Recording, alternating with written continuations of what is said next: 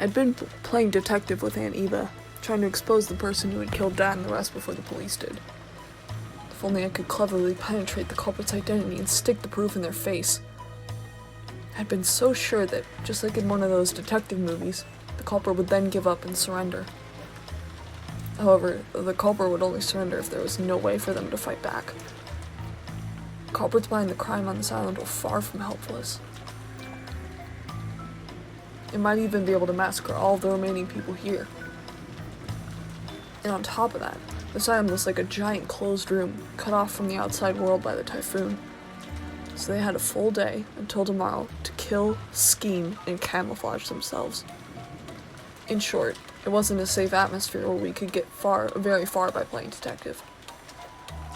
To the contrary, we were at a stage where we had to be scared stiff, since playing detective might displease the culprits and cause him to commit another mass murder. Well, it is just a possibility, right? But I can't bring myself to trust the servants yet. And that doesn't mean I only suspect them. Don't you think there might be some mastermind behind all this? A mastermind? Why do you say that? It's just a feeling. Think about what the word servant literally means. It means someone who serves as someone else's arms and legs, right? It was a bunch of Ushirimiya family members who got killed. So naturally, there must be someone involved who stands to gain from that result. And this was also plain and clear. The Ushirimiya family had been right in the middle of discussions about how to distribute the inheritance when the grandfather died. If this case followed the standard form of any classic mystery novel, the crime was definitely caused by someone with ties to the Ushirimiya family and who was involved in the inheritance problem. Aunt Eva had probably read a few books in that genre herself. Her argument may have had a few blind assumptions in it, but it was a standard conclusion that anyone might have reached. I think most people would end up suspecting the servants, even if they used different reasoning to get there. Especially the story about the key to the shutter. That made it very easy to suspect that one of the servants was involved. And that's why I don't like it. What do you mean, you don't like it? Nah, just talking to myself.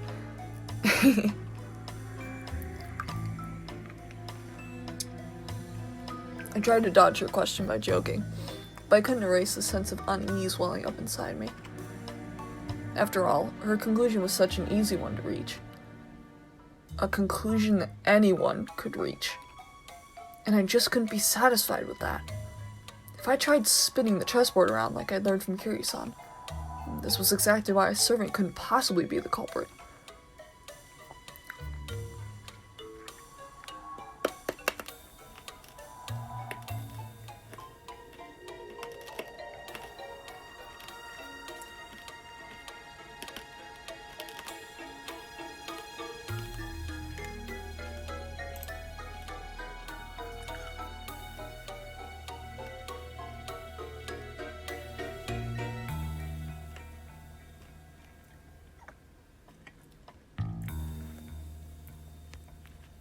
If the servants really were the culprits, they wouldn't hide the bodies in a place connected to themselves. Why on earth would they use the Rose Garden shed if they were the ones in charge of the key that could unlock it? The police would probably immediately pursue whoever had been in control of the key. It was even possible that some other facts might come into light as a result. The more we think of the servants as the culprits, the less reason they had to carry the bodies into the storehouse. What if they knew we'd think that, and put the corpses in the storehouse for that very reason? No, that's completely impossible. When the police come and inspect the scene of the crime, they'll probably be unable to uncover many things. No matter how carefully the culprits carried out that murder, some traces will definitely be found. In other words, they had everything to lose and nothing to gain. If you think about it this way, and look at this murder game from the culprit's side, it's hard to imagine why they'd want to call attention to the corpses. Once the corpses were found, it could result in someone sending a report to the police, or it might make the remaining people more cautious, or it might make the survivors start to search for the culprit. None of these things would make life any easier for the culprit. words, just like the words of the main character's mother in a novel I read recently called Higurashi no Naku Karoni, which, by the way, is the first novel in the installment of the When They Cry series. Every story needs to have a beginning, a middle, and an end. Eliminating that beginning is essential for the perfect crime. Right now, we don't know where Grandfather is. We don't know if he's already become a victim or if he's one of the culprits. But this state of confusion must be beneficial to the killer.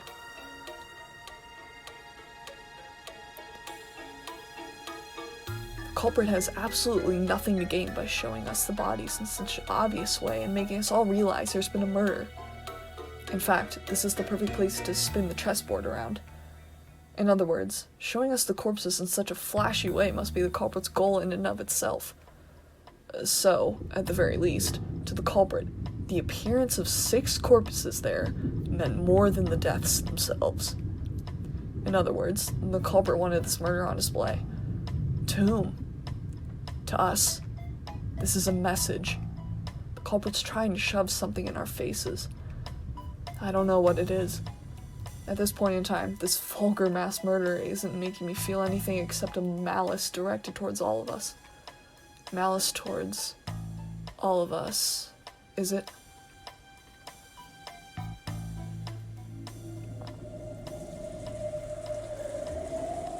Each one of the survivors has some kind of connection to one of the 6 victims.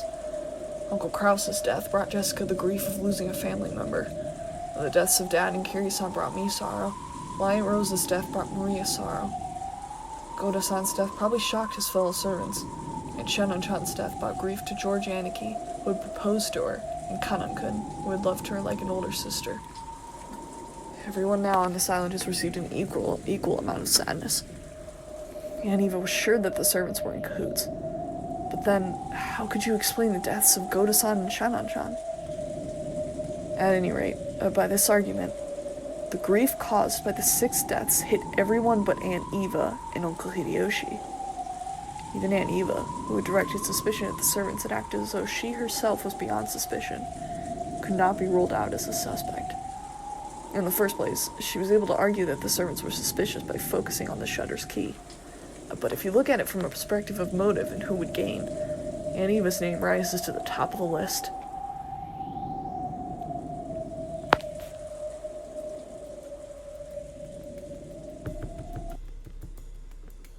I know what you're thinking, Badler-kun.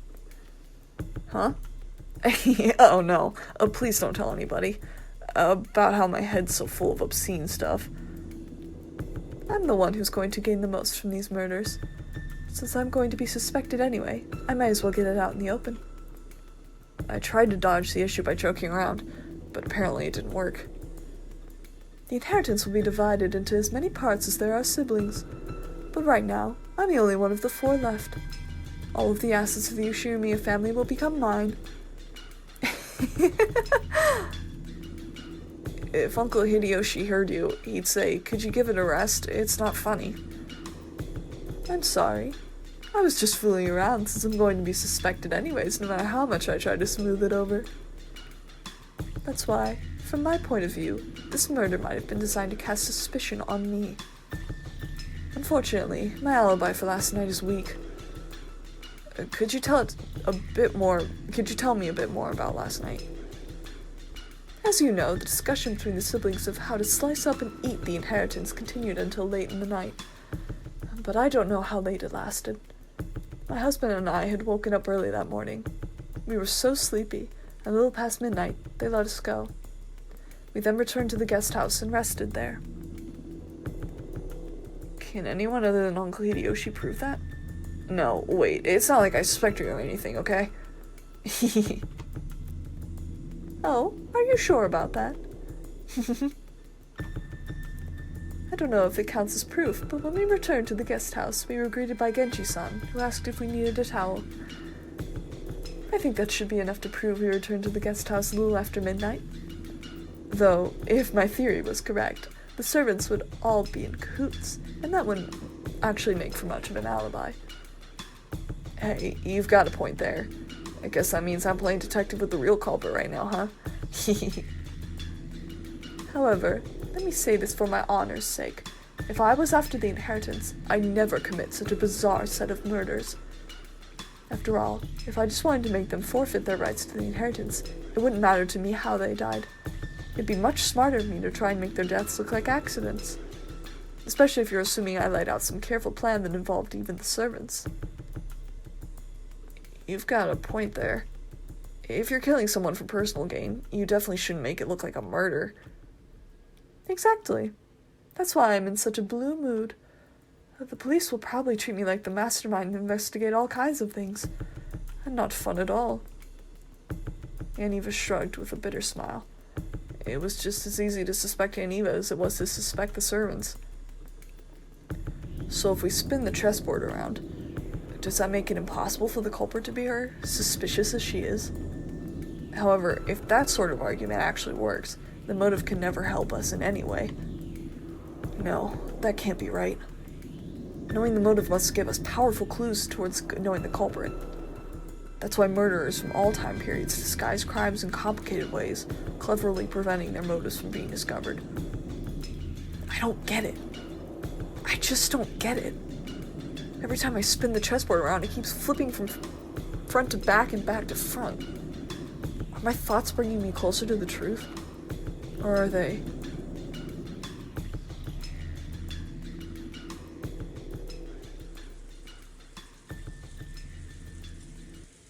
Aniva didn't want to talk any more than that, so I folded my arms and headed to the window to cool my head a little. As I looked over the parlor, I saw George Aniki and the others gathered, talking. It looked like they were talking about the magic circle that had been painted on the shutter. So Hideyoshi thought back to that time. He started drawing the shape in the margin of Maria's notebook. I see. Since Maria was second only to grandfather in knowledge of the occult, she might understand what it meant. I think it was probably something like that.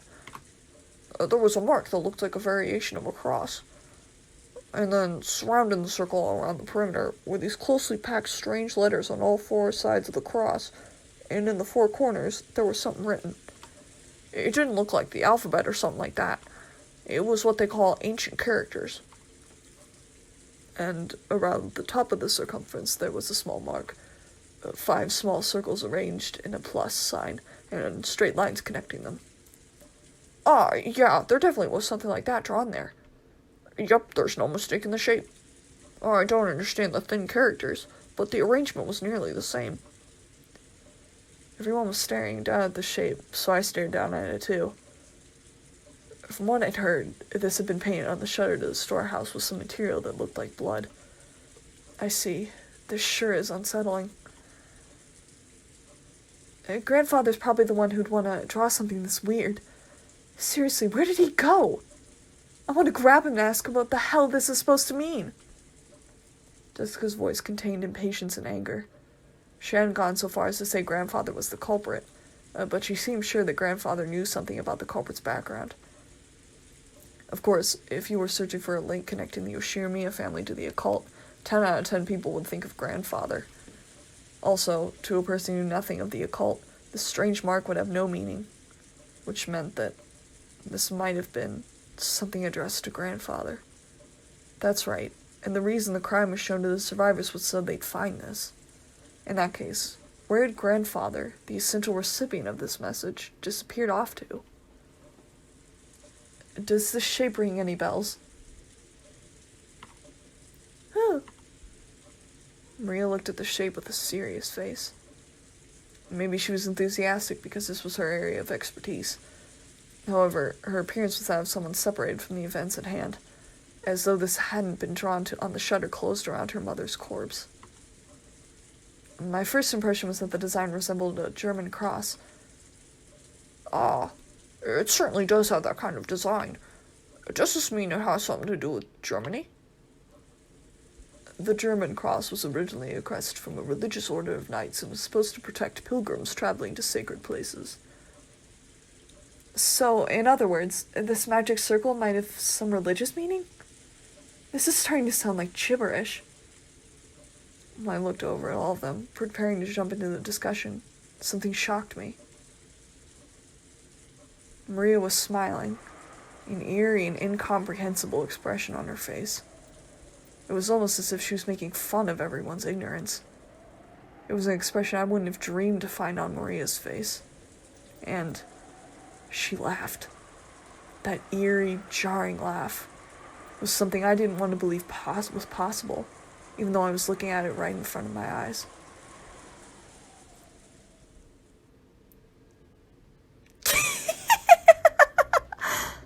You people aren't even close. Can you tell just by looking?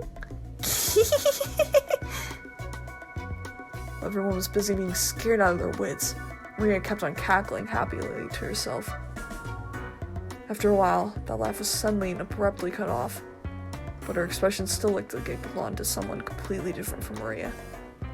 This is the 7th magic circle of the sun. The characters are written in Hebrew. Give it here. Sure. Maria stole the writing materials from the stunned Hideyoshi's hand. She then started drawing another magic circle with a rustle, right next to the one Hideyoshi had drawn. See? It looks sort of like this, right? Yes, it was. Maria, incredible. You really do know a lot. Jessica tried to smooth things over by praising Maria. Maybe she wanted to confirm that this was still the Maria we all knew so well. But Maria didn't answer her in any way in particular. Maria began swiftly writing unfamiliar characters in the corners of the shape. When Uncle Hideyoshi and Dr. Nanjo saw them, their eyes immediately began to open wide. Written on the top and bottom and left and right are the names of the angels who preside over wind, fire, earth, and water.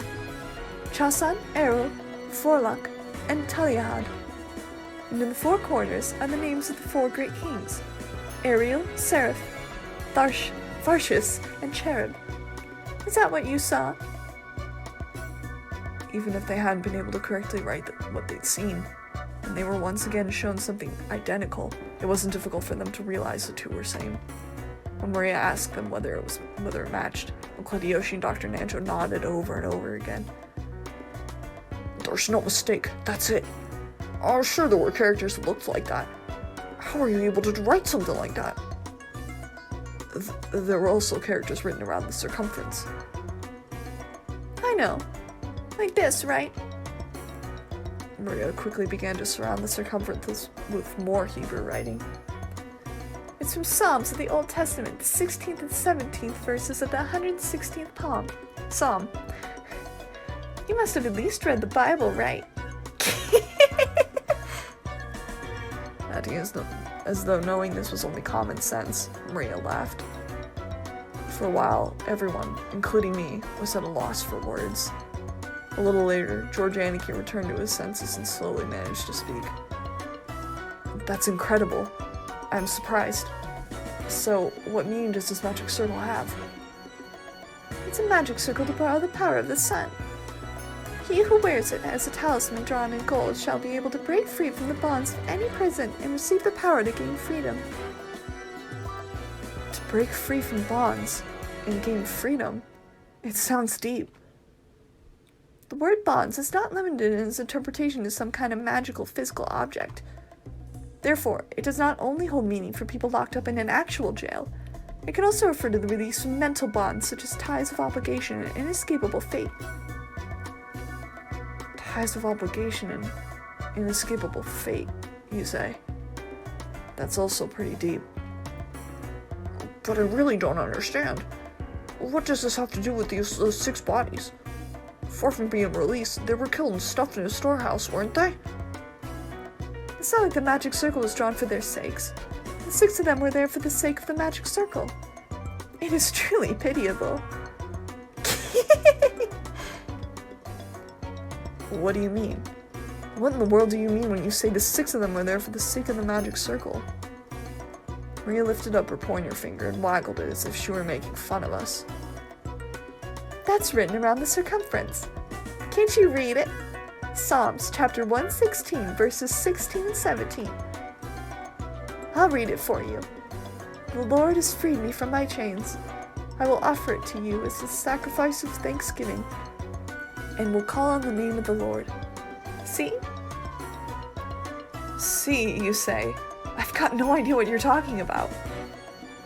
You're saying they're human sacrifices?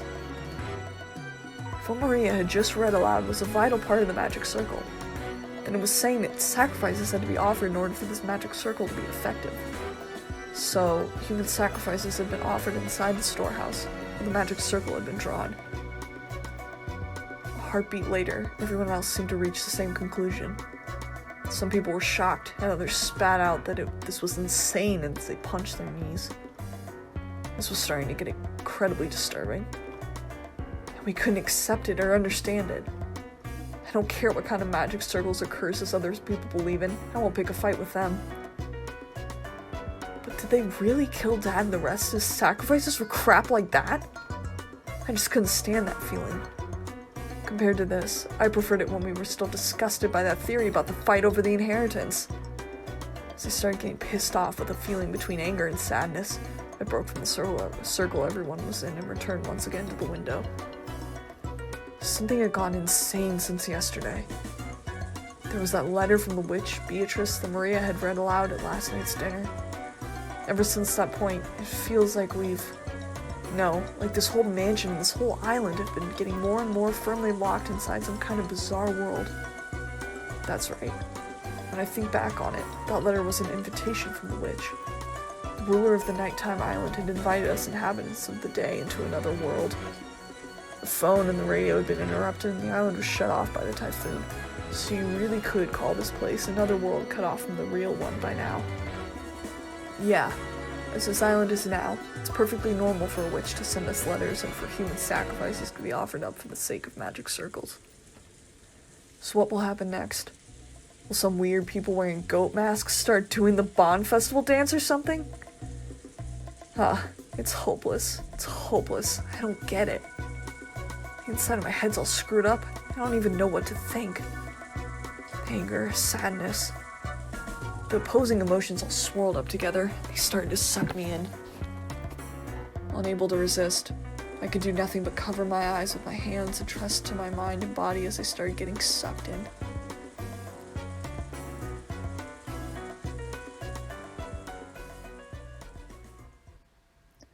As I started losing heart, I began to recall a memory from when I was small. It was from when I was very young. I had unfortunately seen a scary occult movie on TV, and for a while, I hadn't even been able to go to the bathroom by myself.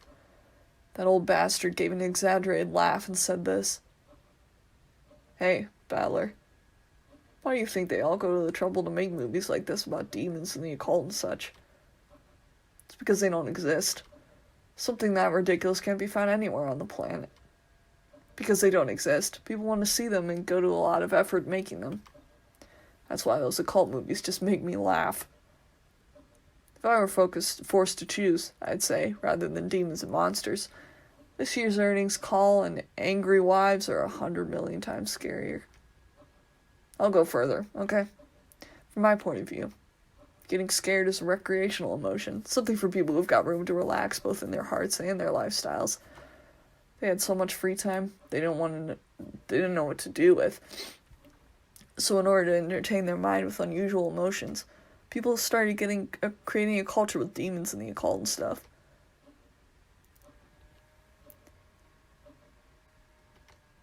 Seriously, why have I been acting so damn thick-headed? I was totally taken in. Don't try to mess with me. This is the human world. I don't give a damn about witches, demons, magic circles, and sacrifices. The human who killed Dad and everyone else is still on this island. That's all there is to it, right? The next person who started speaking to my heart was Kiri-san. You see, in both chess and shogi, when you reach the very, very last stage of the game and get closer and closer to cornering your opponent, the number of optimal moves you could possibly make gets smaller and smaller. Therefore, if you're backing someone against the wall, or if someone's doing the same to you, both players' moves become infinitely easier to read. In other words, when you're completely cornered and you think you have no moves left, that is the moment when it's easiest to read your opponent. However, when a person is forced into a defensive position, they can't help but lose their ability to think clearly, so they aren't able to get their minds around their opponent's moves. That's when you spin the chessboard around. With all my strength, I slapped my face with both hands. Now, my eyes were truly open. When you don't understand anything, and you're completely cornered just like I am now, isn't that the perfect time to spin the chessboard around? While on the defensive, we can't even guess at the culprit's scheme. If we spin it around and look at it that way, just what might we see? First off, at the time the culprit committed the murders, they knew the island was being cut off by the typhoon. Therefore, they should have understood that even if they carried out the murders, they wouldn't be able to get away early the next morning. In short, the culprit had begun without securing a way to escape. Furthermore, that bastard tossed the corpses in the storehouse, then was even kind enough to say, "Here they are," with that weird bit of graffiti. In other words, since we probably find the corpses sooner or later, they wanted to show them to us. If we'd all been dim and hadn't noticed the storage shed, the culprit's goal would not have been achieved, would it? If you think about it this way, that bastard of a culprit. Since this morning, they must have been watching our every move with bated breath. After all, if we hadn't been so kind as to discover what was on the storehouse, all of that hard work and preparation they did last night would have just gone poof. What did the culprit want to make us feel by showing us the corpses in the storehouse? All 6 of the bodies had their faces noticeably destroyed. Was it a grudge? A warning? The defacement of the bodies had occurred after death, so it hadn't been the means by which the culprit had killed. It didn't mean anything to those who had been killed. It did have meaning to those who found the bodies. The culprit wanted to make it appear that they had been killed so brutally. Ha! After thinking this way, I really want to tell that bastard to stop taking me so lightly. Who'd just dance to that tune? If you're told, please be scared, and you can't just say, really? Sure thing. When someone tells the great Ushimiya battler, the entrance is right here, I'm the kind of guy who will start wanting to sneak in through the window. The next thing that had me concerned was that so-called magic circle on the shutter.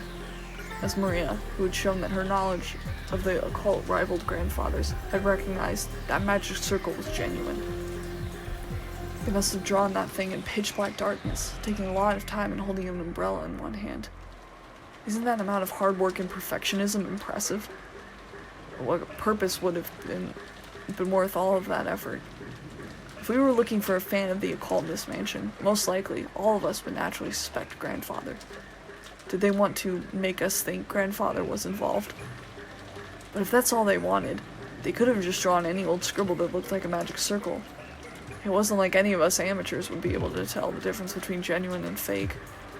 However, this magic circle is genuine, and furthermore, it had even been written in Hebrew. So this magic circle had a message that could only be understood by someone with knowledge of the occult. A message is a form of communication.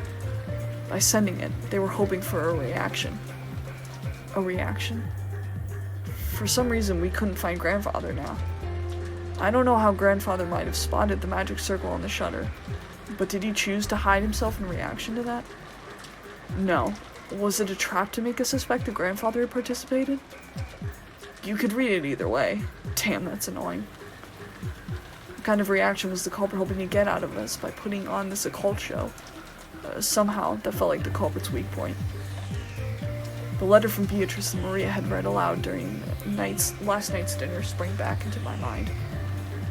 This was a freak who'd ask us to enjoy a battle of wits. Isn't that interesting? This is a battle of wits between us and the witch. Will we be sucked up by her occult game first? Or will we pull off her fake skin first? There's a whole day until the typhoon passes. Why not enjoy ourselves?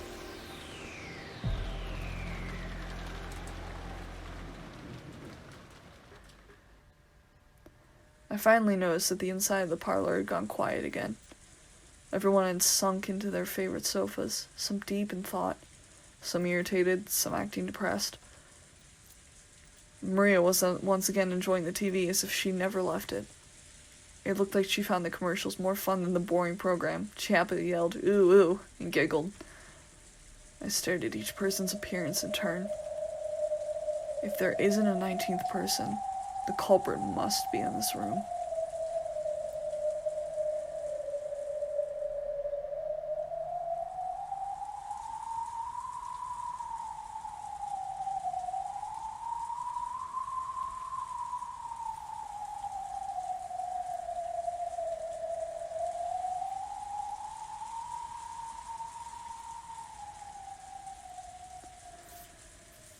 Right now, and Natsui's searching the mansion with the servants, right?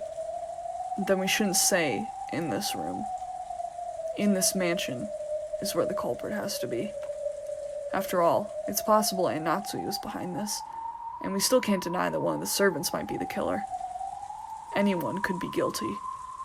Still, Aunt Natsui and the rest sure are taking their time. Of course, it's not a small mansion, but isn't this taking a little too long just to walk around, checking the windows and doors? Just as I was thinking this, Aunt Natsui and the rest returned. Not one of them was missing. But our relief was short-lived.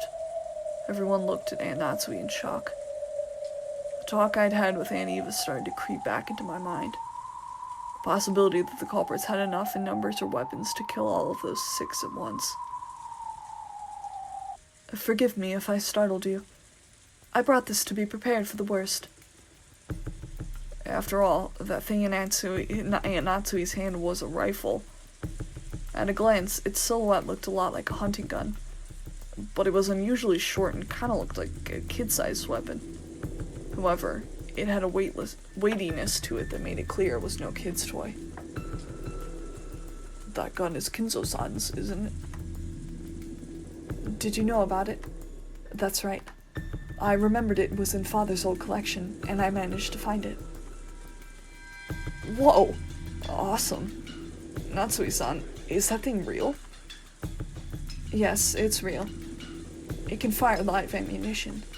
Long ago, Father used it to scare away wild birds. Ah, that takes me back. Where did you find that thing?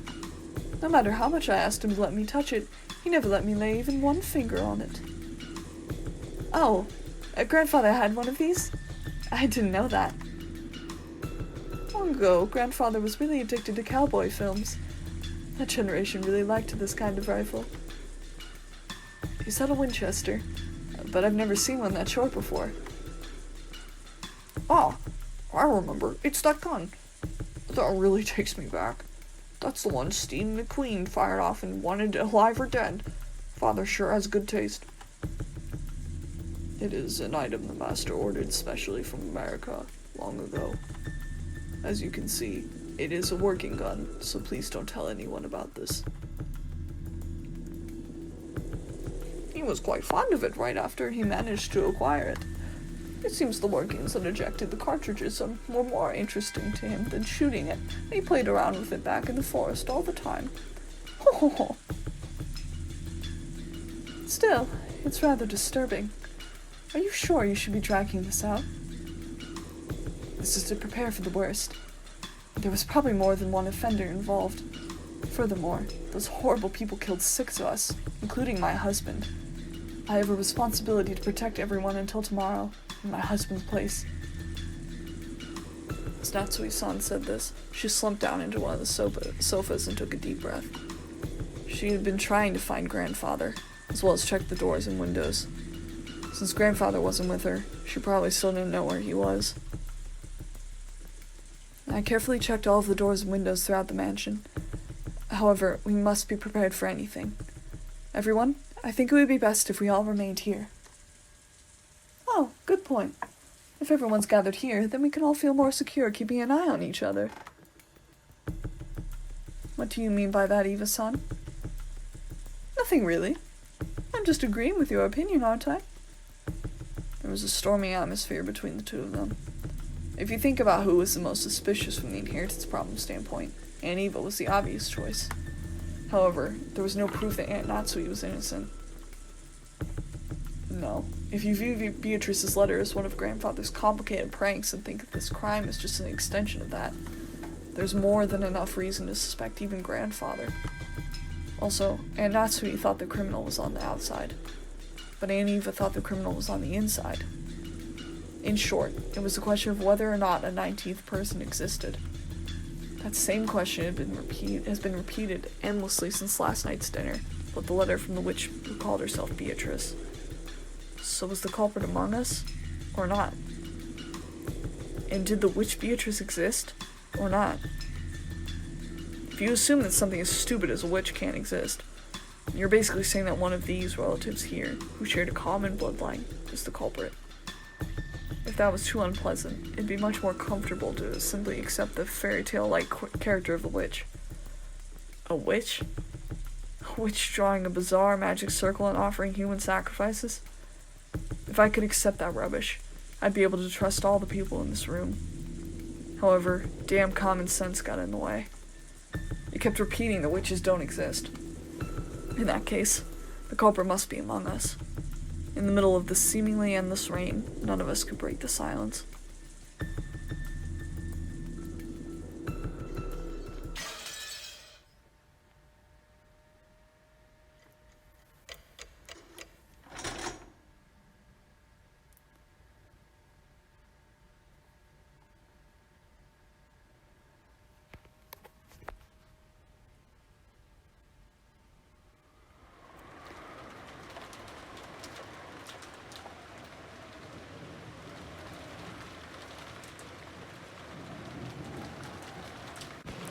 Lunch ended, and the servants removed the tableware and went to the kitchen. The wind and rain neither weakened nor strengthened, and the island remained cut off from the outside world. At first, it seemed as though Natsu had planned to stop anyone from taking a step outside the room. But when it came time to prepare lunch, she finally realized this would be impossible. However, in order to avoid having anyone alone in the kitchen, she told the 3 servants to go together. Because of that, the servants were the first ones given the right to leave the stuffy parlor, which had been packed with 11 people. Since breakfast had immediately followed that terrible incident, preventing most of us from eating much, everyone tore into their lunches in silence. I will wash the dishes, so you can rest a while, Kanan-kun, Genji-san.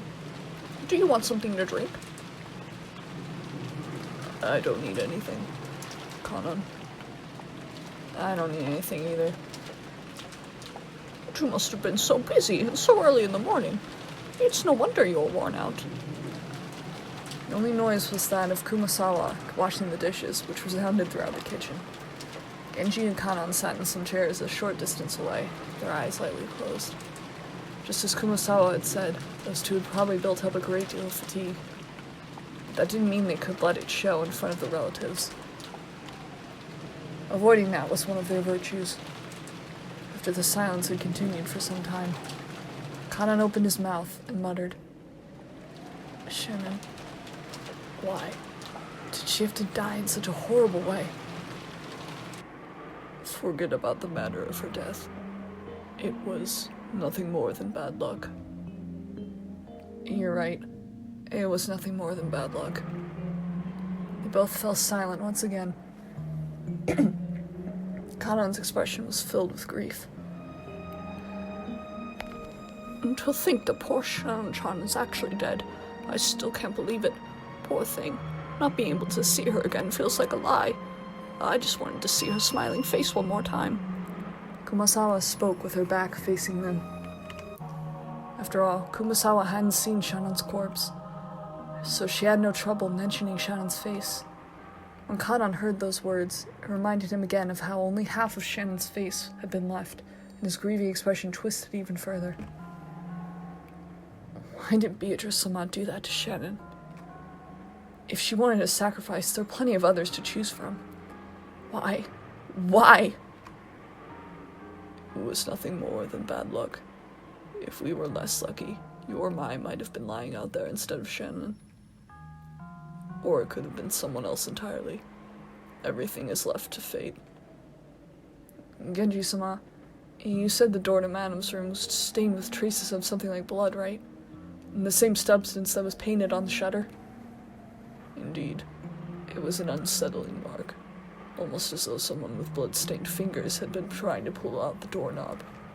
No, scratch through the door. That sort of unpleasant mark.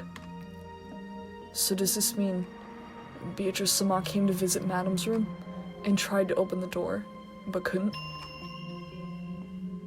Genji thought back to the time he had seen those traces of blood on the door to Natsui's room, with the substance sticking to the door around the doorknob and the marks of something scratching against the door. It had definitely appeared as though someone had tried to open the door, but couldn't. How did the madam avoid being chosen as a sacrifice? If only she'd been chosen, Shannon wouldn't have had to die. Just then, a loud, sharp noise came in from the hall. Both of them turned around, surprised. That's a pretty interesting chat you're having there. Well, let me join in too. Before any of the servants realized it, Badler was standing in the doorway to the kitchen. Badler-sama, how rude of us. Genji-san and Kanan-kun stood up, surprised, and hastily bowed. But I didn't care about stuff like that. I was more concerned with continuing their conversation. I told them I was going to the bathroom, so they let me go. I thought I'd suffocate if I was locked up in that room any longer. I was about to come ask you guys for some water, but then I overheard something pretty interesting. You don't need to bow your heads or anything. Please, let me hear the rest. That just now wasn't really. I've been listening to you for a while. Don't try to hide it now. So I'll ask directly. Who is this Beatrice? She's supposed to be a witch from the kid's story, but it doesn't look that way now. Kanan-kun averted his gaze. It was obvious he didn't want to talk about this, which only made me want to ask even more, while making an effort to smile and grab the collar of his shirt. Last night, this would have been none of my business. But after this morning, everything's changed. Now that Dad and the rest have been killed, this is totally my business. I have the right to listen to this suspicious story, don't I? I glared into Kanan's eyes as he continued to avert his gaze in apparent pain. Since there was a big difference in our heights, Kanan had to stand on his toes, and it looked like it hurt a bit. Butler-san, please let go of him. Kanan-san isn't really hiding anything. You won't have any problem talking about it, right? It's lonely being out of the loop, you know? When I tried to further twist up his collar, Genji-san cut between us and spoke. In his expression were faint traces that he'd made up his mind to do something. Apparently, he had no intention of hiding it. I can tell you about it. Kanan only hesitated because you might have taken it badly, Badler-sama. Hesitating, huh? Not very manly of you. Whatever it is you're talking about, it's even more unpleasant having it kept a secret. Tell me about it. It's not like we have anything better to do before tomorrow comes. A slightly spooky story might be the best way to avoid getting bored. Genji-san and Kanan-kun looked at each other, then nodded as they decided to talk. Understood. Please ask us anything. We will talk. Right. And then I'll ask. Who in the world is Beatrice? All I know is that she's a witch who lives in the forest of Rakenjima. I've heard it's a story grandmother or someone invented to keep people out of the dangerous forest. Is that wrong? No, it isn't wrong. It's as you say. Beatrice is a witch who dwells in the forest of Rakenjima. Badler-sama, I don't expect you to believe this all of a sudden, but Beatrice-sama exists. She is a real person, the one who gave the master a vast amount of gold, who worked by his side for many years. Huh? Ah, come on. Is grandfather paying you to repeat everything he says? I laughed like it was a joke, but neither Genji-san nor Kanan-kun laughed, not even Kumasawa-ba-chan, who was avoiding my eyes, flustered, as she started washing the dishes. So, unfortunately, I was the only one laughing. Painfully. Bitterly. I see. That's why Genji-san refused to mention it. If you really mean it, of course I'd take it badly. So, you're saying that a person named Beatrice actually exists? Yes. She has been working for the master since before the mansion was built on this island. She has most likely been working for him even longer than I have. What do you know? Kiri-san's theory was off. Grandfather really did have a confidant called Beatrice. Is that person on the island now? Yes. I believe that she is here. That's a vague way to say it. I guess that means you haven't seen her face today or yesterday. That is correct. It is extremely difficult to say, but, Kanan-kun once again dropped his gaze, avoiding my eyes. Come on, don't just stop there. That's like freezing an inch before the blow, right? I urged him on jokingly again. However, it looked like Kanan was still confused as to whether he should speak or not. Then Kumasawa-bachan whispered, "Ho ho ho! You cannot see her face, because Beatrice-sama has no form." She has no... What did you say? Beatrice-sama has no body. Therefore, unless Beatrice-sama wishes it, common people like us are not able to see her form. I have heard that the portrait shows what Beatrice-sama looked like back when she had a human form. It seems he yearned for that figure so much, he would often stand in front of that portrait. Ho ho ho! Beatrice-sama sometimes shows herself by changing her form into glittering butterflies. On the rare occasion that you spot them somewhere in the mansion, there is a rule that you absolutely mustn't chase after them. It is whispered that you will meet with disaster if you do. In fact, there is a servant who broke that rule and quit because of a great injury. Wait a sec, are you kidding me? Are you all serious about this? Butler-sama, Beatrice-sama has already arrived. Such language may be unwise. Beatrice-sama does not like it when she is profaned. If you doubt her existence, you will surely meet with disaster. Butler-san, you probably find this topic unpleasant, but you know what? Beatrice-sama does exist. She exists. Beatrice-sama hates people who doubt that. Can't you tell, Butler-sama? Beatrice-sama has already arrived here. Come on, quit it. I'm weak against that stuff. Enough with the cheap threats. However, there was no trace of a joke in the eyes of the three servants. On the surface, I laughed and tried to look unconcerned, but I was quickly starting to sober up. Their eyes were also sobering up fast. Butler-san, I beg that you stop profaning Beatrice-sama. Please trust me. Kumasawa-bachan, who was usually cheerful and would always tease people, now spoke with a totally serious face. Well, even if you say she exists, I don't see anything. Are you trying to say she's standing right next to me or something? Quit joking around.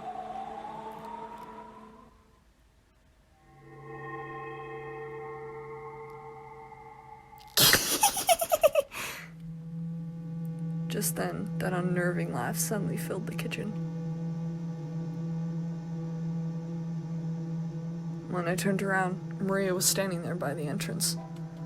But her expression and the feeling about her, her presence, felt exactly the same as the servants. Whether your wavelength matches or not is determined at birth. Paddler, you were born with a mismatched wavelength. That's why you can't see her. That's why you can't meet with her. And that's why you can't talk to her. You're the type Beatrice hates the most. Maria laughed like it was funny, but it sounded extremely eerie. It was almost like she was laughing at me because I alone didn't understand. Do you want to know about Beatrice? Beatrice is a 1,000-year-old witch. With all of the demons at her command, she can harness the power of alchemy to create the Philosopher's Stone and a vast quantity of gold. Grandfather built up all the vast wealth of the Yoshimiya family by making a contract with her. Yesterday, I read Beatrice's letter, didn't I? That was real. Well, I guess it's pointless for me to try and force you to believe. After all, it looks like you were born without a trace of the sixth sense. What are you talking about? Witches, demons? Who told you about that? I heard it from Beatrice herself. Maria kept doing that unpleasant laugh. However, the servants who watched over this didn't even blink. She heard it from that witch in the portrait adorning the entrance hall. Maria kept on laughing in a weird voice, as though it was nothing more or less than the truth. Maria, it might be rude to ask, but I'll ask one more time, okay? Who gave you that letter yesterday? I got it from Beatrice. How many times must I tell you before you understand? You don't get it, do you? You can't see it. You can't believe it, can you? Just then, Maria's laughter suddenly stopped. Battler, you still don't understand. Beatrice-sama exists. She exists, you say, but where? Like I said, Beatrice-sama exists here. That's right. Now that I think about it, I've been feeling for a while now that the servant's eyes have been pointed in quite the right direction. I'd figured they were just staring absent-mindedly, but that wasn't the case. The four here, Genji-san, Kanan-kun, Kumasawa-san, and Maria, everyone except me, was looking at a spot right behind me. Holding my breath tightly, I slowly looked over my shoulder. Of course, there wasn't anyone there. I've known that the whole time. However, everyone in the room except me was focusing on that point as if there was someone there. Beatrice is the mighty Golden Witch who has lived for 1,000 years. But since she can't show her form to humans of the wrong wavelength, she can't talk to them. And you know what? That's really sad. I mean, she truly despises it when people like you, who were born without a fragment of the ability needed to sense magic, deny that she exists. You're lucky, battler. Good thing I gave you that charm yesterday, right? Don't you realize what kind of curse Beatrice would have put on you by now if you hadn't been carrying it around? You really are lucky, battler. Oh, that scorpion keychain. I thought that was some cheap gift or something, but are you saying it really had some power? If it weren't for that, you'd be lying in that storehouse as a sacrifice with your face crushed by now.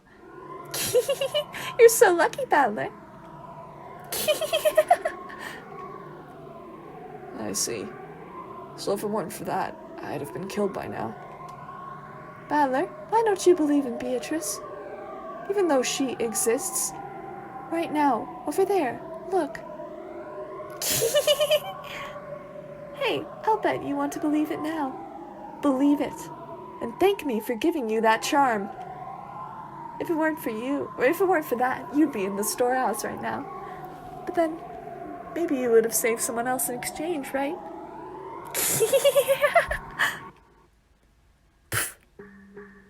Right then, I burst into laughter. Playing witches had been pretty fun up until a second ago, but unfortunately, that last one seemed to be too much for me to gloss over. Then it's all useless, isn't it, Maria? If that's true, then I'm sorry, but it's all useless. When Maria saw me suddenly start laughing, she stopped. Even though she didn't understand what I was laughing at, she realized it wouldn't be pleasant for her. I thought it might hurt you, so I didn't say it earlier, but... Well, I thought I'd put that charm you gave me in my pocket, but I must have dropped it somewhere. So the charm can't be the only reason I'm alive now, and even though I should have been cursed by the witch, I'm perfectly fine. Sorry, I don't believe in things that I don't see with my own eyes. Sixth senses? Wavelengths? Magic sensitivity? Sorry, but I don't believe in fake stuff like that. When I hear the girls in class start talking about how good or bad their ability to sense the supernatural is, it pisses me off. I don't know how much grandfather is paying you, but if you're trying to talk me into joining some cult, believe me, you won't be able to do it that easily. Battler-sama. You guys are free to believe whatever you want. However, when it comes to the things I believe, the one who decides is always me. Sorry, but I can't believe in something as shady as Beatrice until I've seen her with my own eyes. I spoke forcefully and sharply. Then, Maria started cackling again. Well, that's just fine, isn't it? Eventually, even people like you with totally mismatched wavelengths will be able to see Beatrice. Very soon, she will revive. Beatrice will revive. Once that happens, she's promised to talk with me and play with me a lot. There will be absolutely no need for you to doubt, or for us to force you to believe. She will appear very soon.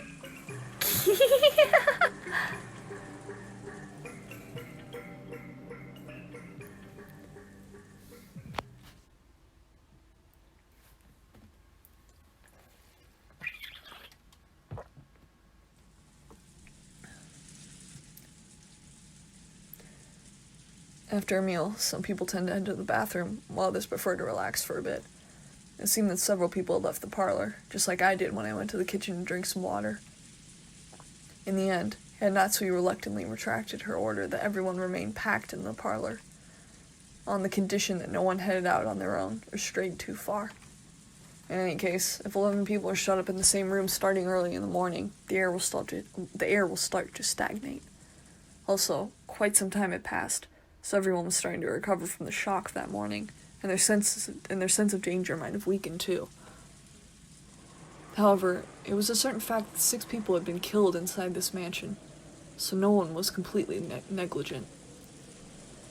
So whenever they went out into the hallway for a breath of fresh air, trying to act tough, they would quickly get scared of standing there, isolated, and would eventually return to the parlor. I guess it's like the north wind and the sun. If you force someone to stay shut in, they'll resist, but if you tell them to do whatever they want, they'll come back obediently. People really do like not doing what they're told. When the servants finished cleaning up for the meal, they returned obediently to the parlor, just as Aunt Natsui had told them to, and sat on a sofa near the entrance, patiently awaiting orders. Maria, almost as though she had suddenly finished playing witches, had returned to the pure Maria I knew well, saying, "Ooh, ooh." What in the world happened back there? I hadn't felt even an atom of the presence of this person called Beatrice, who was supposedly standing behind me, invisible. However, it felt like I'd glimpsed a little of that presence inside Maria. You're right. When Maria starts talking about witches, her personality changes. Badler-kun, you also saw that down by the beach yesterday, right? You mean that scorpion keychain? No, I don't mean like when her feelings were hurt. I'm talking about her having a dual personality or something. Yeah, that happens sometimes too. That thing Maria did when she was talking about the magic circle does happen every now and then. It's freaky though. Apparently, Jessica had spotted that key in Maria a few times. I just happened to catch it at a bad moment, and was pretty freaked out seeing it for the first time. So what is that? Does Maria have a dual personality or something? Or are you saying that her spiritual sense really is that strong? She's being possessed by a spirit or whatever? No, I don't think it's that. Haven't you ever experienced it? When you were small, didn't you ever want to be someone other than yourself? When humans are born, no one has any individuality. However, when they reach their growth period, their sense of self starts to be born. They want to be different from other people. But since everyone else in their class is learning the same things at the same rate and being forced into the same lifestyle, of course they aren't going to find anything that makes them different from everyone else around them. Once they realize that, the first thing they do is to start breaking the rules in what's called their rebellious stage. Since everyone else follows the rules, they want to show off their individuality by breaking them. So even those who try to act tough, mocking everyone around them and calling them childish, can actually be viewed as cute kids searching for themselves, if you look at it this way. Well, I'm lecturing about all this like I'm so smart, but I actually got it secondhand from George Anarchy. I myself was one of those embarrassing guys who thought it was cool to act like a little bastard. Well, that was when I was at the age where you try to show off for the opposite sex. The main feature of the growing period lies in an impulse to break away from your life as a kid, like a chick trying to crack open the shell of their egg. Do you know what makes children and adults different? Age? Or do you mean size? No, it's experience. Adults can look down on children because children have very little life experience. The reason they snort at everything children say is because they think kids know nothing about the real world. Yeah, I understand that. When you're a kid, you talk like you've got life all figured out somehow, trying to act like an adult. No matter what kids say, adults just snort at them and say they're too naive or that they'll understand when they get older or something. Well, it's probably true, but to a kid, it's just annoying, like they're being looked down upon. I get it. It's a question of knowledge and experience. Well, I guess you're right that there's no reason to respect a person for their age if they've just wasted their lives. Therefore, during the period when they try to separate themselves from other children, they also try to take on personality traits different from those around them. And if knowledge and experience is what separates kids and adults, I get it. If they know something no one else knows, it becomes part of their identity. You know, when I was in elementary school, I'd learn things no one else knew, get things no one else had, wear things no one else wore, and became a bit of a hero for it. I'll bet you've done the same thing, Fowler. Yeah. There was definitely an age when I wanted to excel in some skill or other. I see. So that's because I was trying to separate myself from being a child, or going through my growing period, in other words. If you put a positive spin on it, the growing period forces you to separate yourself from others, thereby pushing you to gain skills and knowledge no one else has. This is also interesting from a sociological standpoint, because people hate being like everyone else. They try to learn skills other people don't know. In this way, society can acquire the broad range of skills it needs to survive. The quality of the gods' programming is truly surprising. Well, unique personality traits can also be negative, right? Like if, say, everyone in the class was studying hard, but I was the only one slacking off, trying to stand out. Okay, that last bit really was true about me. It's only recently that I've been able to thank the middle school teachers slapped me after school. But, well, I tried to jump over things no one else could, sprint as fast as I could, trying to lap those guys with good grades when we did a marathon. I just felt like doing it. It was in my nature that, if I couldn't study well, then at least I could get back at them by exercising. I see. So I really did go through a proper growing period. I guess boys really do tend to focus more on physical stuff. But you know, girls of the same age tend to focus more on mental, spiritual things. I'll bet there were groups of girls in your classes that got really interested in fortune-telling in their spiritual senses. Yeah, there were. They'd come over asking me for my sign and my blood type, and then they'd all laugh. I thought so, It really got on my nerves. No matter which class you go to, girls like fortune-telling. Deciding whether your spirit sense is strong or weak, what your sensitivity is, whether you can see the unseeable, that kind of thing definitely happened to me. It's because fortune-telling and spiritual senses are things that aren't taught in school. To girls, who tend to be more introverted, it's a genre that's easy to build an identity upon, one that holds a lot of interest for them. Just like how, when boys enter their growing period, they start acting tough and rebel against adults. When girls enter their growing period, they start getting interested in that kind of thing. Well, I didn't, though. So, Maria having so much interest in the occult isn't that rare among girls her age?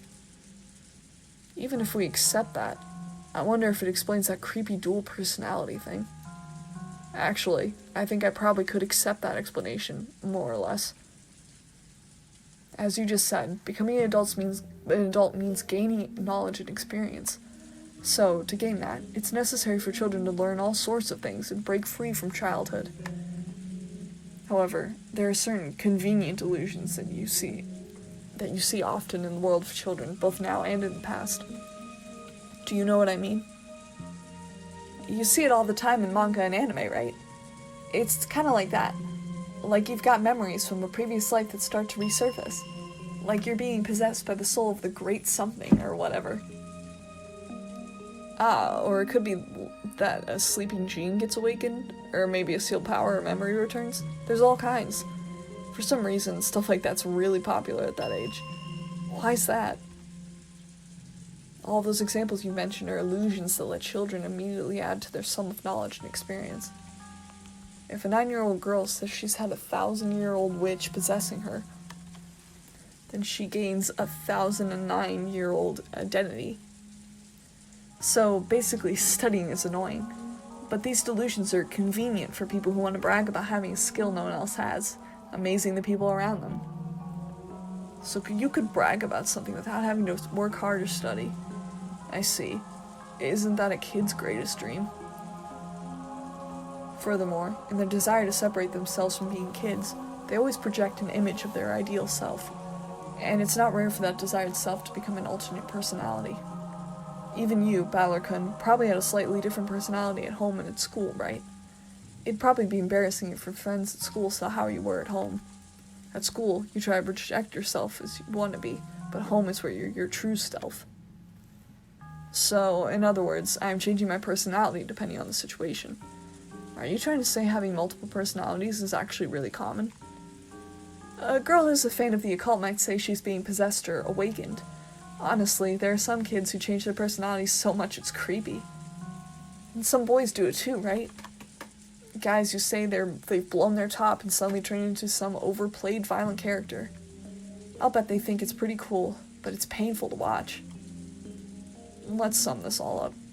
So you're saying that even if a girl about Maria's age shows a creepy second personality like she did a minute ago, it isn't such a rare or unusual thing?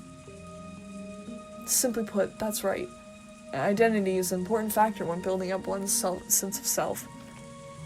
If you make fun of it, it could actually cause children to go back into their shells. So it's important to go along with them to some degree, although the broad-mindedness of the parents determines whether they play along in full or not. Aniki, I can't believe you're single. You sound like you've already raised kids through middle school.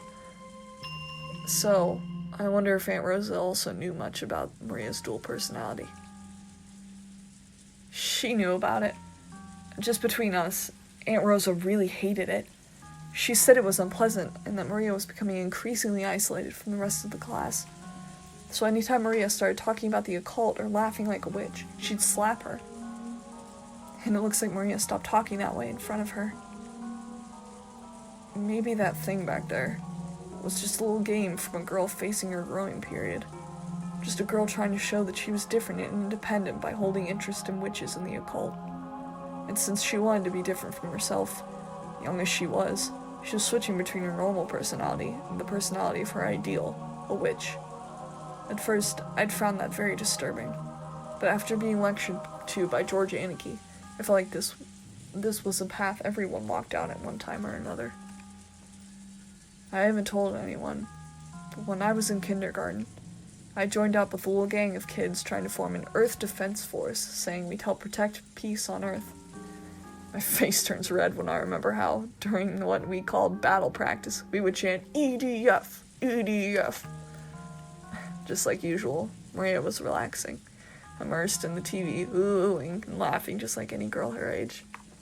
But on the inside, another personality, that of the ideal witch she respected and blindly accepted, was sleeping. But that wasn't anything extraordinary. It was perfectly natural for a girl of her age. I've calmed down a little. The shock from my bizarre experience in the kitchen just now is fading away. If I hadn't talked to Aniki and Jessica, I might still be frightened by the idea that an invisible witch is standing right behind me. However, can I really accept that as an explanation for what happened back there?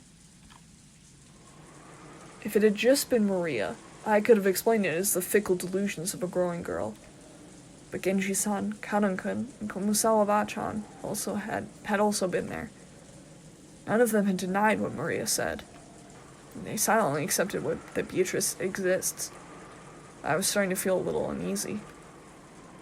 Aniva's position was that no 19th person existed, that the crime was an inside job tied to the family quarrels. On the other hand, Aunt Natsui's position was that the culprit was hiding somewhere outside the mansion, so she rejected the possibility of an inside job and supported the idea that a 19th person existed. And in the kitchen, Maria and the servants also had supported the idea of a 19th person. But according to them, this 19th person isn't human. They said it was an invisible witch carrying out some mysterious plan. Is there a 19th person? Or not? And is the culprit human? Or a witch? For some reason, I couldn't just laugh off any of those possibilities. Not even the most ridiculous story about the witch.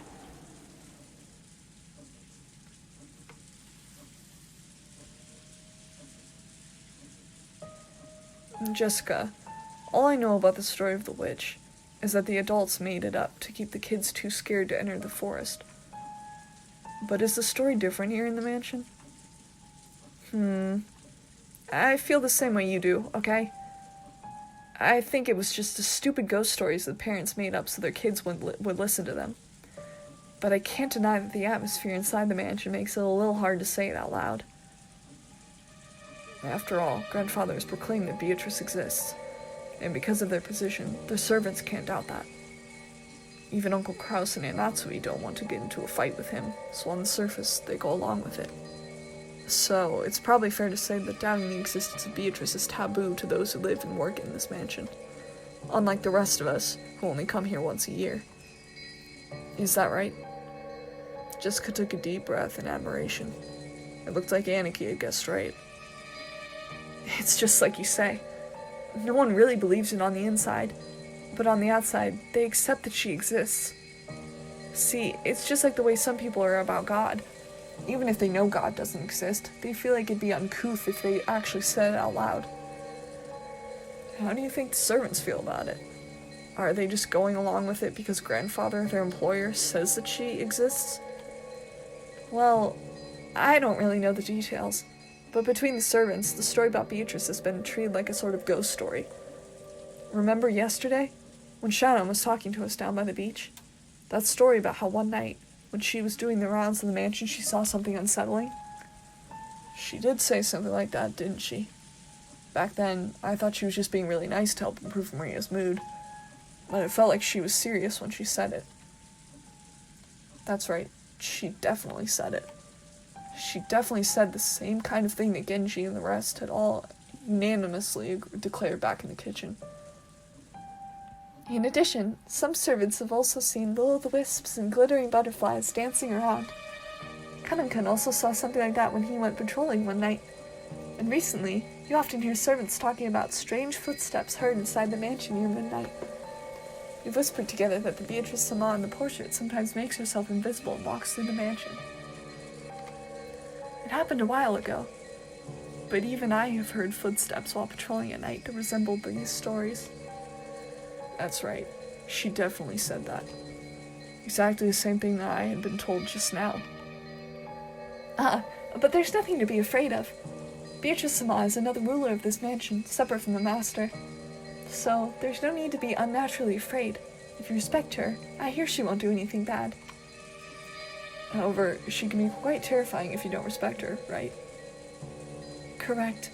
I've heard that just before I began working here, someone who spoke badly about Beatrice Sama fell down the stairs and quit after receiving a large injury to their back.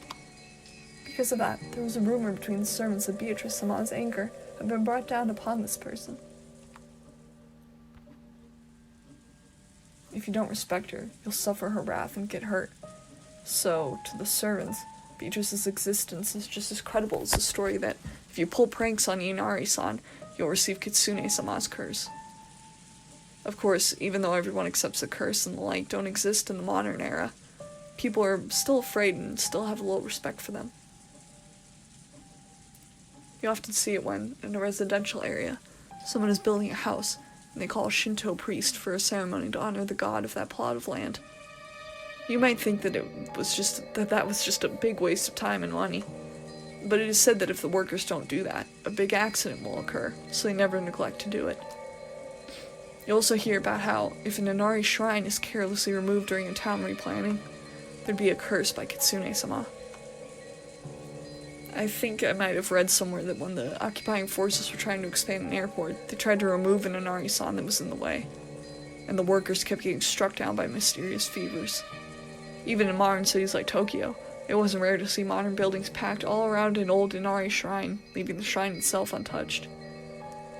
And this wasn't limited to Japan. It's probably similar to how foreigners baptize babies. If I remember right, by Christian doctrine, if unbaptized souls have even the slightest amount of sin, they will still go to hell. Putting water on a child's forehead doesn't do anything but make them cry. But if by doing just that, parents can prevent their children from going to hell, they will happily go through with that ceremony. In short, even in this modern society of reason, we were still unable to throw away every trace of belief and fear. You could even say that we accept certain sorts of supernatural things, though in a passive way. Maybe the only difference on this island is that Beatrice is the object of that worship.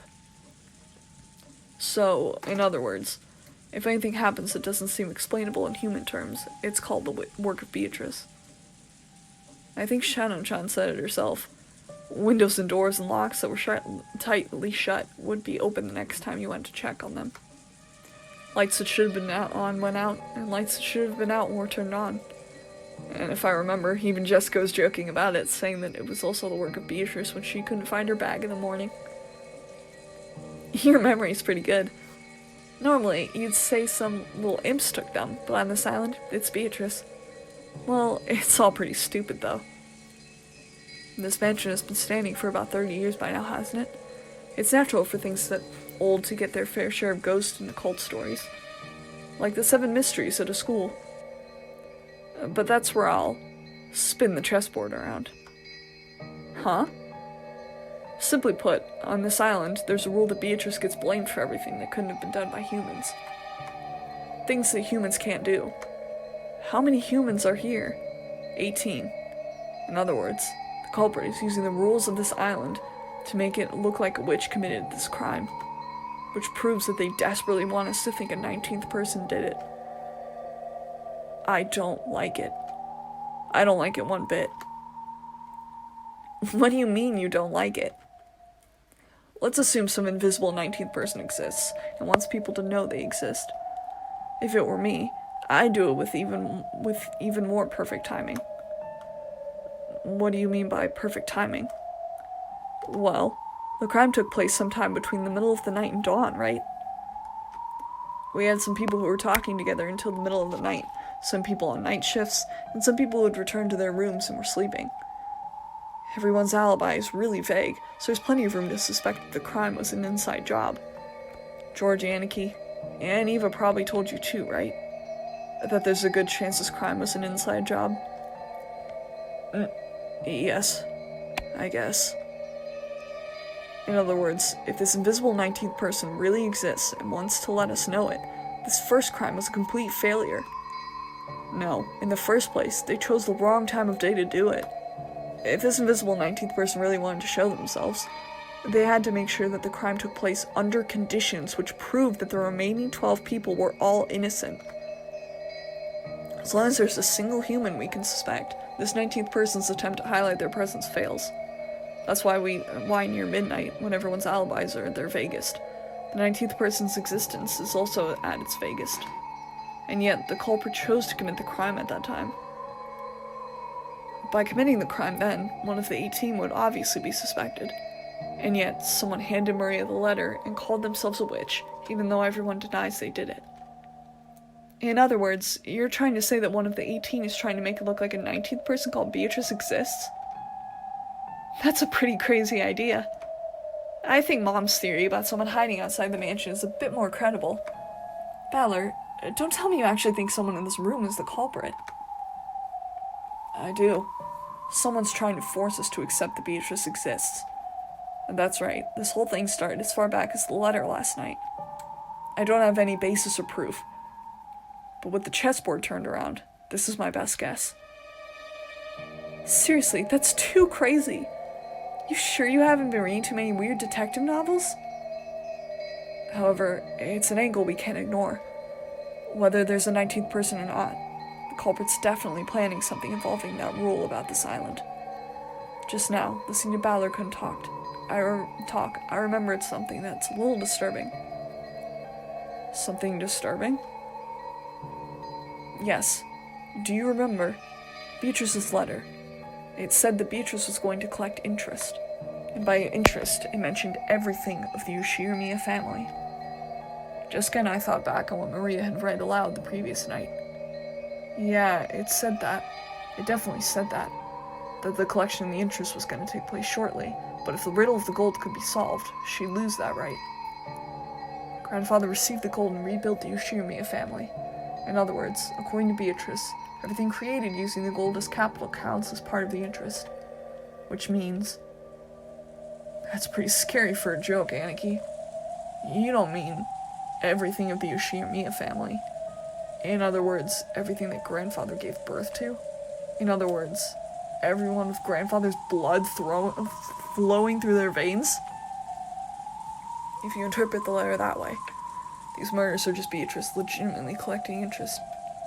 If that's the case, these crimes will continue, because the collection of interest is still only halfway completed. George turned around, looking over the parlor. There were still many people who held the name of Shirmiya, and because Goda-san and Shannon-chan had been killed, we knew that not even the servants were safe, despite lacking the Ushirimiya's name. So are they planning to kill us all?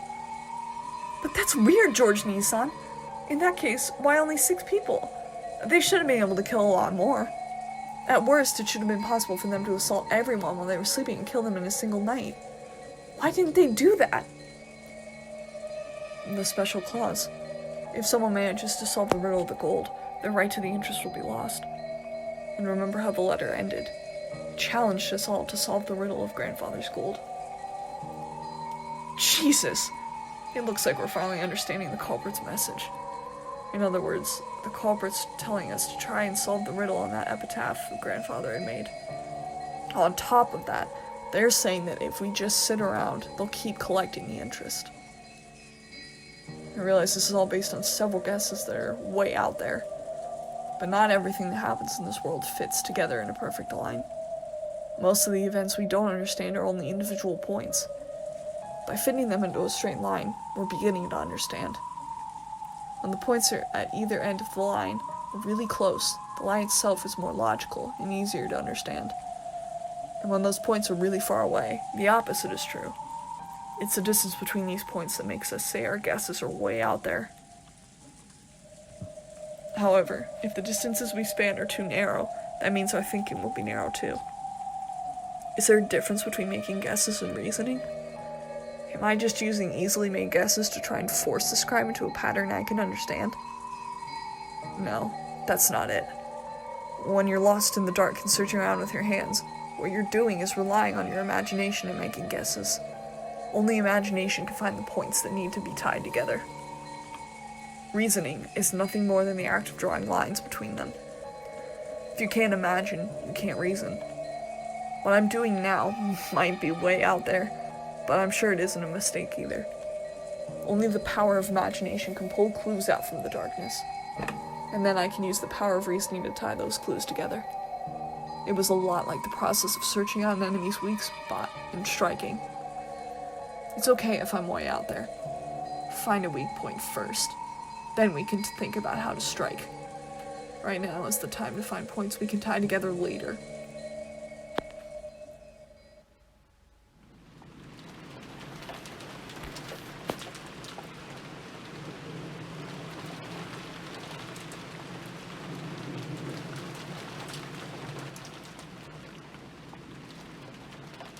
For the time being, I put aside whether a 19th person existed, and announced our theory that the goal of the culprit might have been to make us solve the riddle of the epitaph.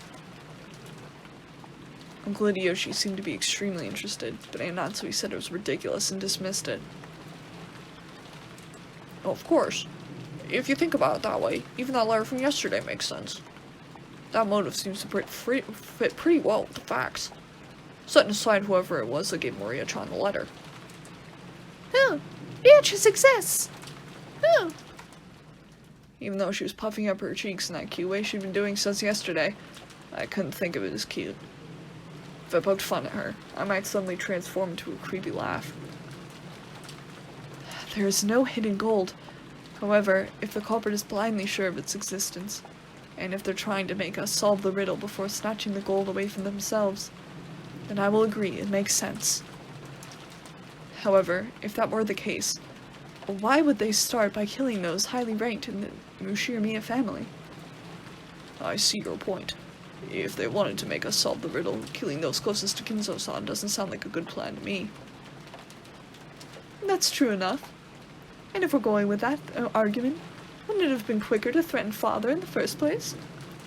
You'd think it'd be faster to just ask the person who wrote it, rather than try to force us to solve it. You've got a point there. Still, I think it'd take more than your average threat to make Father spill the beans. Anyone who knows Kinzo-san would probably realize that he won't bow to ordinary threats. He's the man who bears responsibility for the Ushiramiya family and all its vast wealth. He's been exposed to many threats and attacks in the past. The family only prospers today because he was able to overcome all of them. That's freaking right. I can't even imagine her grandfather obeying someone because of a threat. Jessica, watch your language. Yes, Mom. In that case, what about this idea? No, wait, is this one also way out there? I couldn't hesitate. Out there ideas are like bows and arrows. It might be hard to hit with, but it's a great weapon because you can hit enemies far away. They say most people who have died in battles were killed by arrow wounds. In a battle, you can't just shoot off one arrow. You shoot a whole bunch of arrows at once, pushing forwards towards the enemy troops with a wall of them. So keep shooting over and over. Create a wall as you push forward towards the truth. If the culprit is after the hidden gold, forcing us to solve the riddle wouldn't be very efficient for them. It'd be much quicker and easier to ask the person who made it in the first place. In that case, the question is this all a message directed to Grandfather? In other words, these murders were a threat made against Grandfather. If he didn't tell the culprit where the gold was, his family members would be killed off one by one. What if we weren't the only ones being forced to solve this riddle? What if Grandfather was too? If you think about it that way, it explains Grandfather's mysterious disappearance. If the culprit had already attacked Grandfather, then judging by the state of the six corpses were left in, he should have been left on display somewhere with that horrible makeup added. But despite that, we still haven't found him. So does that mean Grandfather has been kidnapped and is being held somewhere? How could... You aren't sane. How could... That sounds interesting. So, Grandfather's been confined somewhere, and the culprit's saying we'll be killed off one by one if he doesn't tell them where the gold is. It pains me to imagine how you find that interesting. And Natsuki glared at her, but Aunt Eva just smiled calmly. Since we still haven't seen him after all this time, I think it's almost certain that Grandfather's gotten caught up in the crime. If you think about it, you can't just ignore Valorkun's theory, right? Be quiet, George. In the first place, when did Father actually disappear? Who was the last person to see Father? It was probably me. This morning, when we didn't know where my husband and the rest were, we discussed the possibility of them being in Father's study, and I went to check his room and greeted him there. Come to think of it, I've been holding the key to his study this whole time, haven't I? Genji, let me return this to you. And Natsui pulled out the gold key and handed it to Genji. Looking at the key, Aunt Eva giggled. Hey, Genji-san. I'm sure the police will inspect Father's room thoroughly. If there's anything hidden there, it'll just be exposed anyway. So maybe it'd be better if you just told us about it right here, right now. What are you talking about? It's simple. Father's study is a closed room with no way in or out except for that key, right? I want to verify whether that's true. There is one entrance to Father's study. What about the window? Any other entrances or exits? There are none. There's no way to get in except the entrance. You're sure about that? There isn't some secret hidden door or anything? Since Father isn't here, I am the highest-ranked member of the Yoshimiya family. I am asking you as a representative of the Yoshimiya family head. Remember that when you answer me. Are there any ways in or out of that room other than the main entrance? As Father's closest aide, I'm sure you would know. And Natsui looked a little offended about the part about the highest-ranked family member, but she kept her mouth closed for the time being and waited for Genji's answer. I couldn't help but feel a little uncomfortable. Why was she going on and on about hidden doors? You too, Kanan-kun, Kumasawa-san. If you know, won't you tell me? If there is one, it'd be better if you said so. Otherwise, a certain person might be driven into a corner in a second. If we assume that there is a hidden door, then my argument comes to nothing. Aunt Eva didn't specify which person was about to be driven into a corner. But following the flow of the conversation, I had to feel that she was referring to Aunt Natsui. Mother, what are you talking about? George, stay quiet for a bit. What do you say? Genji-san? Kanan-kun? Or Kumasawa-san? Is there a hidden door? Or not? Genji-san? When you remodeled Father's study, you must have overseen the construction. I won't let you say you don't know. There's nothing like that in the Master's study. You're sure? What about Kanan-kun, one who's allowed to wear the one-winged eagle? That's right. I'm sure. There is no such hidden door in the master's study. Kumosawa-san? No, I haven't heard of such a thing. What about Dr. Namcho? You've had a close relationship with father. I have never heard of something like that. Very well then. So, are you ready? Let me begin. It's very simple. Everyone tilted their head doubtfully, wondering what Aunt Eva was starting to talk about so proudly. Aunt Eva laughed triumphantly, as though she were about to reveal a secret only she knew. Natsumi-ne-san was the last person to spot father, right? I forget the exact time, but I think it was a little before 9 in the morning. Ne-san, do you remember? I ran into you just as you were coming out of father's study, right? Yes, I remember. What does that have to do with anything? And when was the next time you went to visit father's study? That was after we found the bodies of Nisan and the rest, right? Together with me, you went up to the study to report that, and we discovered that he wasn't there. By the way, Ne-san, at that time, when you went to enter father's study, did you notice anything? Notice anything? What are you talking about?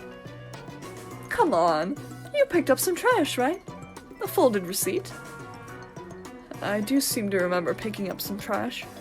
How is that relevant? I got that receipt when I bought some candy at a store before arriving at the airport. Aunt Eva pulled a small bag of candy out of her handbag.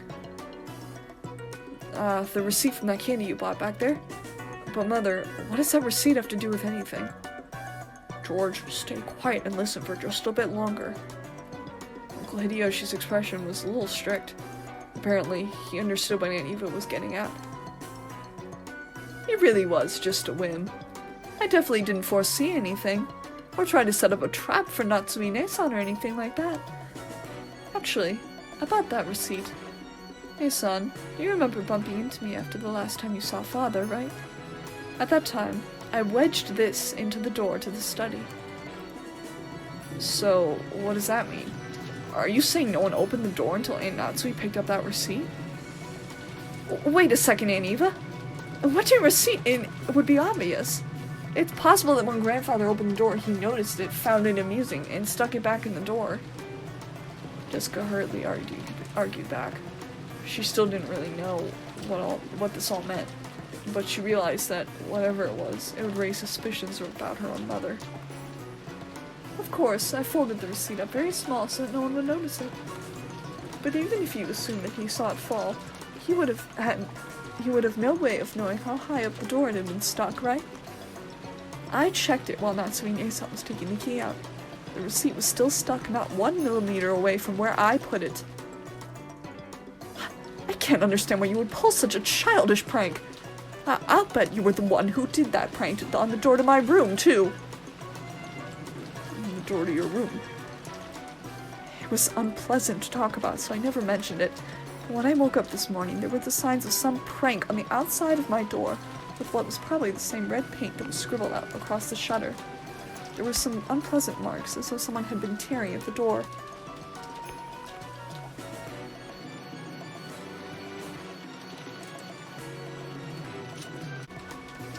Wait, what's this? Why'd you keep quiet about this till now? My apologies. Since so many horrible things have occurred since then, I'd completely forgot about it until this moment. I don't know anything about that. I'm not talking about your door, but the door to Father's room, right? Between the time you confirmed that he was in his room and the time we confirmed that he wasn't, that door wasn't opened even once. How did Father get out if he didn't use the door?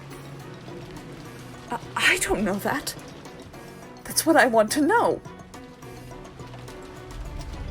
Natsui-ne-san, other than you, who else checked to see whether Father was in his room? The last time I met Kinzo-san was when we were playing chess. So I was with him until just before dinner. Who saw him after that? I did. I gave him his dinner last night. Yes, Shannon and I were with him. So at that time, Father was still definitely in his room. However, Natsui-san, when you found out he wasn't there, it looked like hallways in or out of the study were closed, right? But even so, you said you met with him this morning. I don't understand why everyone has become so gloomy. Could someone please explain it to me?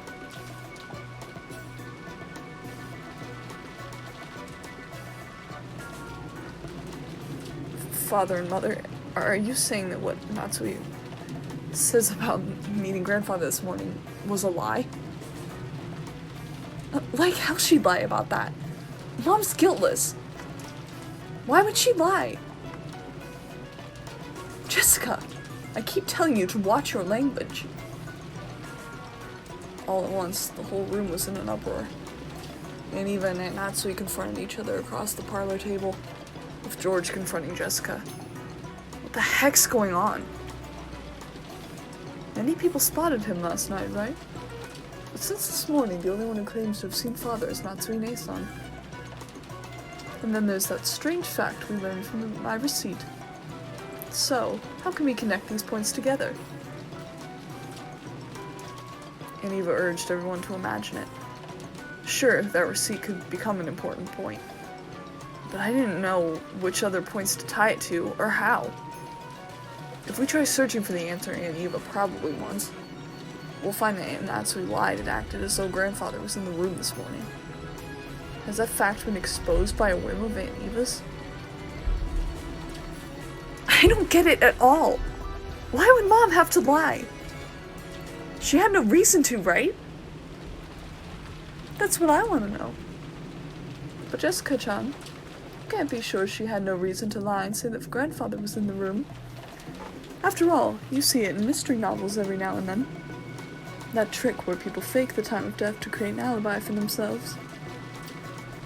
What are you talking about?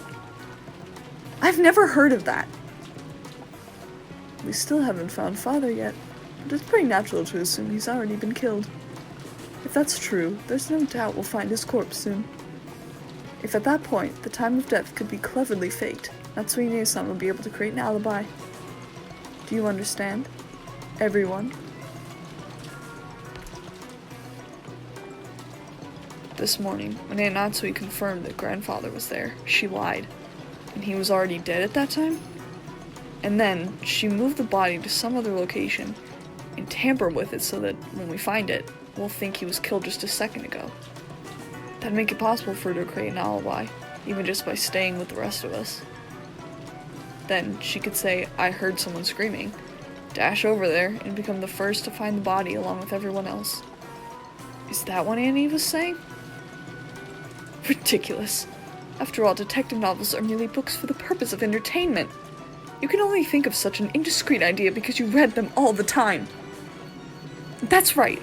Even if she did try to fake the time of death a little, all that would be blown away in an instant once the police did their autopsy.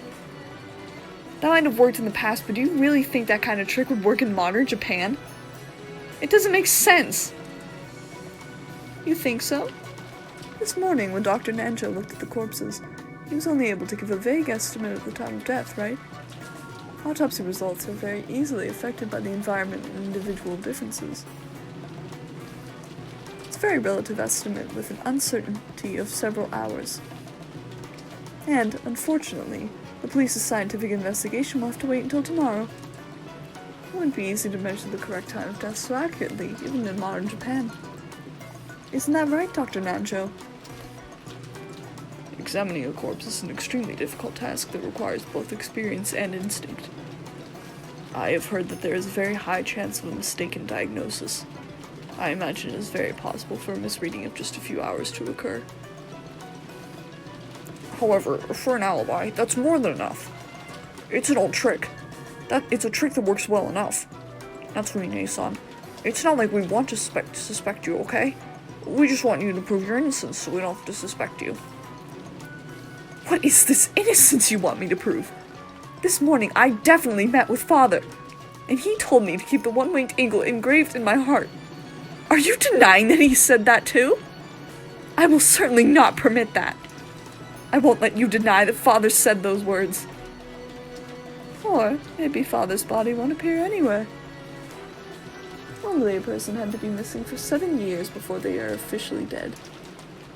Wouldn't that be a clever way to extend Father's nearly finished life another 7 years and keep all of his wealth for yourself? I can't let you get away with saying that! I can't let you get away with saying any more! I am Ushirimi and Natsui! Although I do not have the right to wear the one-winged eagle on my body, it is certainly engraved on my heart. What do you think you're saying to the wife of Kraus, the successor to the head and the one who will act as such in his place? What's this? Are you going to shoot me with that gun? Go ahead. If only you'd just shoot. You're just desperate because you can't think of a way out, right? Do it. Try to obscure the truth with violence. You! It wasn't like Aunt Natsui had been actually holding that gun at the ready and threatening anyone. But as she was egged on by Aunt Eva, she did hold it at the ready. Unsurprisingly, once things got to the stage, just couldn't Genji-san try to stop her. Madam, please, calm yourself. Mom, you aren't lying! So there's no reason for you to listen to this! Calm down, Natsui-san. All you've got to do is swear the father definitely was in that room. Why are you getting so worked up? That is correct. Natsui-san isn't lying. Shouldn't that be the end of it? Then I want you to explain.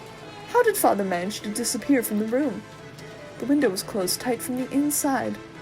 The same is true for the door, right? This morning, if you really met with father, then you must explain how father disappeared from this unopenable door or closed room scenario. If you don't, that'd mean you're lying after all, right? How far do you plan to mock me? If you want to argue back, go ahead. That's right, try explaining it right here, right now. If you do, I'll apologize for suspecting you. How did father manage to get out from that closed room? I cannot explain, and there's no need for me to do so. Really? Then let me explain it. Let's take the best parts from my perspective and yours and come up with a more friendly explanation. I'll believe what you said about father still being in his room this morning. However, the next time the door was opened, father wasn't there. You don't have any objections so far, right? I have no desire to hear anything more you have to say. Shut your frivolous mouth!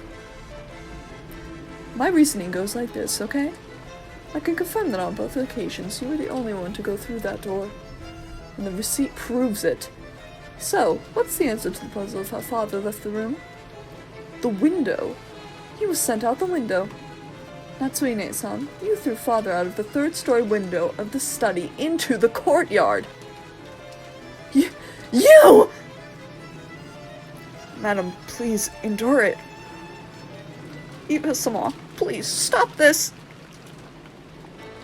After that, when you left and said you were going to check the doors and windows, you took father's corpse, which had fallen into the courtyard, and hid it.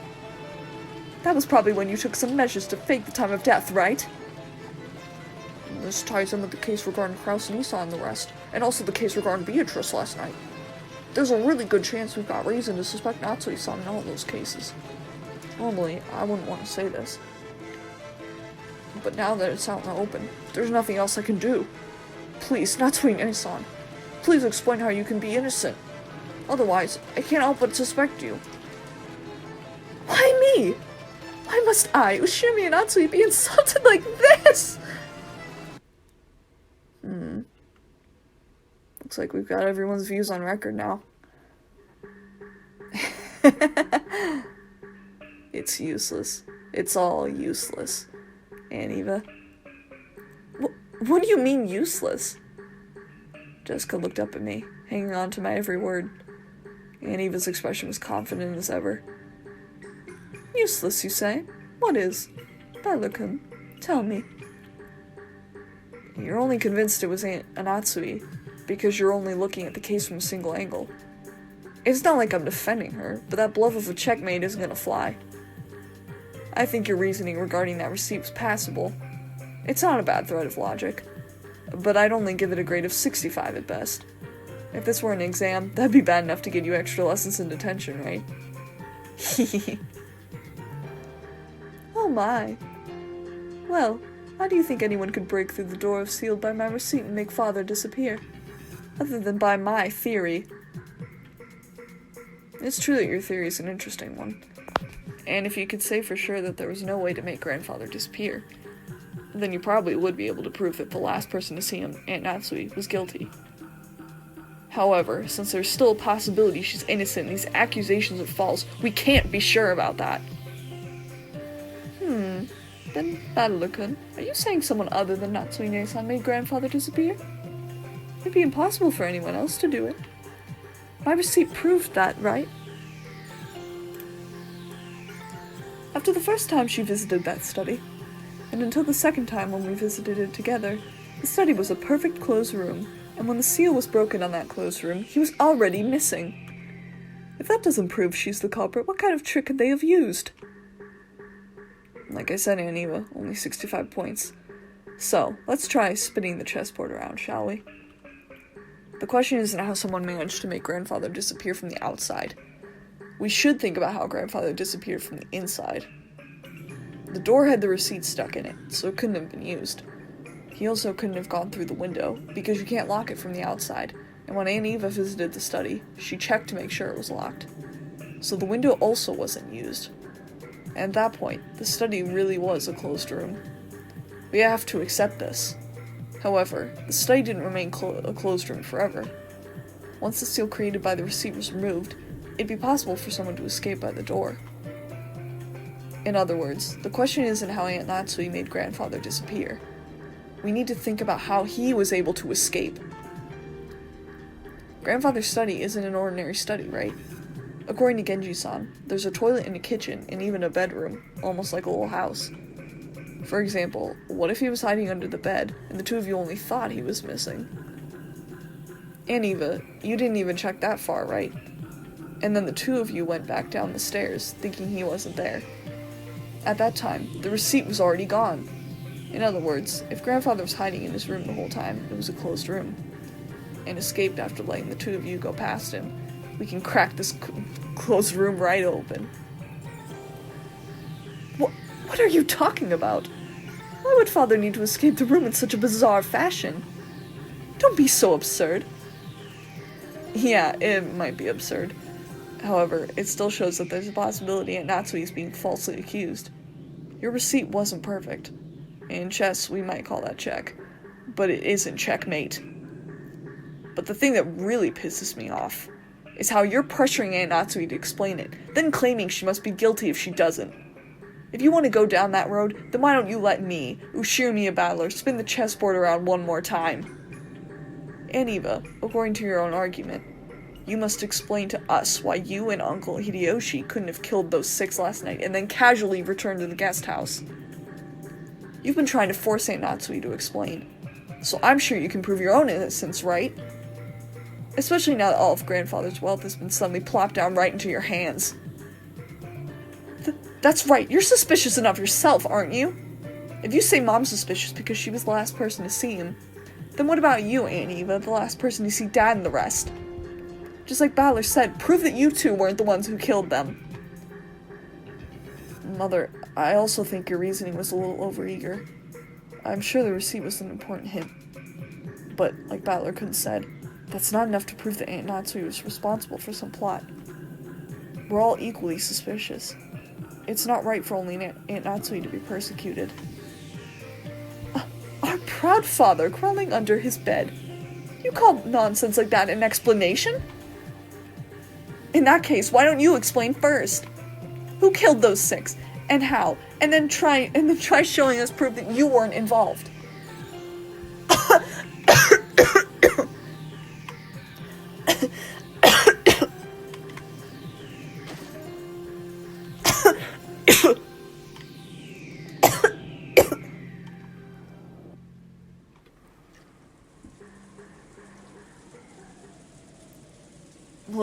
Milady.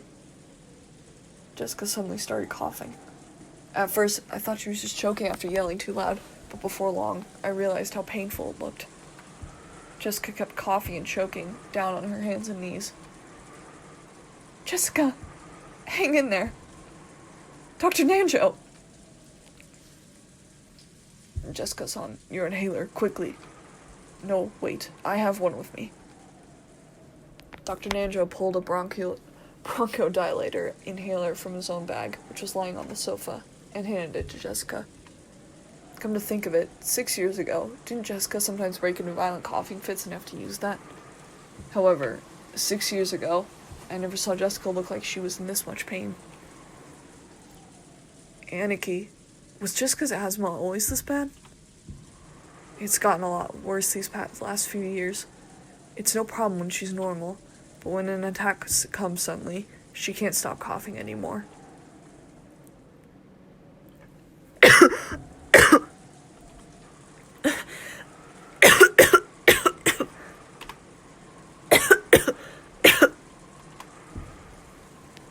Milady, your medicine. Here.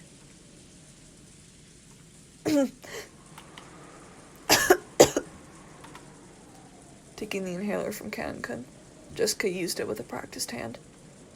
It looked like her throat would still itch for a while, but she had it under control. Are you okay, Jessica? You scared me. It's no big deal. Don't worry about it. Beads of sweat covered Jessica's whole body, and she couldn't hide her rough breathing, but it looked like her sudden attack had calmed down for now. This disturbance had made the dangerous atmosphere up until now seem slightly unfocused. But that's fine. That kind of battle of mutual suspicion is completely unnecessary. When you think about it, finding alibis for each other and looking for the culprit is probably meaningless. After all, we're just powerless, ordinary people, and when the police come tomorrow, they'll definitely employ cutting-edge techniques and investigate the case thoroughly, solving all of the riddles and arresting the culprit. Perhaps Battler-kun is right after all. Just as Natsuine-san is suspicious, I can't ignore the fact that I'm suspicious too. Arguing about that now will surely be unproductive. Everything will be fine if we just leave it to the police tomorrow. But don't you want to know too, Battler-kun, who the culprit is? Don't you want to let them know the pain you feel from losing someone precious to you as soon as possible? I won't deny that. Even one day would be too long to let the wonderful bastards behind this go. But that doesn't mean that I want to suspect one of the 18. Even though I said what I said earlier, I don't even want to suspect you, Aunt Eva. To me, you're an awesome aunt who's always been fun and playful. I don't want to trade insults with an aunt like that. I wouldn't want to do that with anyone here. Right? Everyone? I feel the same way as Battler-kun. It's pointless to trade insults. It's probably just stress buildup because so many people have been crammed into one place since morning. Probably. It is only natural. It may not be my place to say it, but I think we should all relax as much as possible.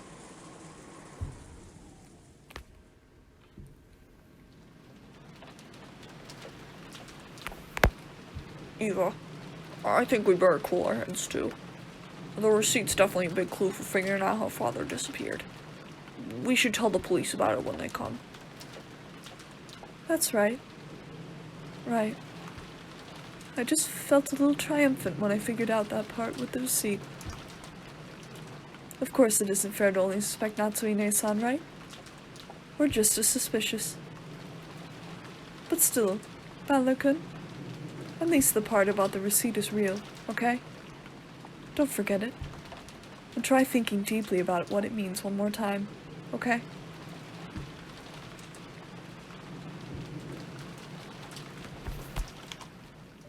Aunt Eva and Uncle Hideyoshi stood up. It looked like they planned on leaving the parlor. In the end, it's pointless for us to keep playing detectives. After all, the police will reveal everything anyway. That's right.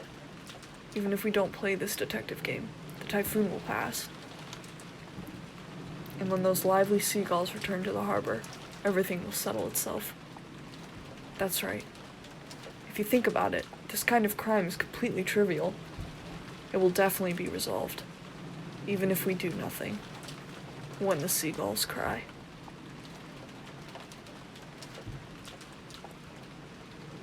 Natsuine-san, I take it you don't want to see my face anymore? I feel the same. If I remember correctly, yesterday you had some rooms prepared for us in the mansion so that we wouldn't need to go back to the guest house, right? Those should each have a bath and a toilet, as well as a lock and chain to secure the door. There's even a bed to lie on, and my husband will be able to watch TV without having to fight with Maria-chan over which channel to watch, right? Do whatever you want, but make sure to be cautious. Thank you, Nei-san. Mind your own business. I'll be counting on you to keep an eye on everyone, okay?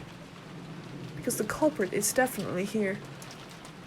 And Nei-san, make sure you don't forget to keep an eye on yourself, too. Have you finished taking your parting shots?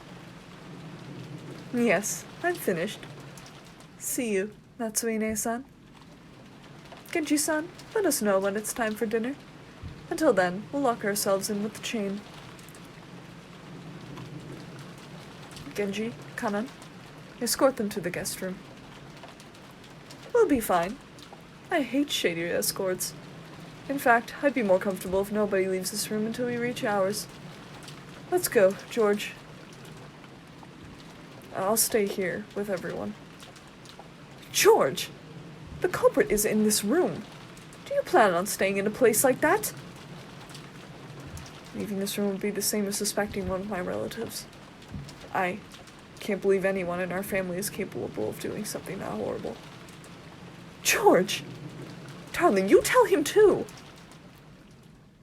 George is already an adult man. If his code tells him not to leave this room, then it's up to him. Let him do what he wants. Father. And even Uncle Hideyoshi left. The only voice that called after them was the sound of the rain.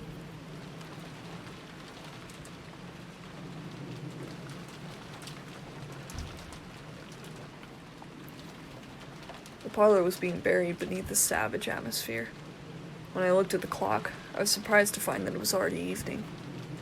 Had we really spent that much time worrying about needless things, talking with each other, fighting with each other? Feeling bored, I started scratching at my head when Maria and I made eye contact. I was a little surprised, since I thought she was completely immersed in the TV. I believe it now. Who? The letter, the murders, everything. It was all Beatrice. In fact, I almost feel like begging her to come out and take credit for it all. I want it to be the work of a 19th person. Otherwise, the 18 of us will have to keep on suspecting each other. I think believing in a 19th person is better than that. Bringing grandfather outside without opening the doors or windows must be a piece of cake for Beatrice, right? Maria, after taking a single short breath, hung her head, and then raised her face again. That's right. Locking a door is useless against a witch. Beatrice is familiar with all 72 demons. The 33rd rank gap gives the power to instantly carry the desired person to any location. To her, taking a person out of any closed room isn't hard at all, you see? Witches sure are incredible. Tell her, if she feels like committing another crime, to do it in a way that no human could. And make me believe that a 19th person, no, a witch, exists. Okay. If I meet her, I'll tell her. Crap. Nothing's made sense to me for a while now. Just when I want to believe in a 19th person, I deny it. And just when I want to believe there are only 18 people, I deny that too. Even though I want there to be more than just the 18 people here, I can't accept the existence of that 19th person. In short, even though there are more than 18 people, there are less than 19 people.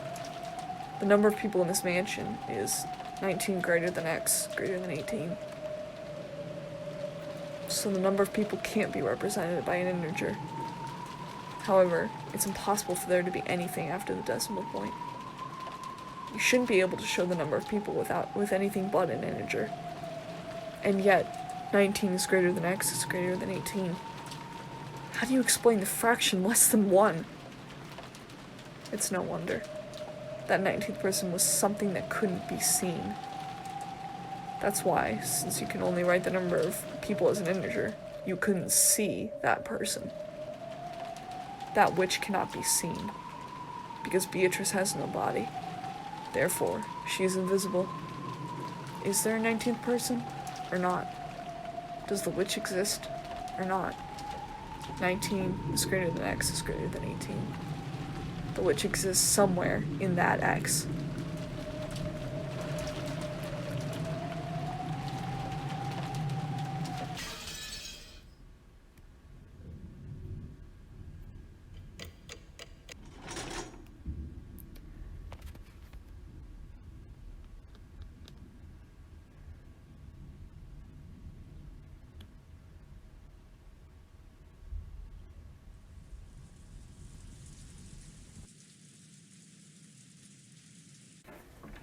The uncomfortable atmosphere continued even after those two left.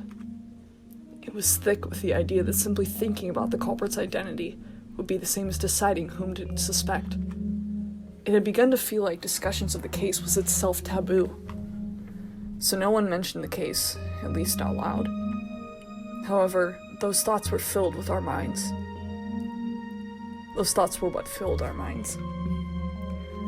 All that we couldn't say aloud made our heads feel like they were going to explode. So, at least on the outside, the parlor had once again regained its calm mood. Everything was left unsettled. It feels like the rain's gotten a little lighter. Huh? Still pouring down. Huh? Even if it did stop, there's no boat on this island. But it'd be nice if the boat came quickly tomorrow. I've had enough of this Western Mansion vacation. Mom, when will the boat come tomorrow? Normally, the boat to take them back would arrive at 3 o'clock today. They probably sent us a phone call to say that they would come after the typhoon passed, but unfortunately the phones aren't working. But they aren't children over there. They were told to both drop off and collect our guests. So they will most likely arrive the first thing tomorrow morning, probably about 9 o'clock, I believe. It was completely black outside, and when I looked at the clock, I realized that it was just past 7 o'clock. I was starting to get hungry. In the kitchen, Kumasawa was cooking enthusiastically. She had laid out a variety of dishes, and while they didn't match the level of Goda's artful cooking, they were still quite gorgeous. It was an act of kindness from Kumasawa, who was trying to enliven everyone's low spirits with some food. Kumasawa wasn't nearly as talented as a professional cook like Goda, but she was far from unskilled. On the contrary, since she had been brought up in a fishing village, the simple food she created was sometimes highly praised. Kanon arranged the food Kumasawa had finished creating on plates under her direction. Kanon also helped in the kitchen sometimes, but since he was rarely placed in that role, he was slightly awkward, even though he tried his best. Self-conscious about the fact that he couldn't cleverly arrange the food, Kanon's expression darkened slightly. But Kumasawa smiled as though everything was fine. Ho ho ho, it's arranged beautifully. Kanon-kun, aren't you skilled? If it had been Shannon-ne-san, it would look even more beautiful. Kanon stopped arranging the food for a bit and hung his head. Shannon was the one who always assisted Kumasawa in her cooking. Tonight, Kanon was doing it instead. And as he remembered Shannon's face and her brutal end, he grimaced. Forget that for now. Genji spoke kindly to Kanon as he advanced to pawn. Nanjo had escaped from the parlor once the mood had grown sour, and Genji had become his opponent in a game of chess upon Nanjo's request. Yes, I will forget it for now. I forgot it was Kanon speaking. Indeed, that is probably for the best. Genji purposefully refrained from facing Kanon as he spoke. He did so because he understood that it might make things tougher on Kanon if he noticed that someone was looking in his eyes. Nanjo also understood that and held back any thoughtless words. I wonder where Kinzo-san has gone. I hope that he is safe, but... I do not know. However, I believe everything has proceeded as the Master has hoped and arranged for. To distrust that would exceed my role as furniture in service to the Master. Aren't you scared, Genji-san? I am frightened that something bad will occur again tonight. I have nothing to be afraid of. I serve the Ushirimiya family, and that is all. Nanjo sighed through his nose and made a carefully considered move. Nanjo was very slightly dubious. Could Genji possibly be thinking that he'd be left out of this? He couldn't even imagine what was happening inside this mansion, but he definitely couldn't deny the possibility that Kinzo had devised something. If you'd liken this island to chess, Kinzo had opened the game, and as a result, 6 pieces had been defeated. Could it be that Genji was calm because he believed he alone was on the outside of the chessboard, and therefore safe? Nanjo thought about it. Isn't everyone just a piece on this chessboard, lined up equally, without any exceptions? Wasn't even Genji, who had gained more of Kinzo's trust than anyone, no, who was confident of his position as Kinzo's only close friend, just another one of the pieces laid out on the chessboard? Genji-san, I am truly frightened about tonight. I hope with all my heart that we will still be safe when tomorrow morning comes.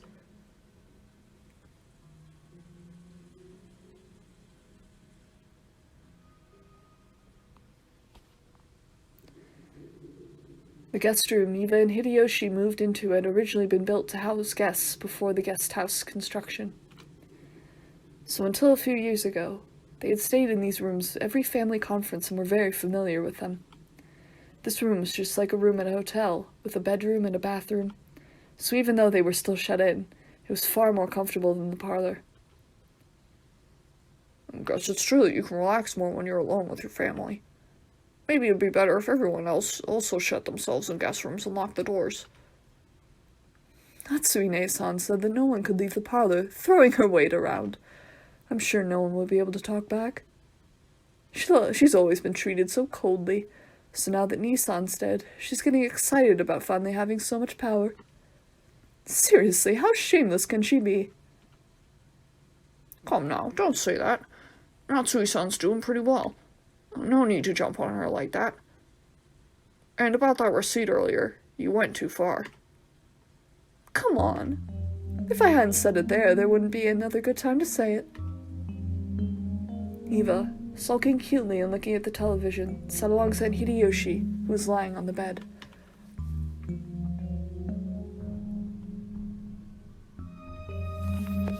Still, we haven't been alone like this for quite some time. You're right. Come to think of it, both you and I have gotten pretty old. Since George was born, everything's gone by in the blink of an eye. It really has. I wonder if we were too hasty in having a child. Eva's eyes looked like they were staring off into the distance. Yes, she had thought of it as a once-in-a-lifetime chance. Her older brother Kraus had been unable to father a child for quite some time. 6 years passed after his marriage to Natsuhi, without any signs of pregnancy, which didn't please Kinzo at all. Eva herself had thought that, since her name would be moved outside the Ushirimiya register when she got married anyway, it didn't matter whether a successor to the headship was born or not. And then, one day, she had a heavenly revelation. Or maybe it was the whisperings of the devil that she had listened to in her greed. If she could give birth to a successor first, wouldn't she be able to remain in the Ushirimiya registry? If things went well, might she have a chance to inherit the Ushirimiya family herself? When she proposed this to Hideyoshi, he had approved of it instantly. This wasn't because Hideyoshi also had greedy thoughts. For Hideyoshi, who had no close relations, it was a chance for him to feel once more the long-forgotten thing called family. So when they got married, he hadn't fussed over which last name they were to keep, and had quickly agreed to have his name entered into the Ushirimiya family register. It hadn't been easy to persuade Kinzo, but as his daughter, Eva knew Kinzo's personality well. So, by choosing the time when Kinzo was most dissatisfied with Natsui, She was magnificently able to make him accept Hideyoshi as an adopted son-in-law. Looking at Hideyoshi, who had achieved success after starting from nothing, Kenzo might have seen a little bit of himself. He quickly grew to like Hideyoshi, and approved his transfer into the Yoshiumiya Register. George would eventually become the successor to the Yoshiumiya family. They had raised him strictly with that purpose in mind. He had been worth their while and had grown into a fabulous young man who wouldn't disappoint no matter where he went. That was why he had not been permitted to fall in love with a servant like Shannon. So when she learned that Shannon was dead and the engagement was now invalid, though part of her had still been shocked by the gruesome crime, part of her had also been relieved that her dear George wouldn't be stolen by some servant girl. I have hated Kraus-Nissan since long ago. He was so full of himself, always swaggering around. So proud that he would one day become the head. So I wanted to get back at him. Was that just a childish emotion? But in the end, that emotion guided my entire life. If that had been all, then it would have been fine. But because of that emotion, I got you and George involved. I used you. Eva, don't blame yourself for that. Hideyoshi got up and held Eva's shoulder. She could feel a warm understanding from him. Well, I reached the halfway point in my life long ago. But you know, I absolutely have no regrets about how I've lived my life. Not one. I think that since I've been with you, Eva, I've been able to relish an enjoyable life that other men never will. After I lost my relatives in the war, you reminded me what the warmth of family is. So I'm grateful to the Yoshiumiya family, and think of it as my only one. In this life I've led with you, not a single thing's been wasted. It's really been a fun life up till today. Thank you, darling. Eva hung her head, burying her face in Hideyoshi's chest. Probably, no one in the parlor could even imagine that this side of Eva existed. I'm the one who should be thanking you. Until today, there hasn't been a single day I've regretted being with you. Me too. I'm so glad to have you by my side.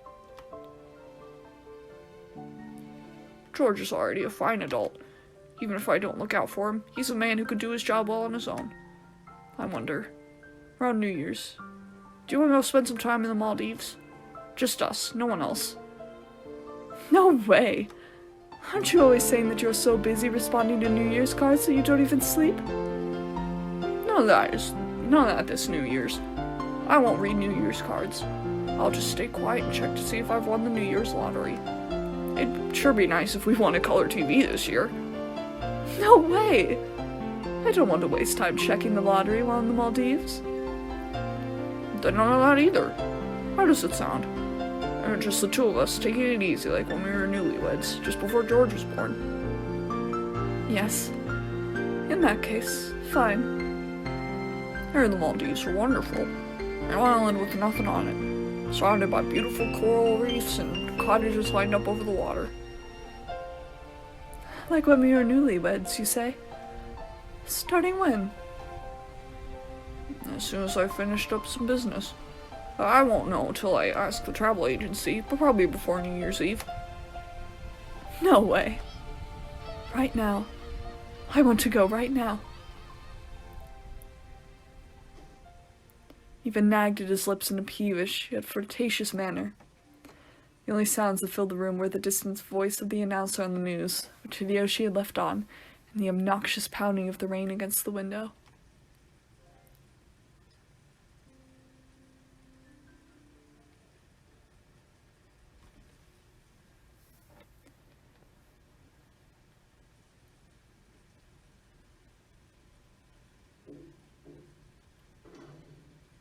There was a knock on the door, and Genji-san entered.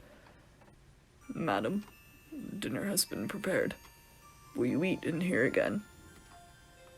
Yes, I have it brought here. Is Dr. Nanjo still in the kitchen? Yes.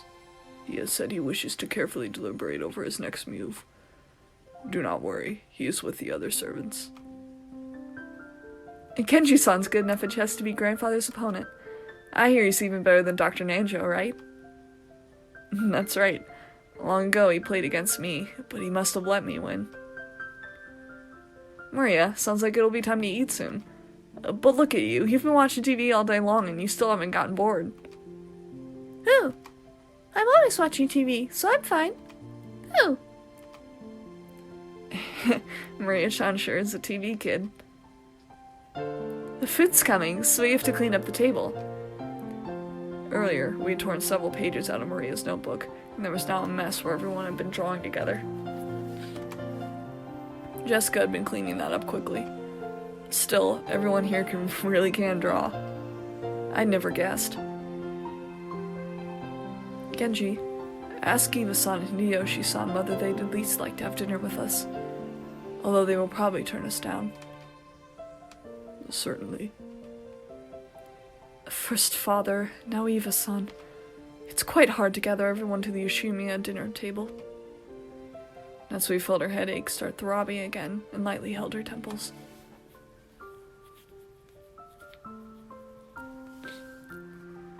The distance from the kitchen to the parlor wasn't that great, so Genji had gone and come back by himself, but the guest room was a little farther away. Natsui had warned him to avoid being alone whenever possible. And just now, Nanjo had also admonished him, saying it would be better if he held a little more concerned for his safety. Kanon accompanied Genji, and the two of them went to visit Eva and Hideyoshi in their guest room. Genji knocked on the door. Eva-sama, Hideyoshi-sama, dinner has been prepared. He waited a short while for them to come out, but there was no response. Genji-sama, look at this. Kanon pointed under the door. A Western envelope had been inserted under it. Normally, when something was inserted this way, it would be interpreted as a message from someone outside to someone in the room. So, this might be a private note meant for Eva and Hideyoshi. It was not something that Kanon and Genji were supposed to take interest in. But this Western envelope was one of Kinzo's, the same kind as the one Maria had taken out last night and surprised everyone with. There can be no mistake. It is one of the master's envelopes. Or could it be? Even though this was one of Kinzo's envelopes, the letter Maria read aloud the previous night hadn't come from Kinzo. Genji continued knocking a little harder and called out in a loud voice. Eva-sama. Eva-sama. It is Genji. Are you there? Please answer, Eva-sama. But there was no response from inside. Sometimes, when the servants went to call some guests for a meal, the guests would be sleeping so deeply that they couldn't wake up.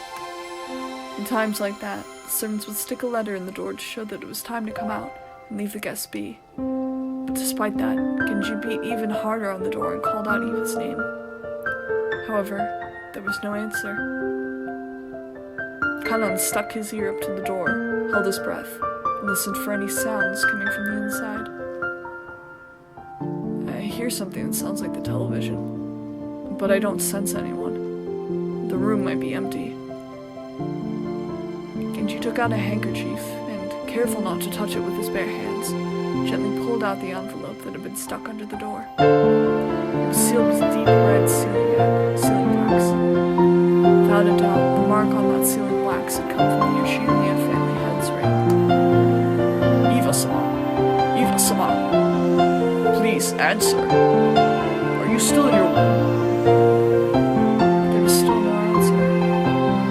There was a chance that those two were aimlessly wandering walking around the mansion. This was the home Eva had grown up in. There was plenty of reason to think that she had gone out on a casual stroll. Genji groped around in his pocket and pulled out the bundle of keys, which contained a key that would open the guest room. Genji-sama? Kanon also understood what this meant. They would sometimes unlock the door so they could go in and do things like make the beds, but only after they made sure the guests were out. To unlock the door for any other reason, especially to do so when there was a chance the guests hadn't given permission, might still be in there, was actually unable to serve. Genji had decided the only problem with this knock was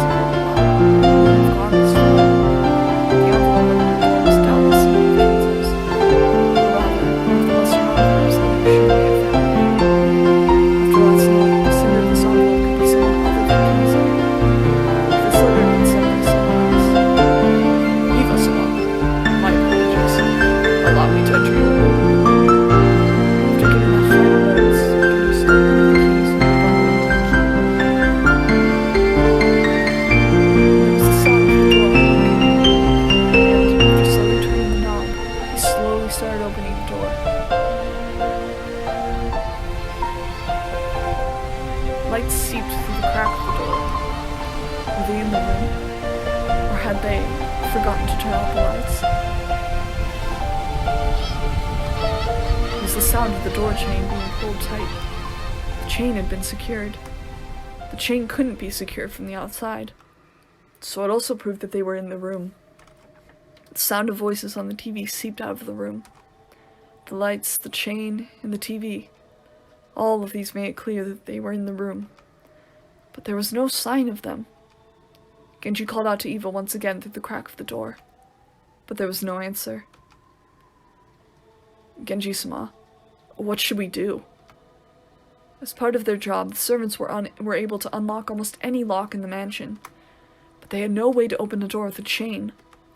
The only way to get by the chain was to cut it. That was certainly not permitted as part of a servant's usual work. A creepy chill had rushed up their backs. Kanan held his breath again and tried to sense someone through the door, but even so, he was not able to sense anyone. I will call Madam in return. Kanan, cut the chain. Yes. As Kanan hurried away to get a cutting tool, Genji called him to a stop. Wait, Kanan. Return to the kitchen and take Kumasawa with you. You must not act alone. Yes, certainly. It looked like Kanan was wondering why he had to do something so troublesome in the middle of this urgent situation, but Genji had said it out of weariness. He didn't care what happened to himself, but in the worst case scenario, he didn't want anything to happen to Kanan.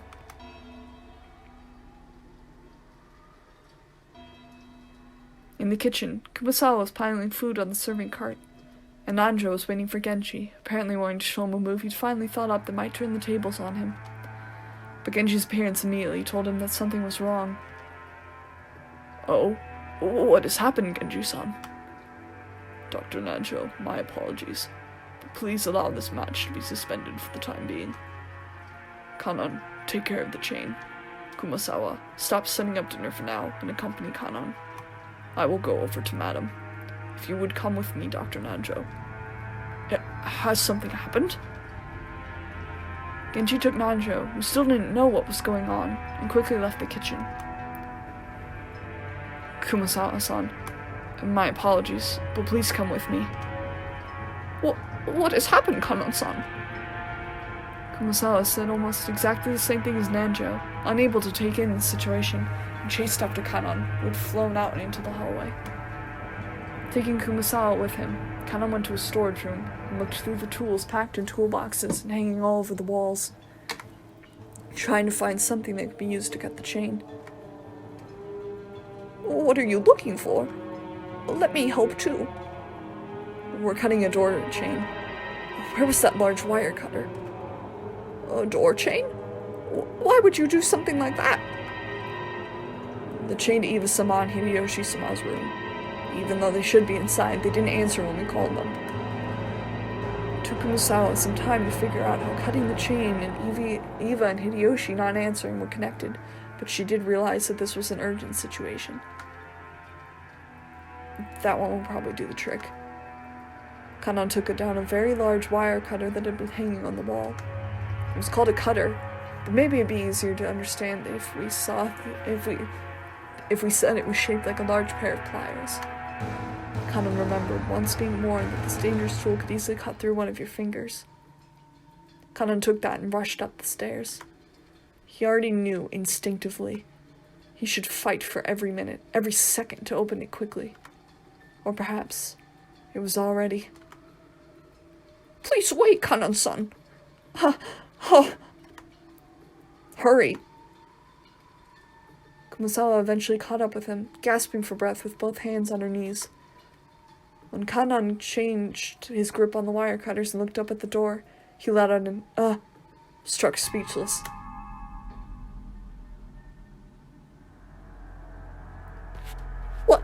What is this?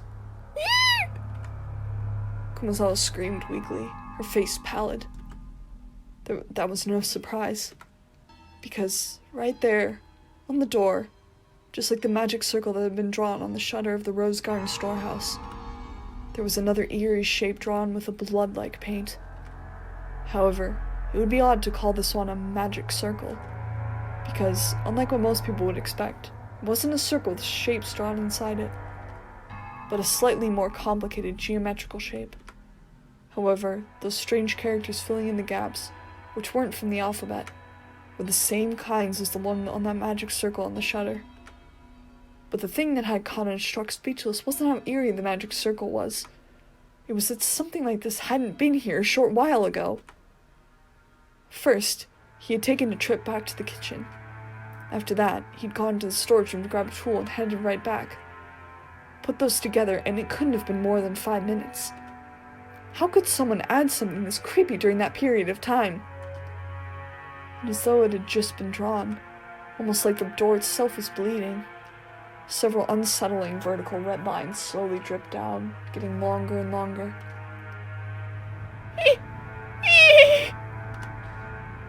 Kumasawa's knees gave way, and she sank down on the spot. If Kumasawa hadn't done this first, then Conan surely would have wanted to. Beatrice sama.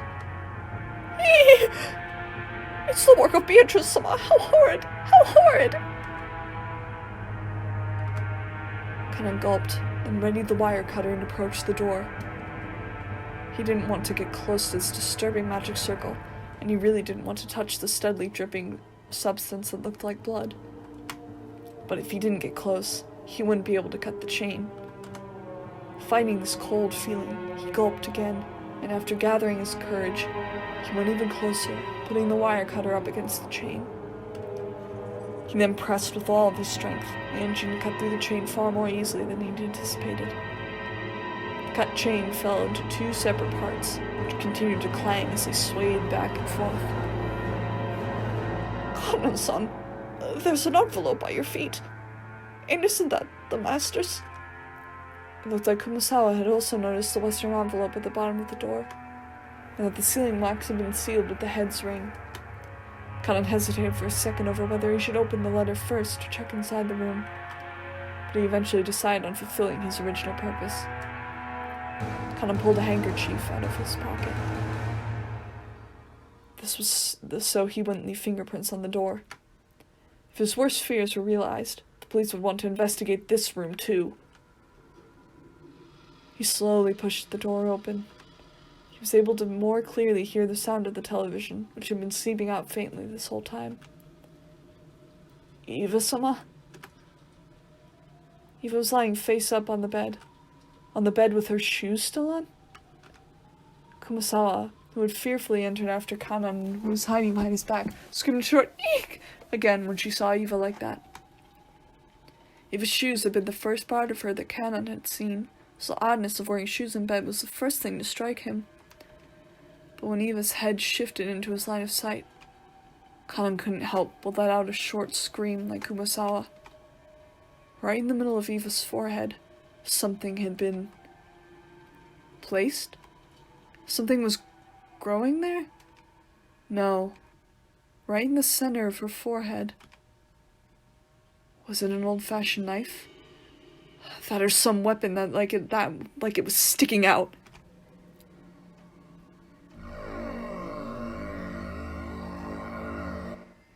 At the base of where it was stuck in, blood dripped down, staining the sheets on the other side bright red.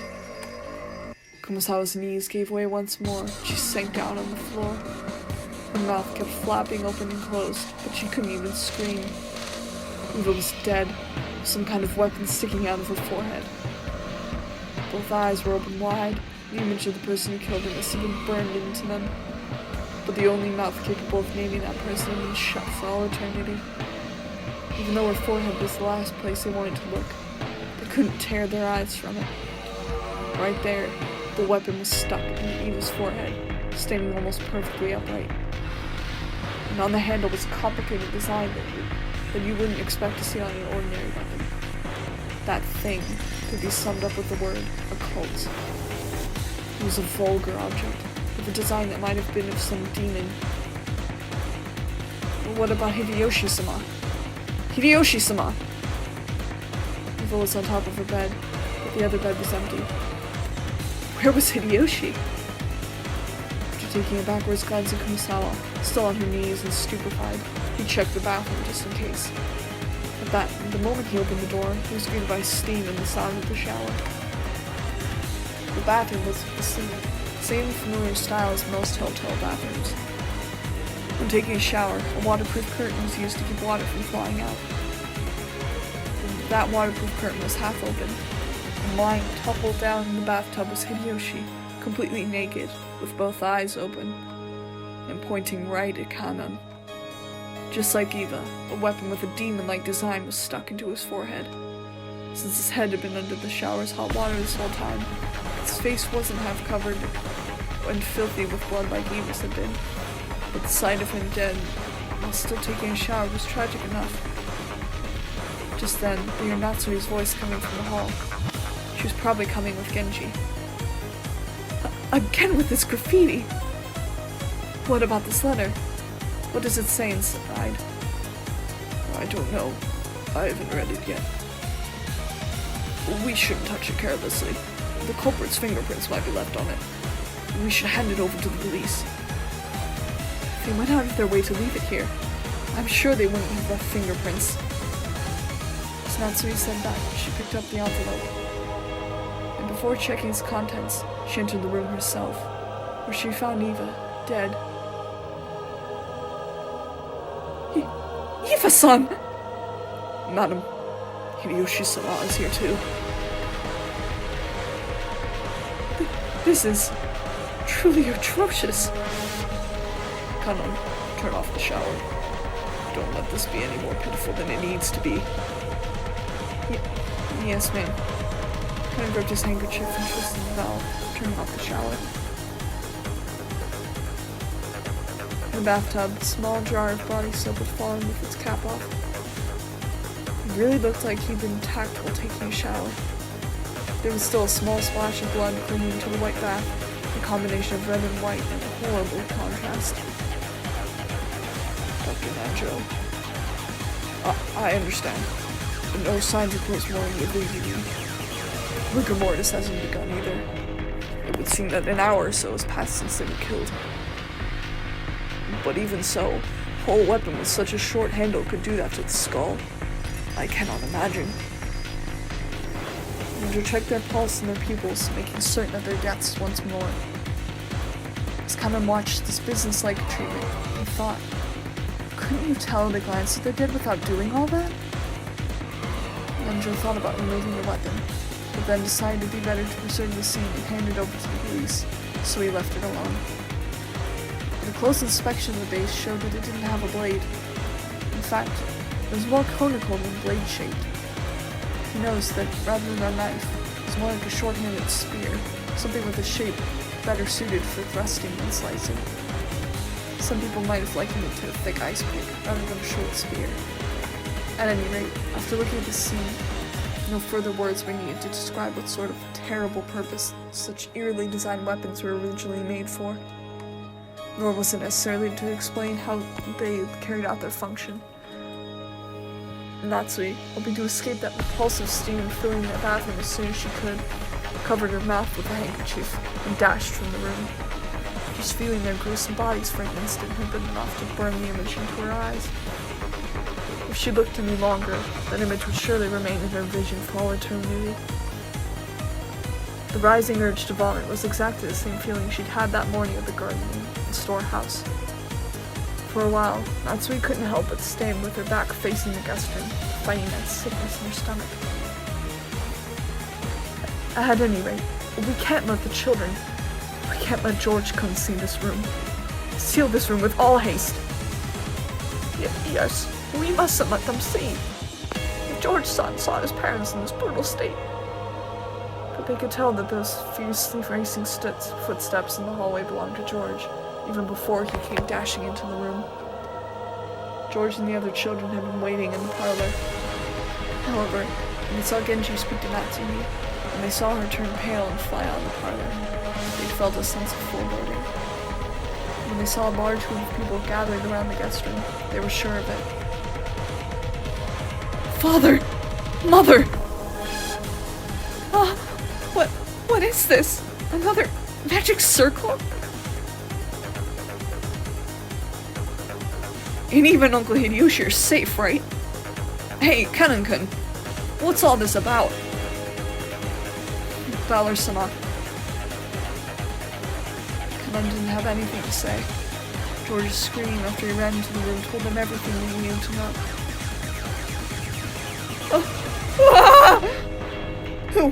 Who did this? I'll kill you.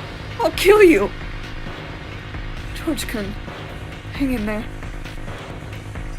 Natsui touched George's shoulder with her hand, but he violently shook her off. George fell over beside Eva and buried his face in the bed in front of his mother's face, wailing. Then he pounded on the bed with his fist over and over again.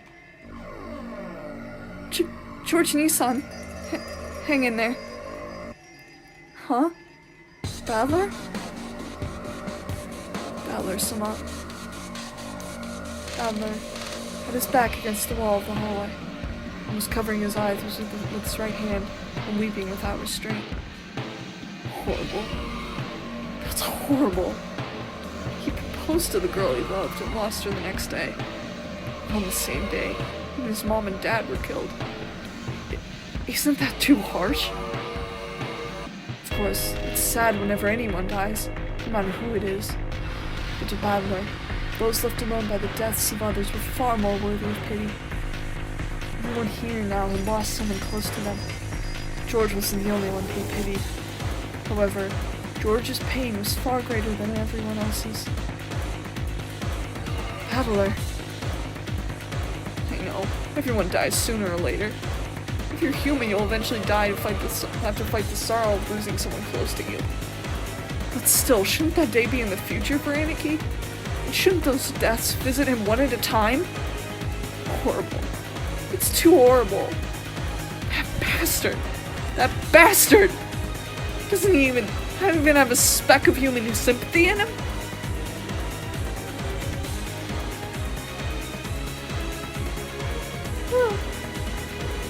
Badler, don't cry. Don't cry.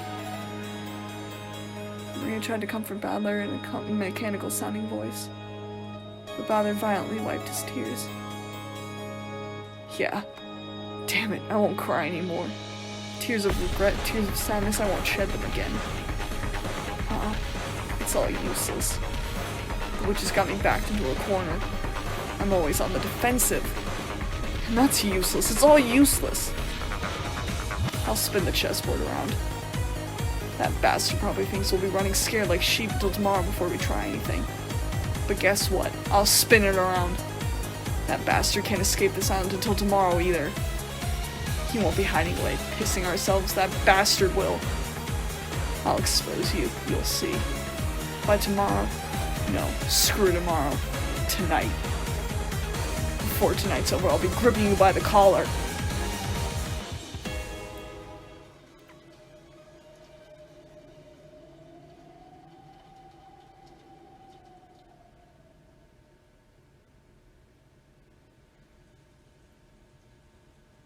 At any rate, we'll lock this room and leave everything as it is until the police come. No objections, I take it?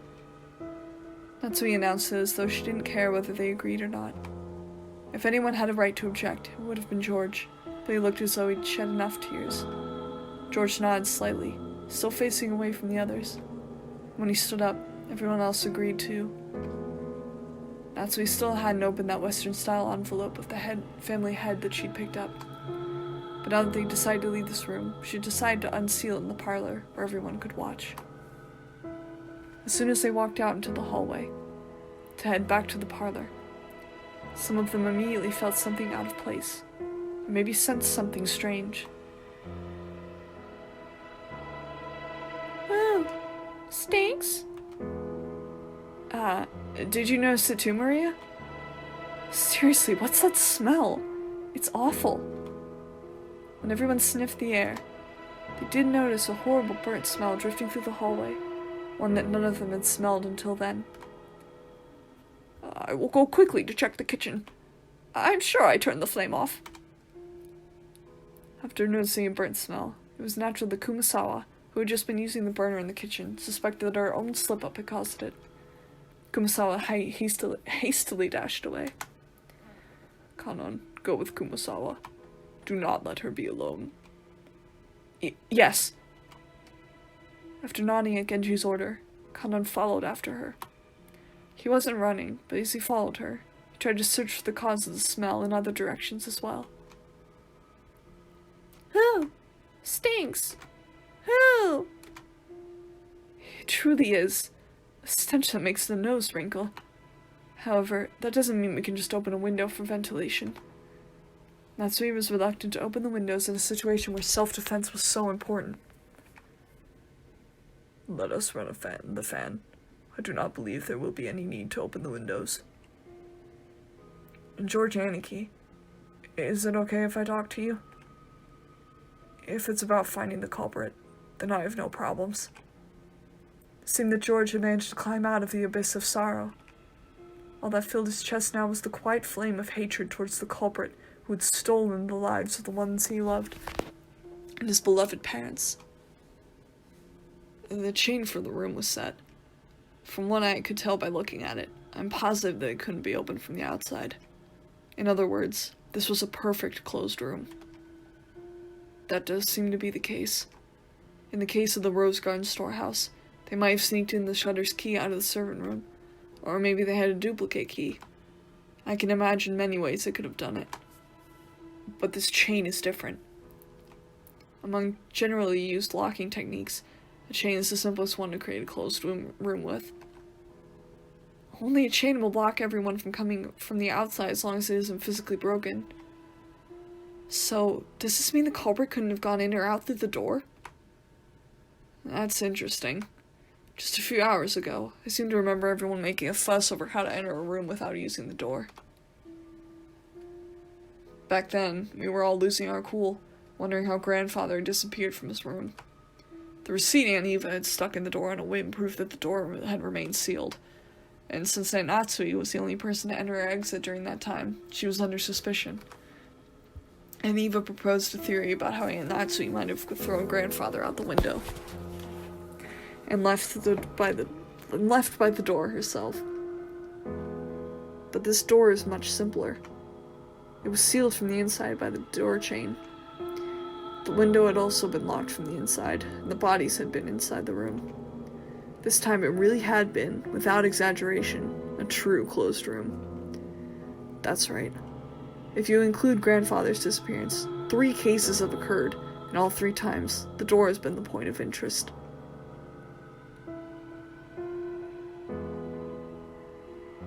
The first was the shutter.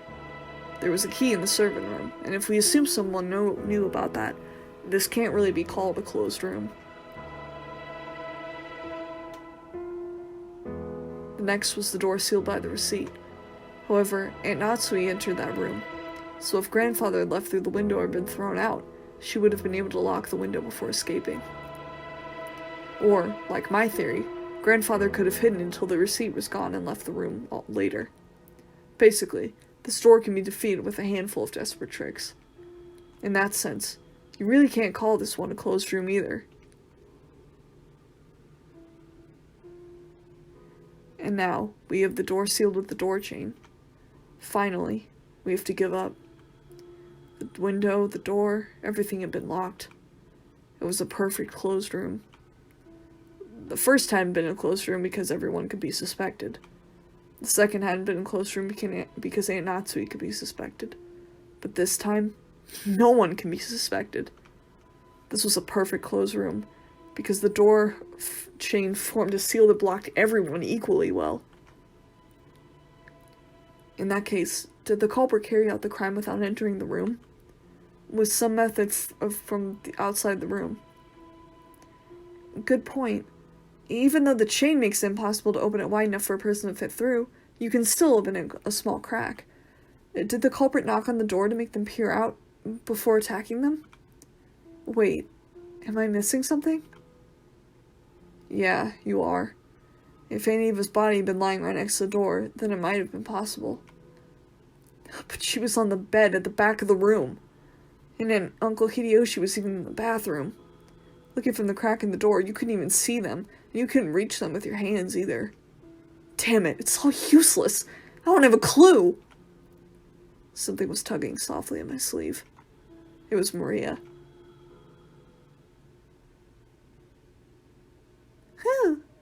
Satisfied?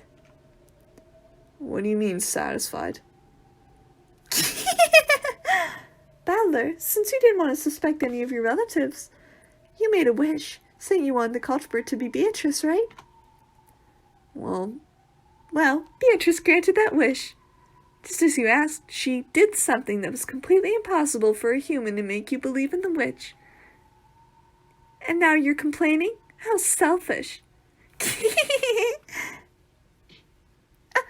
Ouch! I tapped Maria, who was laughing unpleasantly, on the head with my fist. Sure, thanks for granting that wish. That just now was to thank you, and also to teach you to stop laughing when it's inappropriate. More importantly, tell me, there was another mysterious scribble on the door to Aunt Eva and Uncle Hideyoshi's room. Was that another magic circle? That one had a really memorable and characteristic design, so I'd hope you'd at least know what it was. Ouch! I don't know, which is why I'm letting you take the credit. Quit whining and explain. You sure are violent, Battler. I won't tell you if you're too mean, get it? Ouch! Who? I'll say it, stop hitting me! This is the first magic circle of the moon. What does it mean? What is this magic circle's effect? What does the Hebrew writing mean? The words are from the Old Testament, Psalms 107, verse 16.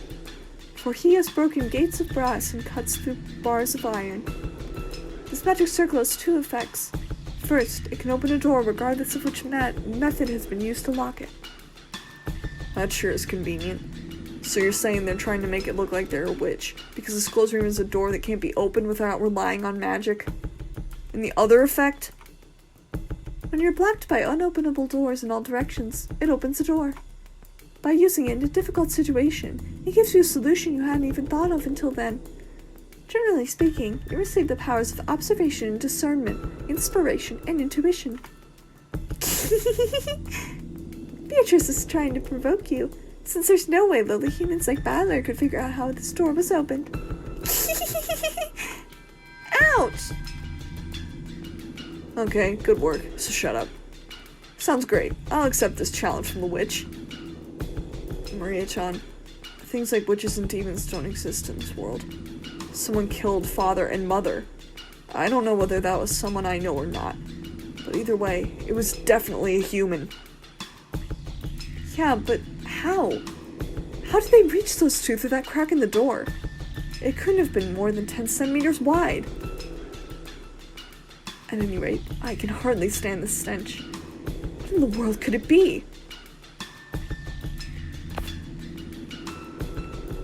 Kana and Kumasawa, who had gone on ahead, realized the smell wasn't coming from the kitchen even before they arrived there. That was because they noticed an even thicker wave of stench rising up from the stairs leading to the basement, which they passed on their way to the kitchen. The boiler room. I wonder if there's something wrong with the boiler again. Those stairs led to the underground boiler room. The mansion's boiler was old and in poor condition. Both of them had witnessed problems with the boiler on several occasions, but they had never smelled the boiler belching out a stench like this before.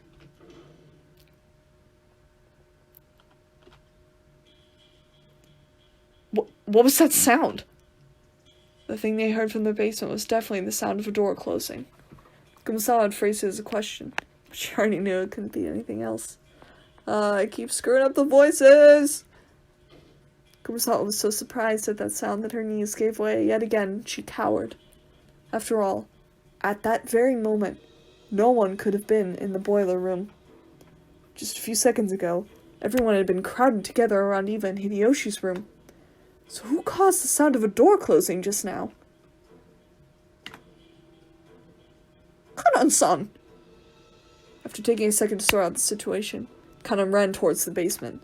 Since I'd heard the sound of the door closing just now, there was no sign of anyone coming up the stairs. The person who closed the door had to be inside the boiler room now. If the boiler had been a dead end, Kanan wouldn't have rushed in so hastily. But Kanan was a servant, so he knew. There were two entrances to the boiler room, one that opened to the mansion, and one that opened to the courtyard. If he hadn't chased them now, they might slip away. Kumasawa reached the same conclusion long after Kanan did. But she couldn't let him go alone. The thing in the boiler room was the culprit, an opponent who had easily killed 6 adults in the first murder, that no matter how Kanan confronted them, he wouldn't be a match. Of course, with this argument, even Kumasawa joined him. It wouldn't change anything. At any rate, after a delay, Kumasawa decided that she mustn't let Kanan go alone, and she rushed down the stairs.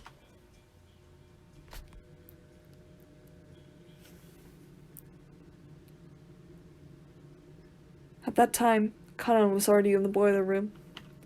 The boiler room's characteristic damp heat tormented him. It had always been an unpleasantly smelly and hot place. And on top of that, the room was full of that horrible stench, which made Kanan feel like he was going to be sick. There was no doubt that this room was the source. In that case, Kanan should have been searching for where the smell was coming from. However, Kanan kept gazing straight forward as he grabbed a hatchet from a tool shelf just off to the side of the door. He hadn't stretched out his hand because he'd wanted a hatchet. He had wanted to grab a weapon, any weapon. Why? Kanan gazed into the darkness where the naked light bulb couldn't pierce. Then, he answered. In roulette, you bet on a number of the colors red or black, vying for a payoff. However, low-risk bets like black and red only offer a similarly low payoff. The words coming from Kanan's mouth were swallowed up by the darkness. That darkness suddenly started to swirl, glittering.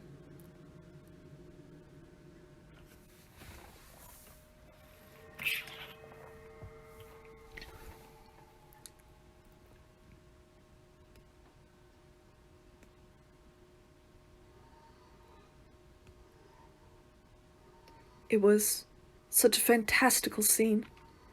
Golden sparkling butterflies that hid in the shadows all over the boiler room flapped their wings, twinkling beautifully, and gathered in the darkness, disappearing. Kanan continued speaking, directing his words at the darkness as it swallowed the butterflies up. But as the butterflies gathered in the darkness, they,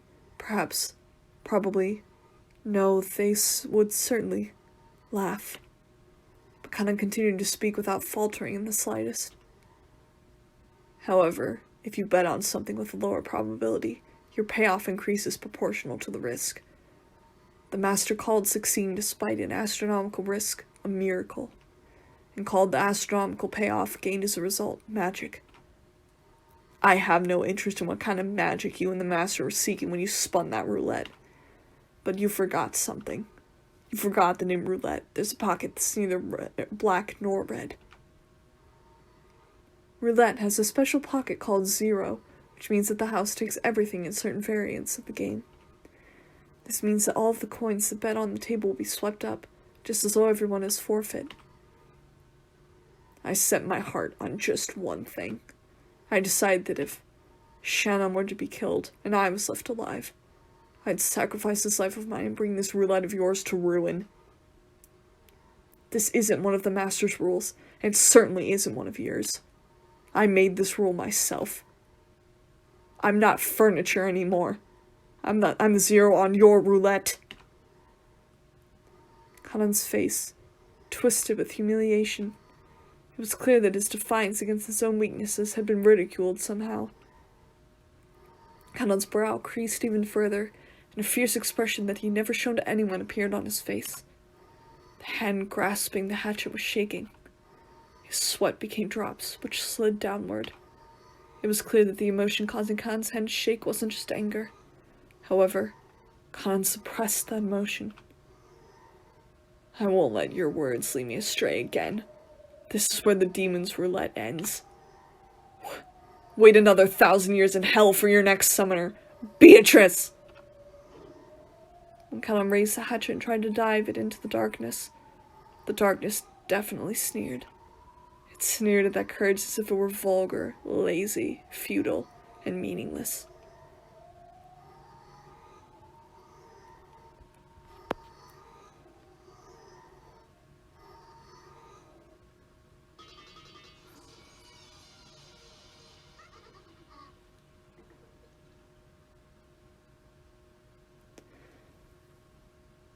Kanan, his hatchet still held aloft, couldn't take another step after that. The hatchet he'd been grasping fell and rolled on the floor. Following that, with a pair of thuds, Conan's knees hit left then right. That hand, which looked like it was trying to catch the sky now that the hatchet had been dropped, gradually lowered, landing on his chest. Then the other hand did the same.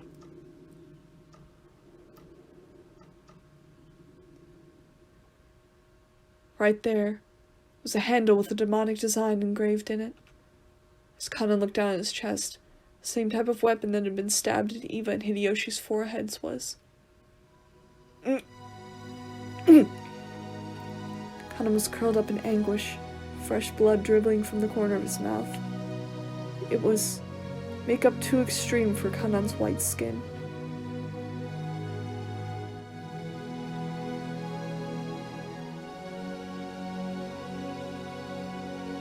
Around this scene, the glittering gold butterflies danced through the darkness, mesmerizing. It was a beautiful, beautiful dance, a funeral march of tribute, ridicule, and contempt for a single boy's self-sacrifice. Conan had already been prepared for his own death, but although he could do nothing but accept the death he'd received, he attempted one last measure of resistance. He grasped the handle of the weapon, sticking to his chest with both hands, and gritting his teeth with an acute, unearthly pain. He pulled it out. For only a moment, a bright red spray gushed out. It made an unpleasant sound. It probably resembled the sound of Conan's soul as it was sucked into the swamp of the dead.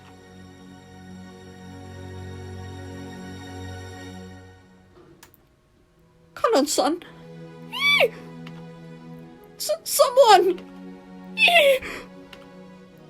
Kumasawa screamed at the incomprehensible sight in front of her. Conan was lying in a pool of blood. Kumasawa's heart was a complete mess. Ah, what a horrible fate. He wouldn't have been killed if I had been with him. Ah, what incredible luck. If I had been with him, I might have been killed too. As she screamed, her expression was filled with complete confusion, and all of the muscles of her face were pulled up, almost as though she was smiling while crying.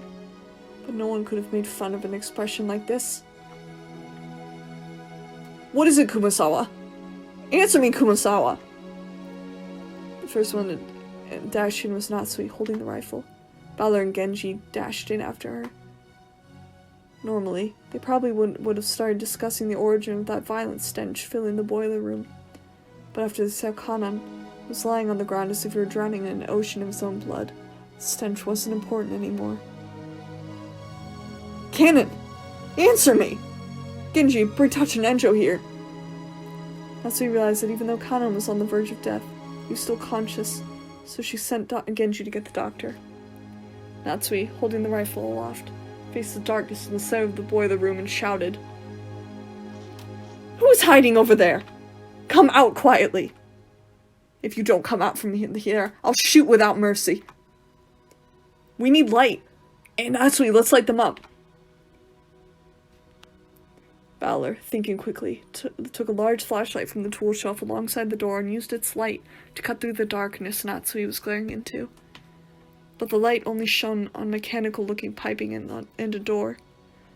The door had been left open a small crack. It was obvious that someone had left through there in a hurry. Hey Natsui, where does that door go? Genji, where does that door lead to? The courtyard. Like hell I'd let you get away, you damn bastard! Balor let out a war cry as he slammed into the door. Cool air from outside suddenly rushed in. There was some thin, rough stairs leading up. Balor ran up them, shouting, "Wait, Balor-kun! It's dangerous to be on your own right now!" Natsui was also rushing up the stairs, chasing after Balor. They were in the courtyard. The courtyard of the mansion had been built strictly for lighting purposes, so it wasn't a very elegant place. Because it was surrounded on all sides, the air was calm and completely undisturbed, even though they could hear the sound of strong winds. There was only the gentle, sorrowful rain. as he ran through the cold and scattered raindrops, dashing up the stairs in the courtyard. Bowler looked in every direction. Of course, the odds of him finding a suspicious silhouette just standing around nonchalantly were pretty much zero. Bowler spun, looking all around. He turned again and again, kept spinning until he almost lost his sense of direction. He prayed that he would see the culprit somewhere in the scenery. But there was no chance. All he saw as he spun was more and more of the mansion's heartless walls and windows. Furthermore, there were 2 entrances into the mansion from the courtyard, and neither of them were locked. Because the courtyard couldn't be entered from outside the mansion, the doors had been built without locks. He didn't know which one they had left through. He had to give up. Bowler pounded the wall with his fist, swearing. "Bowler-kun! You mustn't run ahead by yourself!" "Bowler-kun?" Bowler pressed his forehead against the wall, which he scratched at with his fingernails as he cried. "Damn it! Damn it! Damn it! And even Uncle Hideyoshi, and now Kanon-kun! You killed a full 6 people! And that wasn't enough, so you had to kill 3 more! Are you kidding me? Are you fucking kidding me? And even Uncle Hideyoshi were always kind and fun. I just met Kanon yesterday, but I'm sure I've got along with him fine. Why did you kill them? Why? Why? You know, when people die, they don't come back to life again, right? They aren't gonna quickly sprout up like some bamboo shoots. Why'd you kill them? Why? Why? Ugh!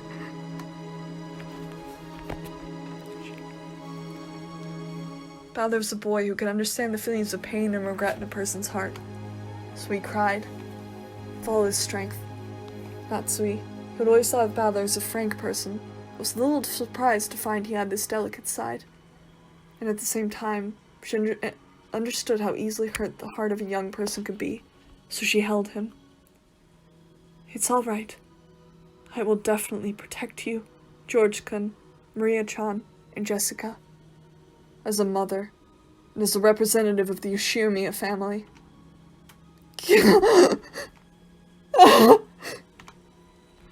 Bowler, after sobbing into Natsui's chest for a while, wiped his tears with a bitter smile, so he had been like that the whole time, tried to appear as though he'd cried more than enough already.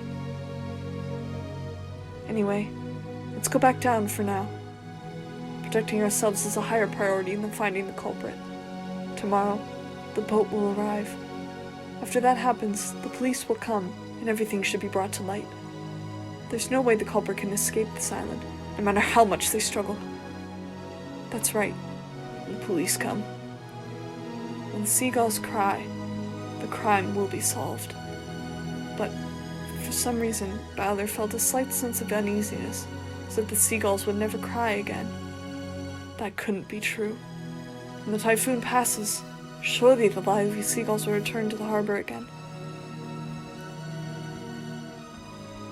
I returned to the boiler room along with Natsuki, told everyone weekly that we hadn't found anything. We heard that Dr. Nanjo and George Aniki had carried Kanon-kun to the servant room. The servant room had a first aid kit and a sink, and could apparently function as a nurse's office. Kumasawa-san and Jessica had accompanied them. Stains from Kanon-kun's body remained on the floor. Judging by the large amount of blood lost and the ruthless shape of the weapon that had fallen carelessly to the ground, I figured that Dr. Nanjo's treatment would probably end in vain. That weapon was doubtlessly the same type that had been stuck in Aunt Eva and Uncle Hideyoshi's foreheads. But wait, isn't the demonic design on the handle a little different? There seemed to be some small differences in that part. Still, as far as her overall shape was concerned, the weapons were all of the same type. Though it had seemed brutal, we'd left the weapons stuck in Aunt Eva and Uncle Hideyoshi to preserve the crime scene. So this was the first time we were able to have a perfect view of the entire weapon. As we had expected, the weapon was not bladed like a knife, but shaped like an ice pick. Or rather, a thin stake. And it had a spiral-shaped pattern, sort of like a drill. It looked like something that might be driven into the heart of human sacrifices in some demonic ritual. Including the handle, it was 25 centimeters long.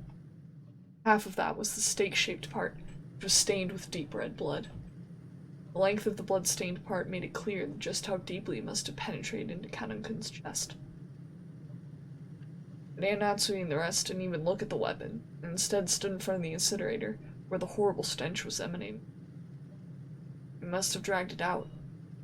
Dragged out that thing which had been burning in the furnace. It was still smoldering, kept sending out dense waves of that awfully unpleasant smell. Genji-san and Maria stared down at it, and Natsui probably couldn't stand to look directly at it. She kept shaking her head, her back to it. Oh! I thought nothing could surprise me after everything that's happened. This. Stood there for a while, moaning with a rising urge to vomit. The true source of that unearthly stench was a scorched corpse that had been cooking inside the incinerator. Clothes, the surface of the body, and the hair were all hideously burned. That grotesque corpse was in a state where not the face, nor the age, nor even the gender could be guessed at. When I thought about it calmly, I realized that a corpse appearing at this time could only be one person. It was grandfather, who had disappeared that morning, whose whereabouts had been unknown. I believe it is most likely the monster. I agree that he would pass away in such a state. It's heartrending. But is there any proof that this corpse really is grandfather? It's burned so black you can't even tell what sex it is. Alakun, look at the feet.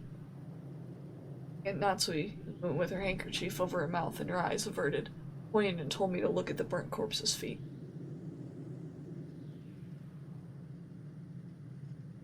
Notice how there are 6 toes on each foot. Huh? Ah, you're right. Just as Genji-san had said, there were 6 toes on each foot. That was Genji, not Natsui. Each individual toe had looked so normal in its line that I hadn't noticed. The master was born with 6 toes on both of his feet. Consequently, the master was entrusted with the revival of the Yoshiromiya family. I have heard that since long ago, cases of polydactyly were common in the Yoshiromiya family.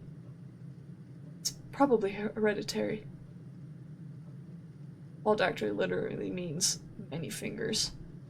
Because of a little mistake by God when the person is born, one of their toes or fingers splits into 2, and the total number increases. But a big deal isn't usually made of polydactyly in the world at large. That's because it isn't a disease, just something people are born with. So while they are still babies, at about the time they turn 1 year old, they can be taken to the hospital and given surgery to make them normal. Even a child with polydactyly can be treated before they become aware, so they might not even remember it themselves. By the way, it seems that there's a possibility for this to occur in 1 out of every 2,000 babies, so even though it's not usually seen, it isn't that rare at all.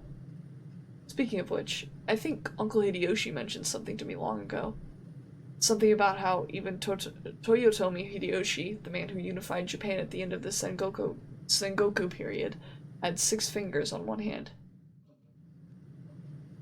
According to Aunt Natsuhi, among the many Yoshiromiya family heads, the ones most praised for their wisdom all had polydactyly. Because of that, when grandfather was born, his relatives were all excited at the thought that he might become another wise leader. And when the leading relatives all died in the Great Kanto earthquake, it was apparently argued that grandfather should be the one to restore the family, because of the auspicious sign of his birth. Grandfather hadn't disliked his position as the head so much, this 6th toe probably would have been pretty lucky for him. Come to think of it, I've heard about some country where it's believed people with polydactyly should be treated as gods and revered. This is beside the point, but it's fairly common in mystery novels for a corpse to be burned to hide its identity. But I guess in grandfather's case, just toasting him wouldn't be enough. And grandfather's body was not simply burnt. It was just like Annie and Uncle Hideyoshi, and the thing that had been stabbed into Kanukun's chest. One of those demon's ice picks was stuck into his forehead. The head's ring is not on his finger. So the thunder last night was telling the truth. Father would probably be horribly disappointed. That's what we saw, and then her hand droop and her eyes closed tightly.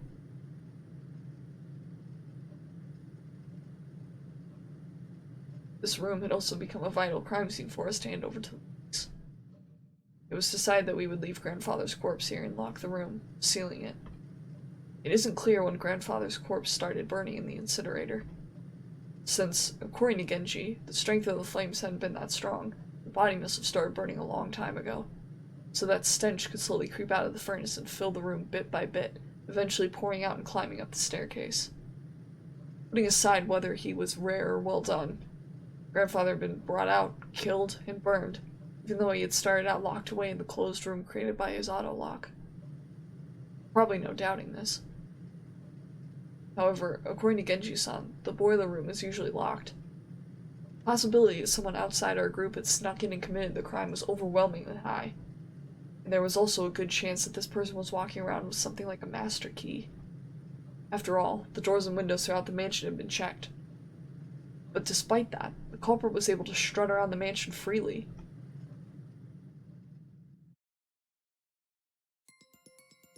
Does this crime confirm that a 19th person exists?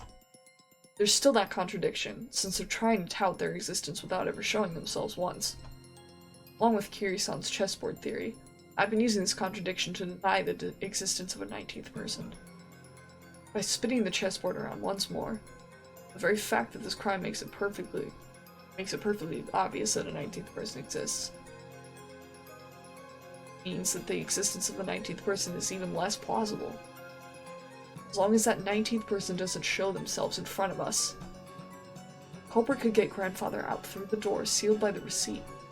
They could kill Aunt Eva and Uncle Hideyoshi from the other side of a door sealed by a chain. Could they possibly go so far as to create a fictional 19th person with strange tricks and devices?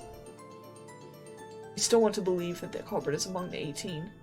The list of suspects has grown very short. 4 of us kids, Aunt Natsui, Genji-san, Sawaba-chan, Dr. Nanjo. One of these people has to be the culprit. Wait, we can't be sure of that. Just a second ago, we started doubting whether the corpse here was actually Grandfather's, right? We can think of the other bodies in the same way. For example, the first 6 all had their faces horribly smashed. Some of the bodies had kept enough of their faces for us to confirm who they were, but that old bastard, for example, had lost his entire face, as though the whole thing had been neatly peeled off. We only figured out which body was which by their clothes and surroundings. Did the culprit prepare a fake body beforehand and alter it to make it look like they died, even though they were actually hiding somewhere after committing the crime? It may sound ridiculous, but it wouldn't be an impossible trick to pull off. It's too early to give in to the 19th person. No, this witch.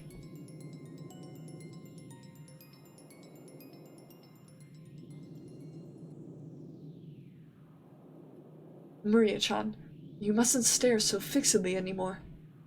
Come on, Bala-kun too. I'm worried about Kanon's condition, and we mustn't remain in a place like this any longer than necessary. Let us return. Oh. Maria didn't go out with everyone else, but remained in the boiler room. I think she was staring at so fixedly, it probably wasn't Grandfather's body. The demon's ice pick sticking out of his forehead. It was probably the sort of item that an enthusiast couldn't bear to ignore. I tapped her on the head. Hey, Maria. What's Beatrice after? Is it all of our lives?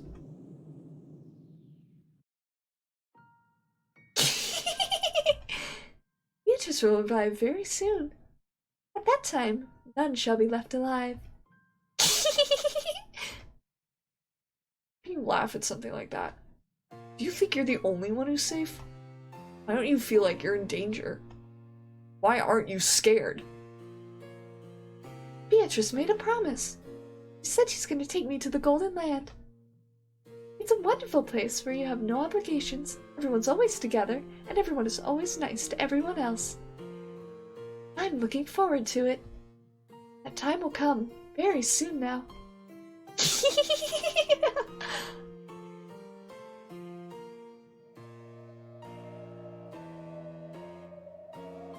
Just what kind of person is Maria? I only know what Maria was like 6 years ago, when she was 3. She was once pure and obedient, a good kid. This new Maria, 6 years later, and the Maria I knew didn't seem to fit together. Just who is she? This witch who calls herself Maria. To Maria, who obstinately believes in the witch, this series of unsolvable crimes is proof that the witch actually exists. Every time something occurs that would be difficult for a human, it becomes a little harder for the rest of us not to believe in Beatrice. It must be an intense pleasure for Maria to see her relatives, once firmly denied the witch's existence, start acknowledging that witch's existence one by one. Is that why she's in high spirits? Maria, let me ask this one more time. You'll probably answer the same way anyway, but I'll just ask once more. Huh? Yesterday, you were given a letter in the rose garden. Who gave it to you? Oh, like I said, Beatrice. Father still doesn't believe. Who? Maria only repeated what she had already said. Maria met with the 19th person, the witch. Is that really a 19th person? Or did one of the 18 just get her to say that? All that's certain is that Maria has been with the rest of us constantly, has always had an alibi, and hasn't done anything suspicious. She's simply overjoyed at being made Beatrice's messenger. It certainly isn't the 19th person. Supposedly. That's right. Wonder what's written in the letter we picked up in Aunt Eva and Uncle Hideyoshi's room. And Natsui should still have it with her.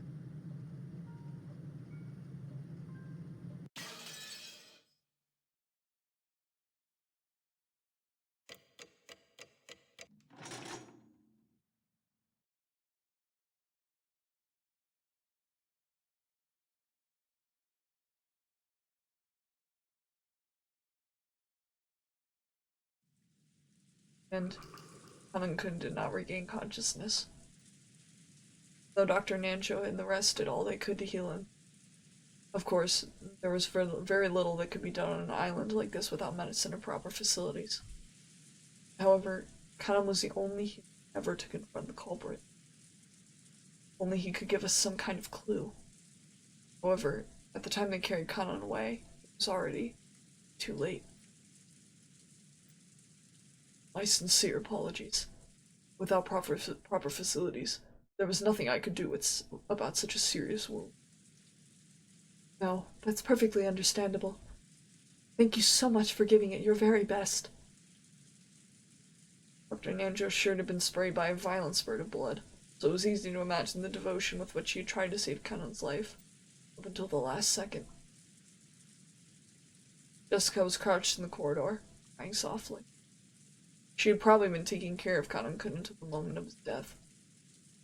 George Aniki tried to approach her with words of comfort, when Jessica pushed him away. He stopped trying to force her to talk. Only I hadn't let Kanan-san go alone. Oh. Not let that bother you. You had been with him. Would probably have been. He foolishly rushed on ahead and paid for his mistake. How can you say it like that? Kanan-kun spotted the culprit and bravely stood up to them. Only Kumasawa-san had gone with him. The culprit might have hesitated and chosen to run away. Emotion-filled words I never thought I'd hear coming from Jessica's mouth tumbled out. Kumasawa, looking truly sorry, could do nothing but hang her head. Jessica. You shouldn't talk to her now. It's the same for me. Probably you as well, right, Valor-kun? You don't know what's going on. It feels like our hearts are going to split open. There were tears in George Aniki's eyes again. Seeing Jessica break down crying probably brought back the pain of losing his parents. I'd done my crying all at once, so I didn't feel like crying anymore. However, I understood how great the pain in their hearts was. Okay, Jessica. You'll be able to meet Kanan again soon. Stop it! I don't need you trying to console me like that! Beatrice will resurrect the dead and even love that has been lost. You'll definitely be able to meet him soon. Then, everyone will be able to live in peace.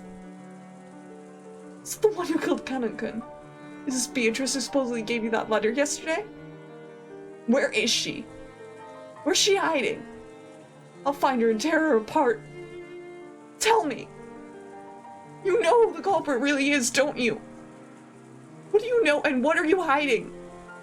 Tell me, damn it!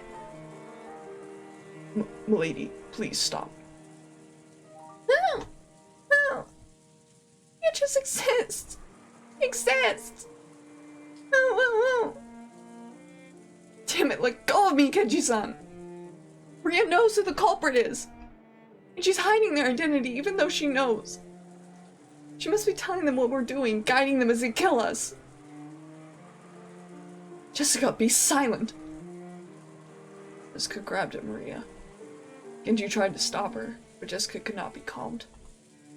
Next thing I heard was the sound of Natsui slapping Jessica's face.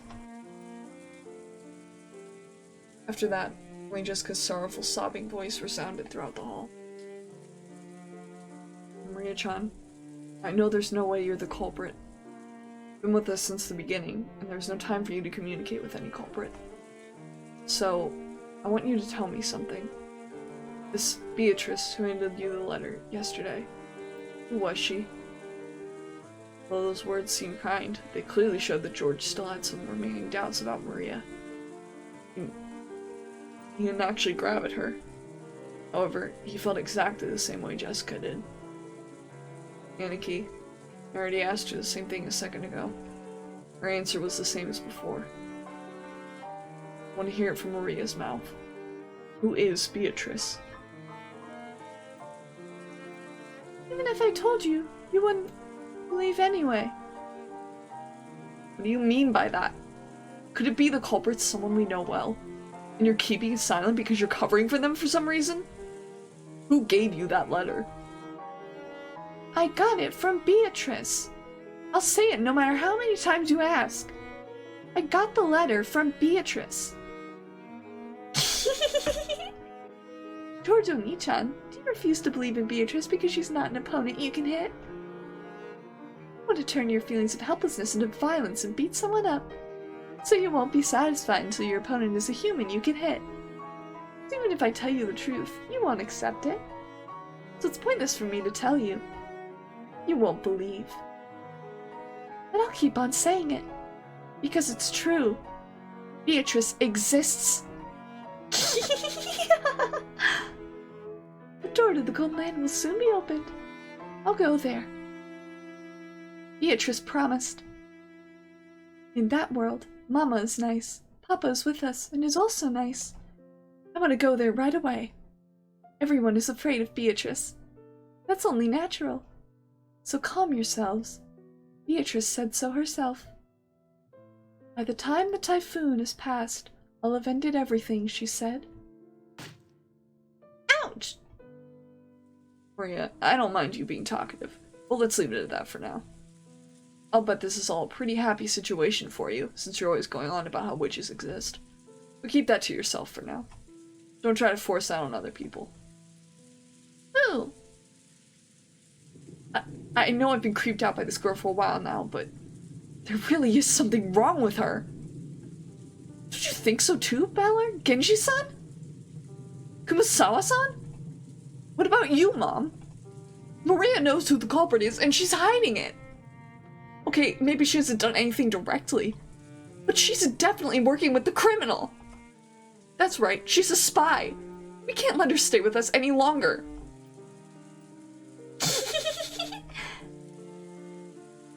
Maria-chan, you must realize there are times when indiscreet discussion is best avoided.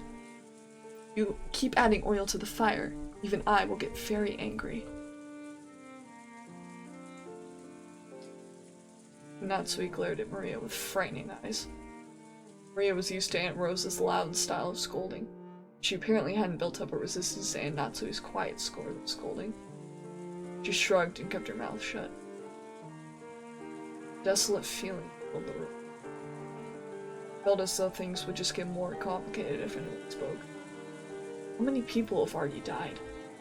6 people in Dad's group. After that, both Aunt Eva and Uncle Hideyoshi, Kanun-kun, grandfather. We're a whole 18 people on this island, supposedly. 10 of those people have been killed. It's more than half of us. And right now, probably no proof that the remaining 8 will be safe.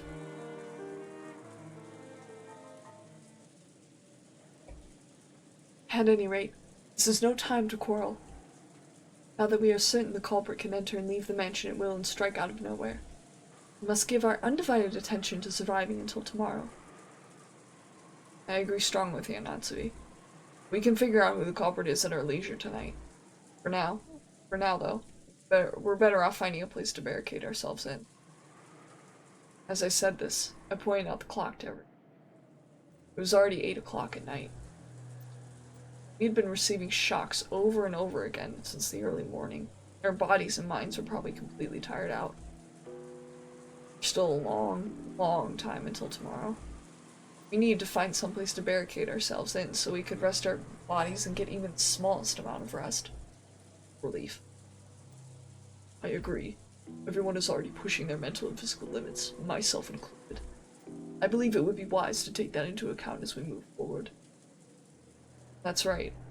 There's a high probability that the enemy's got the equivalent of a master key. Shannon, Kanun-kun, and Goda-san holding master keys? Yes. Supposed to have them on their person during work. We didn't want to disturb the scene, so we didn't investigate that closely. We can't eliminate the possibility that someone stole a key from them. In the first place, we know the culprit may have visited the servant room at some point to unlock the garden shed shutter. It's conceivable that they obtained a master key from there earlier on.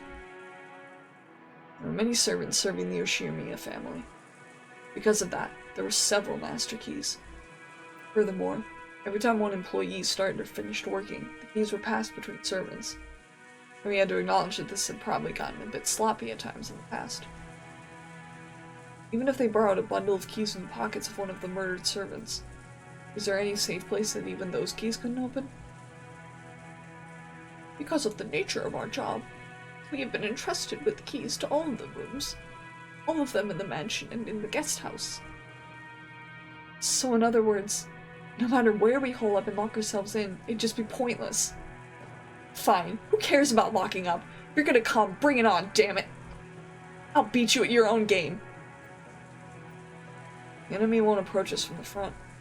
I don't know about the first 6, but if we look at what happened to my parents and Kanun-kun, even grandfather, the enemy has only gone after isolated people. They don't have the power to assault all of us openly in a secure room. That's right. It's just like Aniki says. And maybe Anatsui's rifle can serve as a deterrent to stop them from attacking. I hope that is so, but... Maria, I know you want to say something, but keep it to yourself and stay quiet for a while. No. You probably wanted to say something about how witches weren't afraid of things like guns. But if she were to say it out loud, the atmosphere around here would start to get pretty edgy. I had noticed and decided to put a stop to it. If I may, I do know of just one place that cannot be entered, with the serving key rings. Where is that? That would be the master's study. I'm against this. I don't even want to think about going in Grandfather's creepy room. How many keys can gain access to that room? For 2. I always have one on my person. The other was held by the master himself, but just now, found this on the corpse in the boiler room. Ichi-san took a handkerchief out of his pocket and opened it, showing us the burnt and filthy study key. Then, he showed it alongside his own key, which he had once lent to Natsui. Normally, it would have been proper to leave the master's key. Because of the master's orders to protect the safety of the study, I borrowed it for the time being. I see, which means that Kinzo-san's study is the only place where we can be safe. It would appear that way. I don't even want to think about being shut up in that strange room all night. But it appears we must acknowledge that his room is safer than anywhere else right now. Though grandfather locked himself up in that safe room, Culper brought him out and killed him. We can't be certain that it's truly safe. According to your theory, grandfather cleverly found a way around that receipt trick and left the room of his own free will. If so, the room might be a good place to barricade ourselves in after all. You're too optimistic, Aniki. However, at the same time, I thought he brought up a pretty interesting point. After all, this gives us a chance to question the enemy, the witch herself, about how the sealed door had been opened.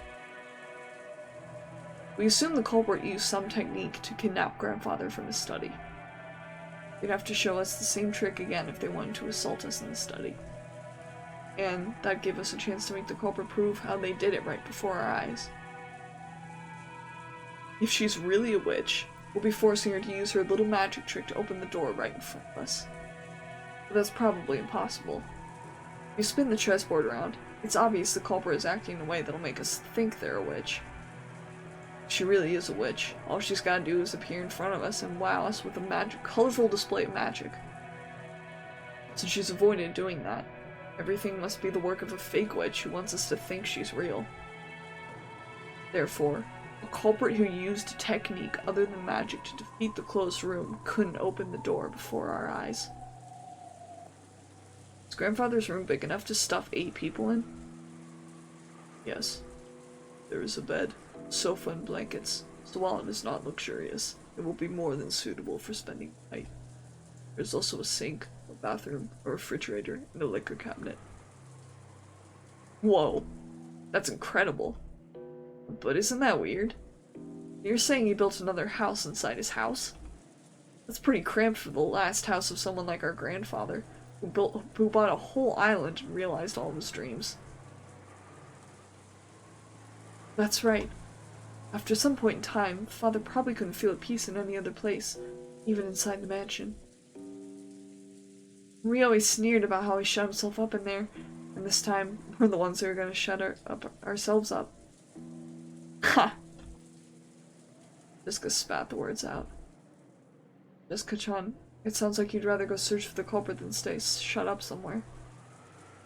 Of course, I don't think we'll be able to find them if we just start searching on our own. In the end, we can't do anything but wait. It doesn't matter where we wait, does it? I'm not gonna run away or hide.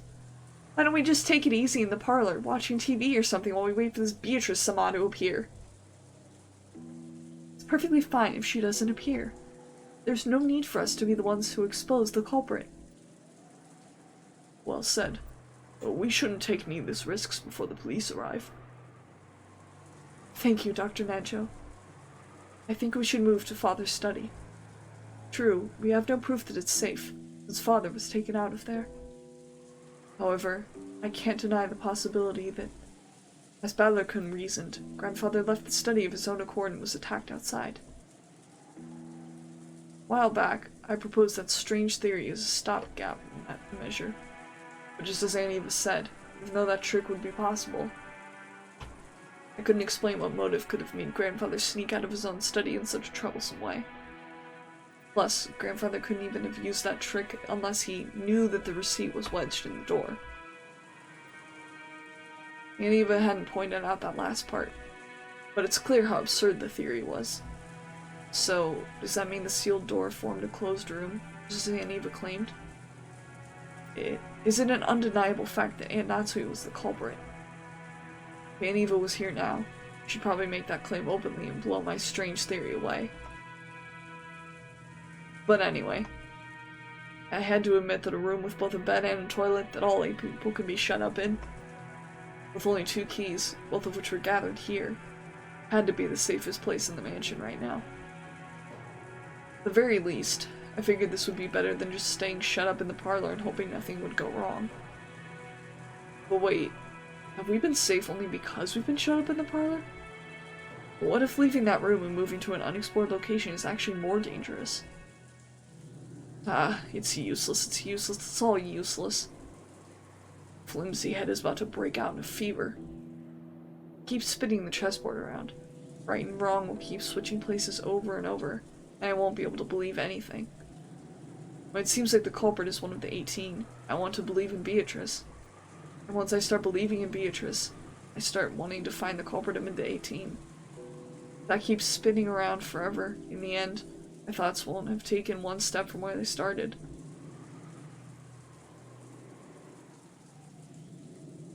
How far back in the past was it that Kiri-san taught me about chessboard thinking?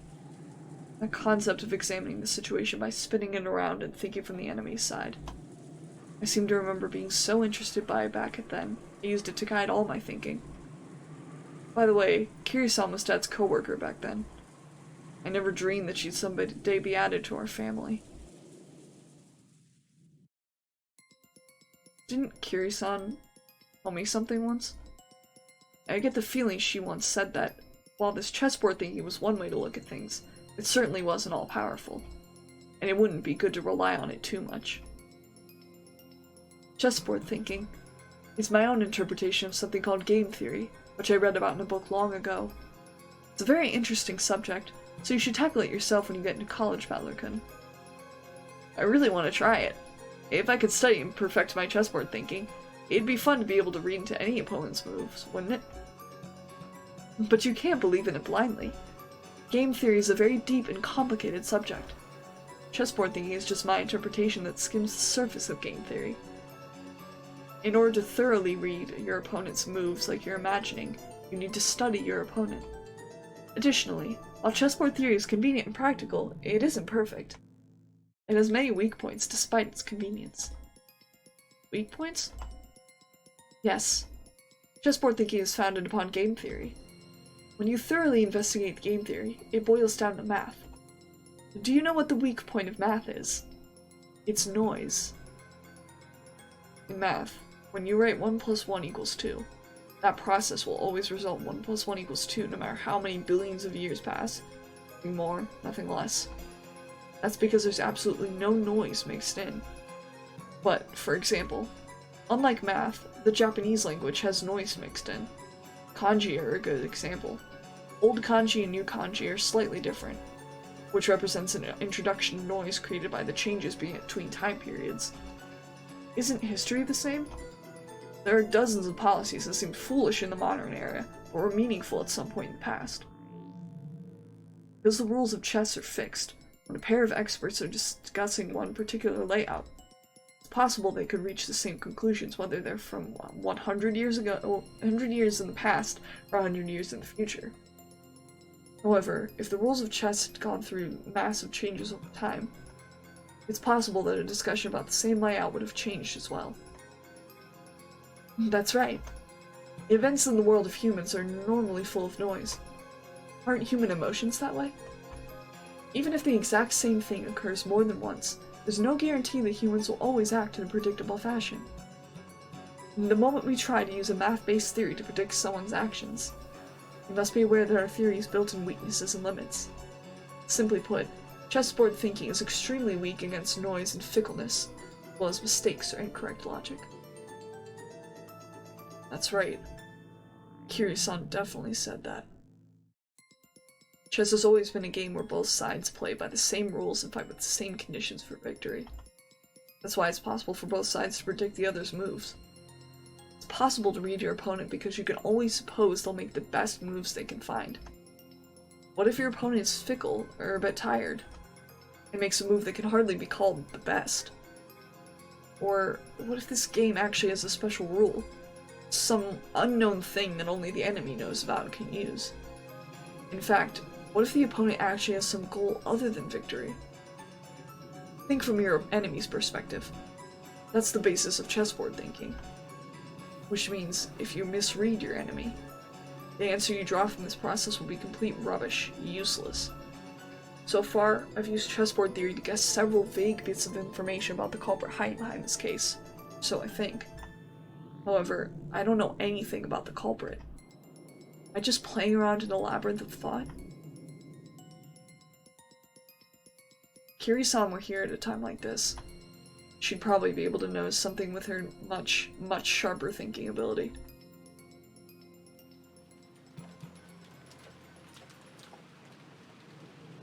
Till the very last moment, Jessica resisted moving into grandfather's study. But in the end, Aunt Natsui persisted, and we decided to move there. Everyone was completely wrapped in paranoia by now. Kumasawa-san had prepared dinner at one point, but during the time we were discovering the deaths of George and Aniki's parents, both the kitchen and the parlor had been left empty. Someone suggested the food might have been poisoned while we were gone. Because of that, we were unable to even touch the food that Kumasawa-san had taken the trouble to make for us. The manner in which the first 6 were killed was still unknown, but certainly could have been poison. Certainly, that would allow even a single person to carry out the murder of 6 large adults. Furthermore, this idea made it easy to imagine there being only a single culprit, one who'd be afraid of Aunt Natsui's rifle. And this was very good for our emotional stability. But the fatigue and hunger were even harsher than we'd imagined. Then, Kumasawa-san made a proposal, and we all went together to the kitchen. There, we gathered some canned food and other things that'd be hard to poison to take in with us. All of Kumasawa-san's efforts to reward us with just a little dinner on this savage day regrettably came to nothing. Food piled up on the serving cart looked just a little sad.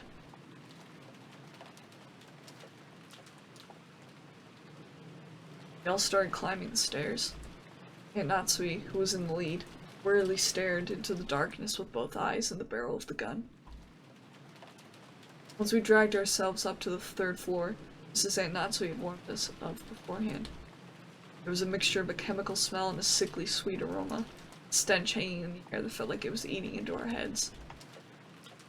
I see. This kind of stench probably would give you a headache if you were shut in with it for a whole night. I know it's a little late, but I'm with Jessica. I vote against going into the grandfather's study. I felt like the stench was floating out from this magnificent door. It was the door to the forbidden study, which should defend against any who would enter. While Genji-san unlocked the door, Maria stared at the door and the doorknob with great interest. Ooh! Incredible door! It looks old and strict and like it'd stop any jokes cold. A perfect door for grandfather's study.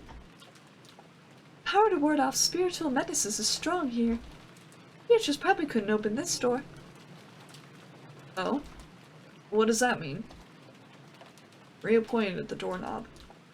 Scorpion crest. No, a design like a magic circle arranged around a scorpion was inscribed there.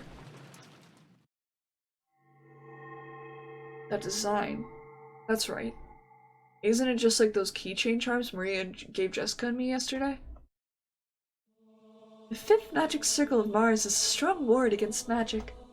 Additionally, this magic circle is very diligently constructed and is full of power. Such a magic circle can be quite troublesome to beings of magic like Beatrice. Isn't that comforting? Are you saying we can escape even Beatrice's clutches in this room? Our little witch here sure is reliable. Then how did Beatrice get grandfather out? Just as badly recent. Beatrice can't go inside. However, she has both magic and familiars. Using them, she might have been able to get grandfather to leave the study of his own accord. Ah, I've read about that in manga. I've seen a bunch of scenes where vampires were frightened of crosses, so they couldn't get close. But their familiars were just fine, so they made their familiars attack. Those scorpion keychain charms I gave you yesterday also had the 5th circle of Mars on them. The power dwelling within them was weak. They should be enough to protect you until we leave the island. Although it sounds like you've lost yours, right? Scorpion keychain charms. Yeah, the charm I gave you yesterday was something I got from Maria. I heard it will repel magic if you put it on your doorknob, and at the time, I thought maybe it'd be better if you had it. Is that so? I thought it was an odd thing for you to be carrying around. Aunt Natsui put that on her doorknob? Yes. Last night, after hearing about it from Jessica, I hung it from the doorknob on the inside of my door. And Aunt Natsui, you're really fortunate. If you did that, Beatrice probably couldn't even lay a finger on you yesterday. I think Beatrice must have been really annoyed. Beatrice annoyed? Couldn't lay one finger. Natsui thought back on that eerie scribble she'd seen that morning. Though someone had been tearing at the door outside of her door with blood-soaked hands. Gasped in surprise. Could it be that this witch who called herself Beatrice tried to enter through the door to Natsui's own room? The magic repelling charm had been hanging from the inside. She couldn't break through the door. But she was annoyed. So, she scratched at it?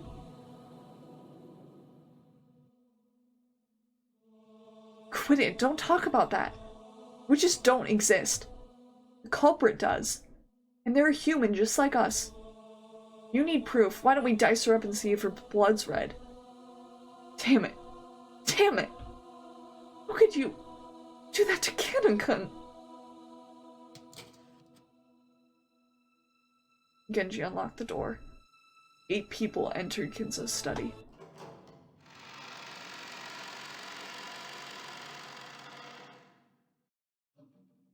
Grandfather's study.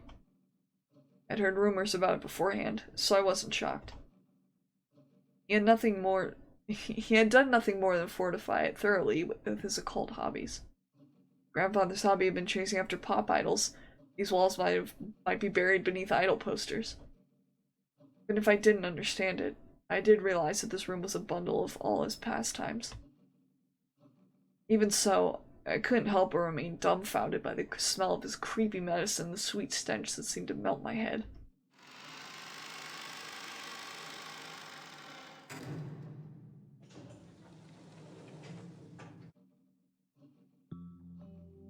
The door was closed. It automatically made a... See, this is the auto lock that's activated whenever the door is closed.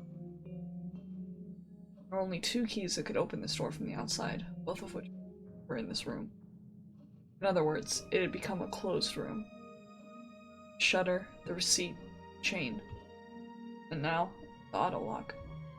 This 4th door had the most magnificent lock yet, and this was doubtlessly a closed room. Just to make absolutely sure that the room was secure, I checked all over for ways in or out. The window was tightly locked. That should have been enough, but just in case, we tried knocking all over the walls. After all, we had talked about there being a hidden door in this room. But we couldn't find anything suspicious. Grandfather's study was very large. Even though we called it a study, it wasn't really a single room. It could be divided up into 4 basic sections. A study section, a bedroom section, a toilet/bathroom section, and a section for cooking that had a sink. I see. This study really does have enough in it to live in. Now I see how Grandfather could live his whole life in this room without ever leaving. It seemed Grandfather wasn't in the habit of watching TV, because there was no television or even a radio in this room. He can't do anything except pass the time listening to the sound of the rain, until tomorrow morning. Dr. Nandra looked closely at the chessboard that sat on the table in front of the sofa and muttered. It was apparently the partly finished chess match he'd been playing with Grandfather until yesterday. Black had the white pretty well cornered, and it looked like checkmate would be reached within a few moves. The last part of the endgame. Even though checkmate had almost been reached, the endgame had been rushed, and in the end, was never completed. Ginzo-san, it seems we weren't able to see this match through after all. Doctor, I was Kinzo-san's friend for a long time, but I never knew about more than half of him. I believe 2 Kinzos existed, wise one trapped by some madness. I never understood anything about him. Especially when it came to Beatrice-sama, it would seem like his personality changed. In the direction of Kumasawa-san's upward gaze, a portrait of Beatrice could be seen. It wasn't massive like the one hanging in the entrance hall, but small, made for this room. Grandfather probably spent every day in this room, so much of his time, talking to the witch in that portrait. Who was Beatrice to Grandfather in the first place? Right now, you couldn't just explain it away by saying it was a story made by the parents to frighten children away from wandering into the forest. While eating the canned food we brought from the kitchen, we talked together about who Beatrice was. Whether the culprit was Beatrice herself, or someone pretending to be her, whether they were a witch or a human, that was besides the The woman in this portrait was strongly related to the roots and background of this case. Couldn't talk about this case without talking about her.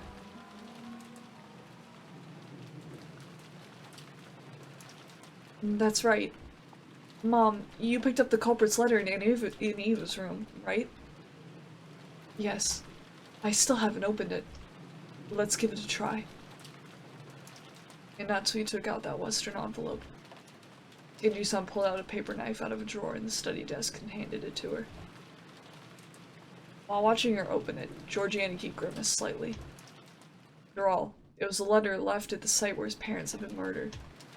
There was a good chance its contents would say something unbearable to Aniki. And Natsui also seemed to realize that, so she glanced over the contents first without reading it aloud. We were a little frightened that she might grimace after reading something shocking. She just frowned unhappily. What does it say? There is one unpleasant sentence. It must be trying to provoke us. Natsui, after deciding that the contents could be shown to the children, set it openly on the table. Everyone stared at it at the same time. Raise my name. The hell? That's annoying. It's probably Beatrice declaring herself the victor. Damn it. I'll bet you were hoping another weird magic circle would show up. It wasn't a magic circle. My expectations haven't been betrayed. What could it mean? I wonder if she wants to tout her own existence. That seems reasonable. With this letter, we now know that the author of last night's letter is the culprit. I think the identical envelope is more significant than what is written here. Without a doubt, this is the type of envelope and sealing wax that the monster used. Oh, I don't know what's going on anymore. This is the first time I've seen anything like this since I started working for the Yoshimiya family. Going by last night's letter, Beatrice is claiming to be grandfather's oldest confidant. Grandfather often said the same thing in the past, right? I spoke to Genji-san and Kumasawa-san, who nodded together. Guess that means you two know more about her than anyone except grandfather. Could you tell us? For a long time, I've purposefully avoided this topic. Now that it has come to this, I can no longer do so. Genji, tell us everything you know.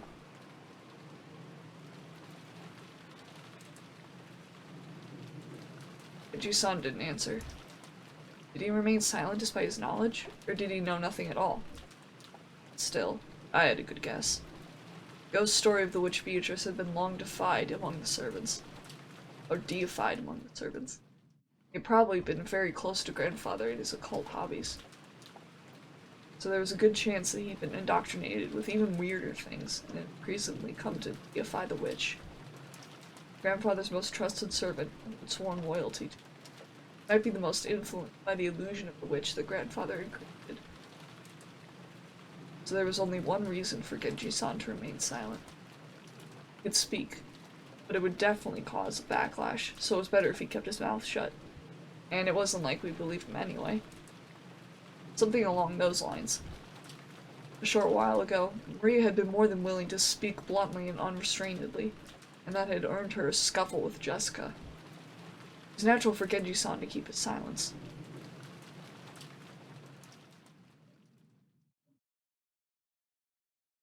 Was she father's concubine? His concubine? That could be possible. For ordinary poor people, polygamy isn't only viewed negatively from a moral perspective. It's also an unmaintainable financial situation. That isn't the case for the very rich. It's possible for them to have another lover in addition to their real wife. We can't deny the possibility that grandfather had another woman in his life besides grandmother. Maybe when grandmother was alive, I hear she was pretty sure of it. She thought he was cheating on her.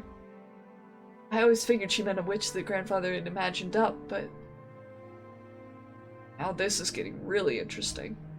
You told me, didn't you, Genji-san? You said Beatrice has been working for grandfather since before the mansion was finished. I heard that the construction of the mansion was completed in Showa 27, 1952. I mean, this person called Beatrice was in a relationship with grandfather since at least 30 years ago. Could that concubine of 30 years ago, or maybe a relative or hidden child with that person, hold some kind of grudge and be planning revenge? I see. This is starting to sound like your standard Western mansion mystery.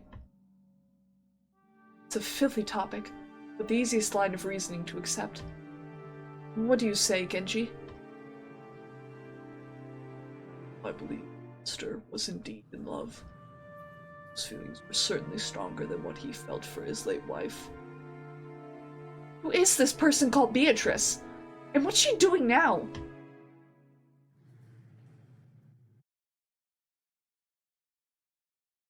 I have heard that she passed away before the mansion was complete. She's already dead? Yes. Master was deeply stricken by grief, and he devoted himself to the art of black magic as a means to revive her. Master loved Beatrice Sama from the bottom of his heart. It was that madness which drove him to do all that you see here. As Genji-san said this, he spread his arms, though asking us to look at this room, filled with the signs of grandfather's madness.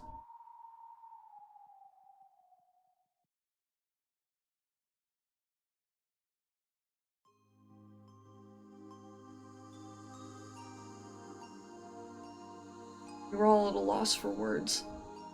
Normally, the black magic seems like it'd just be creepy. It's really hard to imagine why someone might be so enraptured by it. Since Kinzo was just an eccentric who had restored the Yoshimiya family amidst his madness, nobody had tried to understand him. The only thing on grandfather's mind had been the loss of a beloved woman, and his inescapable sorrow. Earlier, this room had seemed creepy, but in an instant, it had changed into something we could understand completely.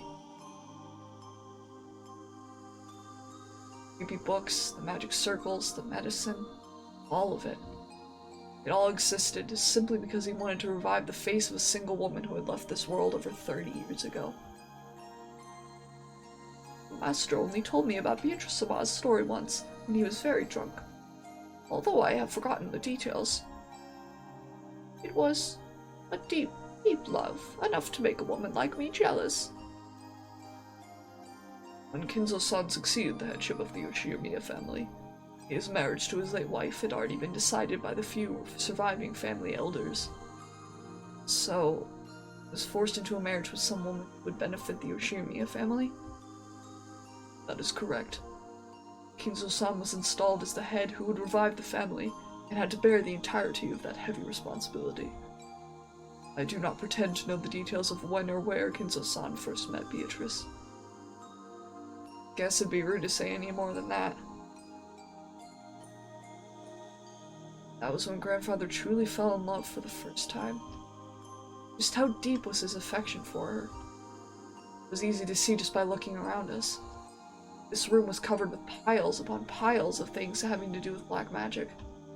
Your grandfather spent every day shut in here, immersed in his research and isolated from the outside world, never regretting 1 minute of it. Couldn't help but recognize the depths of grandfather's love for Beatrice. I had it all wrong, Genji-san. What? By that? I always thought that maybe you servants believed blindly in the witch because you'd gotten brainwashed by grandfather's creepy black magic stuff. But that's not how it was, right? Had they been soothing grandfather's tortured heart, acting as though Beatrice's soul had at least been restored, and existed inside this mansion? But Genji-san closed his eyes, wearing the expression of one remembering the distant past. He said nothing further. Probably felt that making such a confession would be the worst sort of betrayal against his one and only master, even though that master was already dead. Beatrice has revived as a witch, and exists in this mansion even now.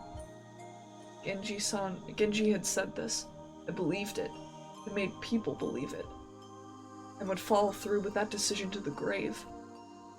This might have been the last service he could offer up to his master. Legend of the Witch, the mysterious tale of Rakajima that was still whispered of amongst the servants. Its true nature was a sad lie. No, it was an act of kindness towards grandfather, who had lost the person he loved above all else. I remember denying the witch's existence in front of father on multiple occasions. Now I finally understand how much that must have wounded him. Right now, I can understand very well. I thought I could revive Shannon using black magic. I'd immediately become the next owner of this room and start researching. Nikki. Another strain of tears dripped from George's eyes. These tears were infectious. Tears rose to Jessica's eyes too, and she sniffled. Beatrice has said it. Very soon, she will be able to revive people. You'll be able to meet them, she said. Very soon, the door to the Golden Land will be opened. The promised land that glitters gold, the souls of all the dead will be resurrected, along with the love that has been lost. And I will sleep in a world of peacefulness for all time. Did she say that? Beatrice, who gave you the letter? You don't believe, do you? If only grandfather were here. I'm sure he'd be happy. I'm sure he'd be jumping for joy now that Beatrice is about to be revived. In that case, I believe. Grandfather gave up half of his life for this research, trying to resurrect the soul of the woman he loved and spend the rest of his life believing. I'll believe too. Father? You love a single woman for so long. People around you catch on to it, and it becomes the truth. Maybe you could say they're just being polite for the sake of your feelings. But right here, now, I'd like to call that magic. It isn't just being polite. It really is. Magic. She's a witch. It looks like nobody could see Beatrice after all. Some time passed. As we listened to the sound of the rain, considered what kind of love and madness must have possessed the owner of this room as he spent half of his life here.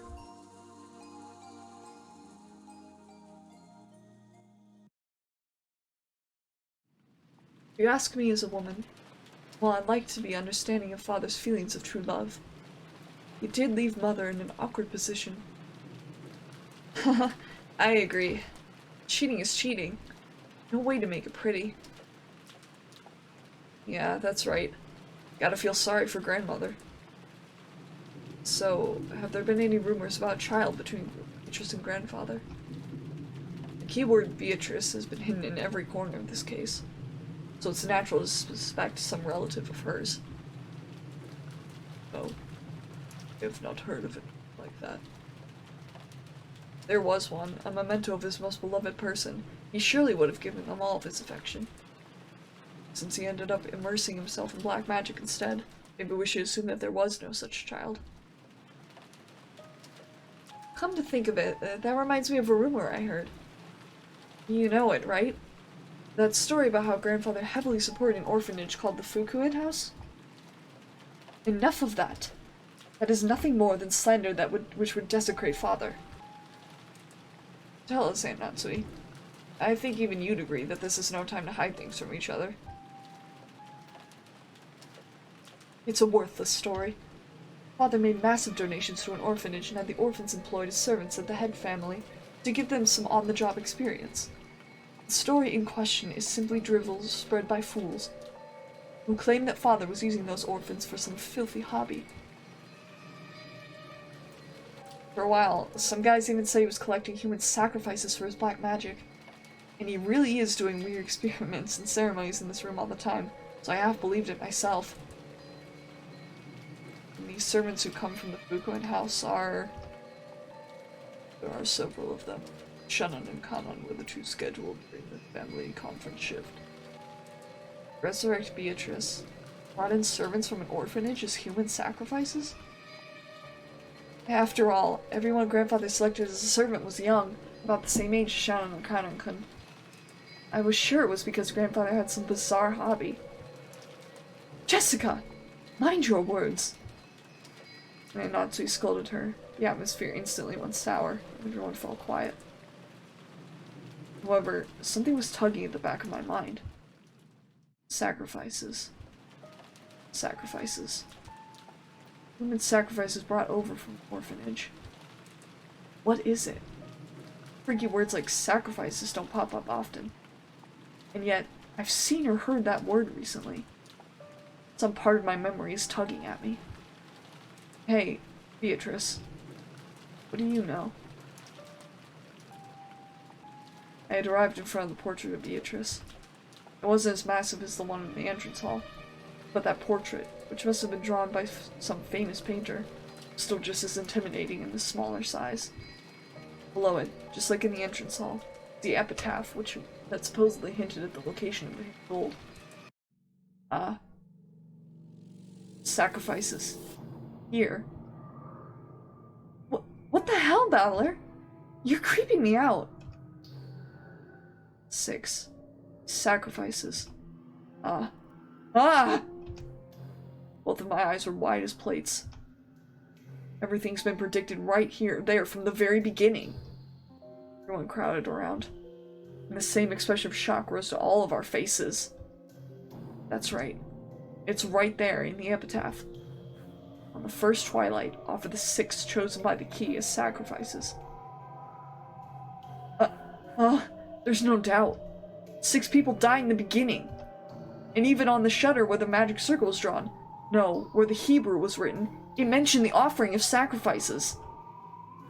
No, I've been saying that from the beginning. That's right. Maria said it right from the start. Right after we found the 6 bodies, when Maria was in the parlor watching TV, she said it. No, the culprit isn't human. It's just the sacrifices chosen by the key. This has nothing to do with the location of the hidden gold. It's the instructions for a resurrection ceremony using black magic or something. After all, this epitaph requires a large number of deaths. It sure does. Even reading through it quickly, there'd be 6 plus 2 plus 5? 13 people who must die! How many people are normally on this island? It changes depending on the shifts of the servants, but there's father, my husband, Jessica and me, and 2 or 3 servants. Today and yesterday, there were 5 of them. There aren't normally that many. Which means that normally, there wouldn't be enough sacrifices to carry out this ceremony. No, wait. It's that rumor that grandfather was collecting servants from an orphanage to be used as sacrifices in some creepy ceremony. So what does this mean? He increased the number of servants to increase the number of sacrifices? And waited for the annual family conference when even more people would gather? Isn't now the only time of the year this ceremony could be held?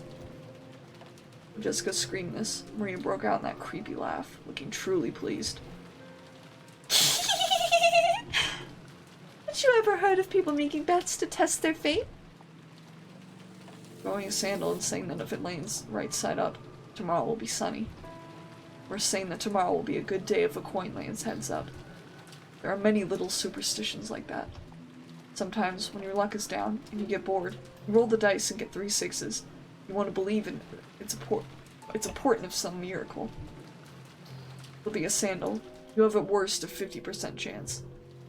Even if you get it right side up, it's not worth much.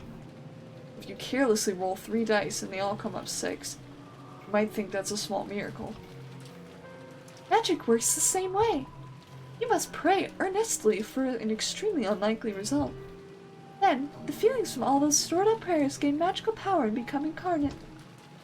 The magic that grandfather was trying to perform is probably like that. He randomly selected sacrifices in a lottery.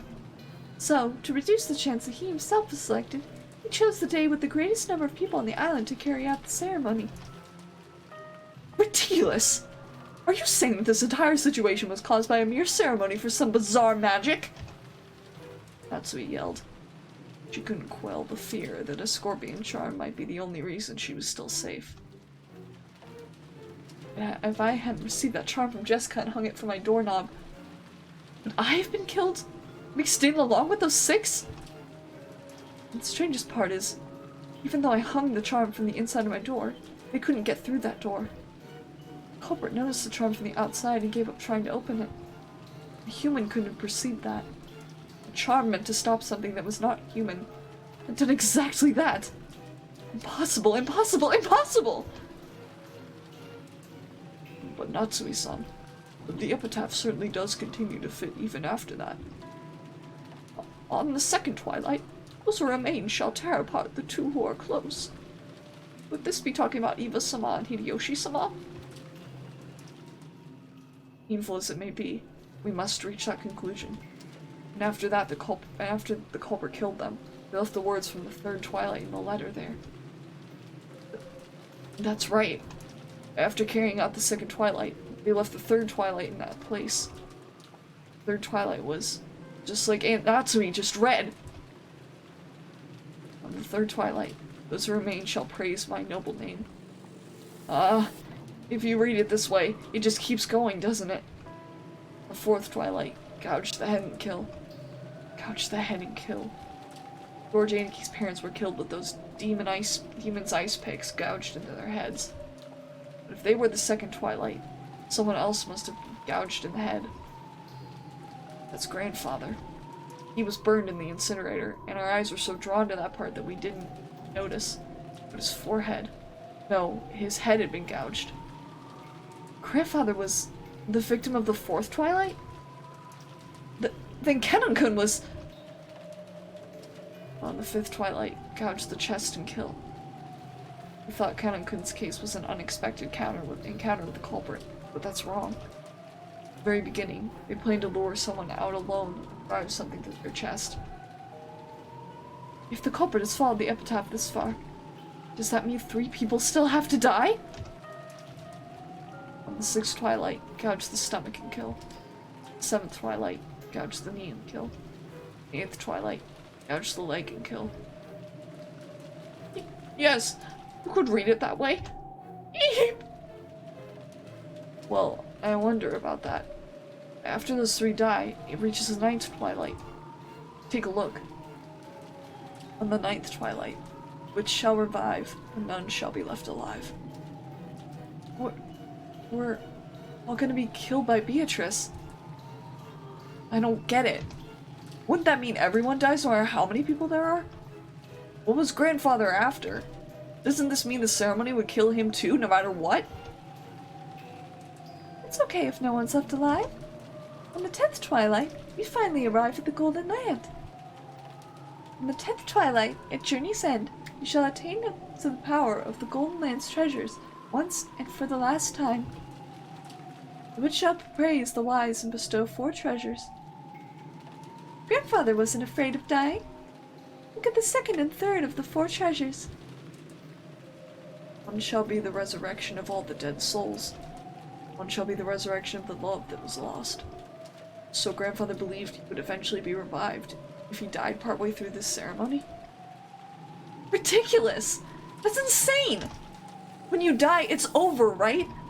The dead don't come back to life. Isn't that a miracle humanity's been chasing after for thousands of years and still hasn't accomplished? So is this what it means? Something like you'll be able to meet them in the afterlife where they'll be restored?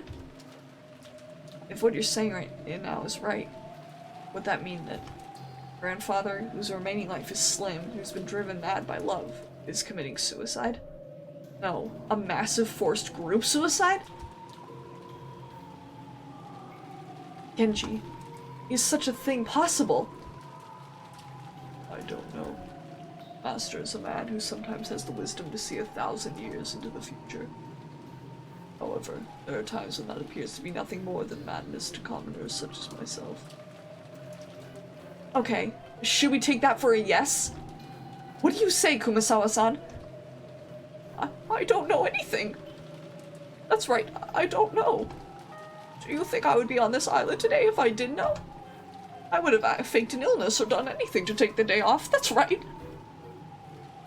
What about your opinion, Dr. Nancho? You've been grandfather's friend for many years. I feel the same as Genji-san. Ginzo-san was a man who far surpassed ordinary people.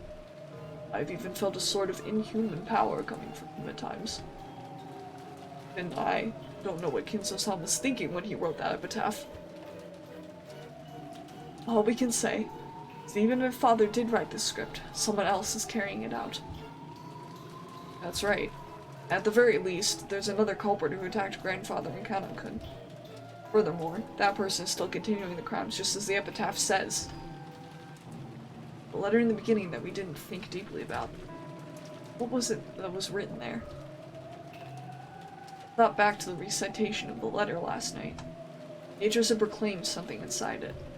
She proclaimed that, according to her contract with Kinzo, she would collect everything of the Ishirmi family's interest. Then she had also revealed a special clause. Someone discovered the location of the gold Grandfather had hidden. That right would be lost. When the letter was read, Grandfather was still alive. But at that time, it had already been sealed with wax by the head's ring, which meant Grandfather had handed the ring over to Beatrice while he was still alive. We take a straightforward approach. Maybe we should assume Beatrice is carrying out that strange contract, Grandfather guaranteeing her that right. In other words, this was the same as saying Grandfather knew of and approved the contents of that letter. In other words, it's basically a joint message from Beatrice and Grandfather, telling us that Beatrice will start collecting interest if we don't solve the riddle. In other words, Grandfather and Beatrice were demanding that we try and solve the riddle of the epitaph. If we couldn't, they were saying that the massacre would be carried out according to the epitaph. What does this mean? What do they want? I don't have a clue what it means. Look, another letter from Beatrice. Huh? What did you say? Maria was pointing at the top of the table. The canned food everyone had been eating just now still lay. Western envelope Beatrice certainly was sitting there. But so what? What in the... Natsui let out a hysterical cry, looking between her own hand and the table, because the envelope she had just opened was still grasped in her hand. So why is there still an envelope on the table? What the hell? What's going on, Maria? Where did that envelope come from? Just now, I looked and it was lying there. Oh. I don't know anything. This isn't funny. There's only the 8 of us here. There's no way some 9th person snuck in. There wasn't enough time during the few seconds that we gathered around the portrait, right?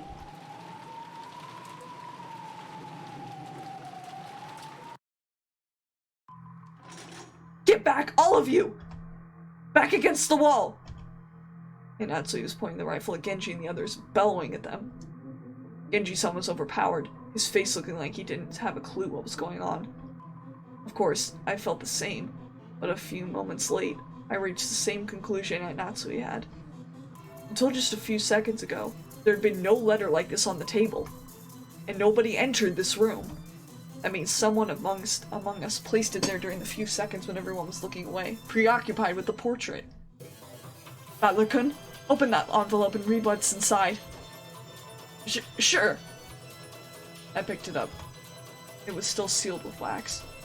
Even without disturbing its contents, I realized that this was an as yet open envelope, an unknown envelope. Without relying on a paper knife, I tore it open and pulled out the letter inside. The contents were as follows.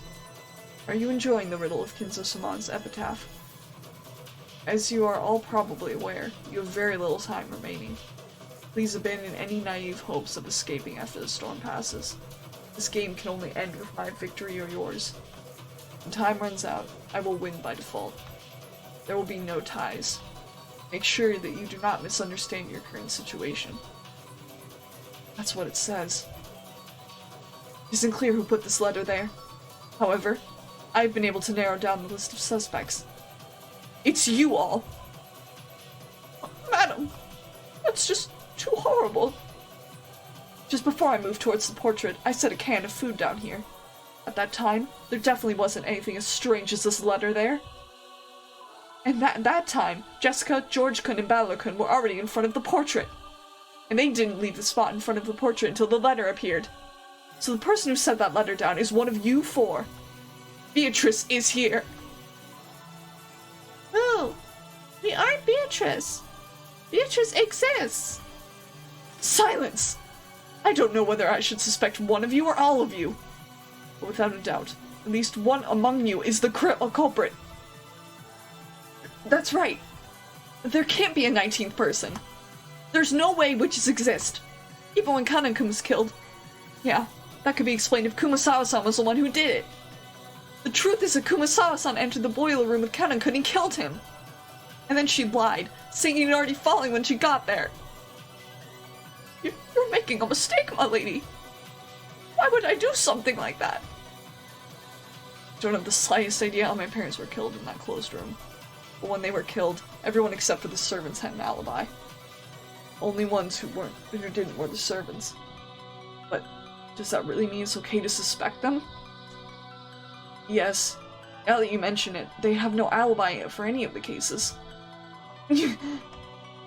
Should we really be so quick to make that judgment?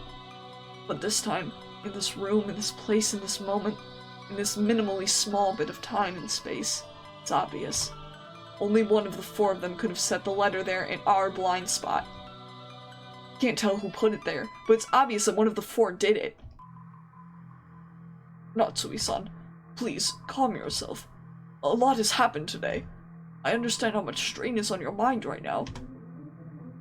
Dr. Nanjo, it truly pains me to call you suspicious. However, you are father's personal doctor and his closest friend. You have been by his side for many years. You might even know about Beatrice. Could you be hiding some kind of old obligation? Of course not.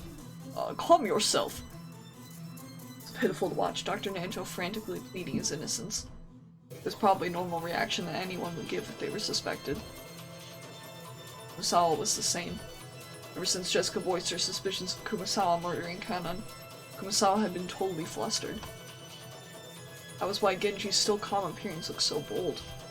And Natsui pointed the barrel of the gun. Genji, you were grandfather's #1 subordinate.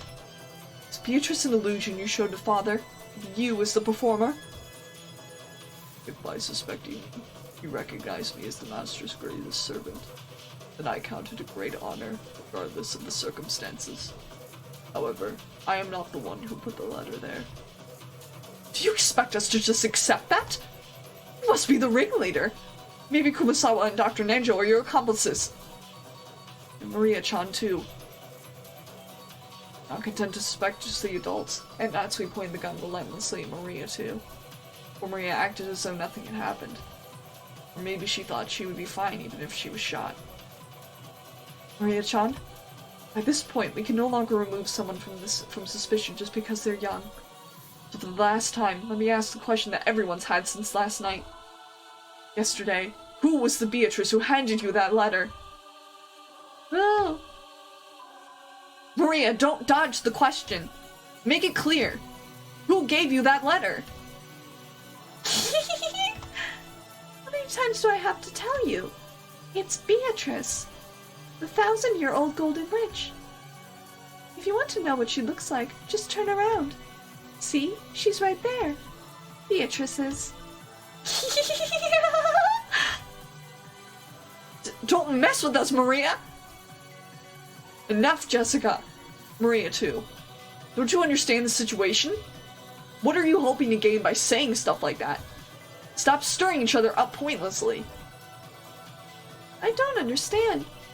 Who do you all want the culprit to be? You only believe in Beatrice when you don't want to suspect one of your own. When you're trying to settle a grudge because someone who's close to you has been killed, only then do you want to believe in a human you can attack with violence and deny Beatrice. That's why you can't see her. Beatrice exists. You all can't see her. Silence!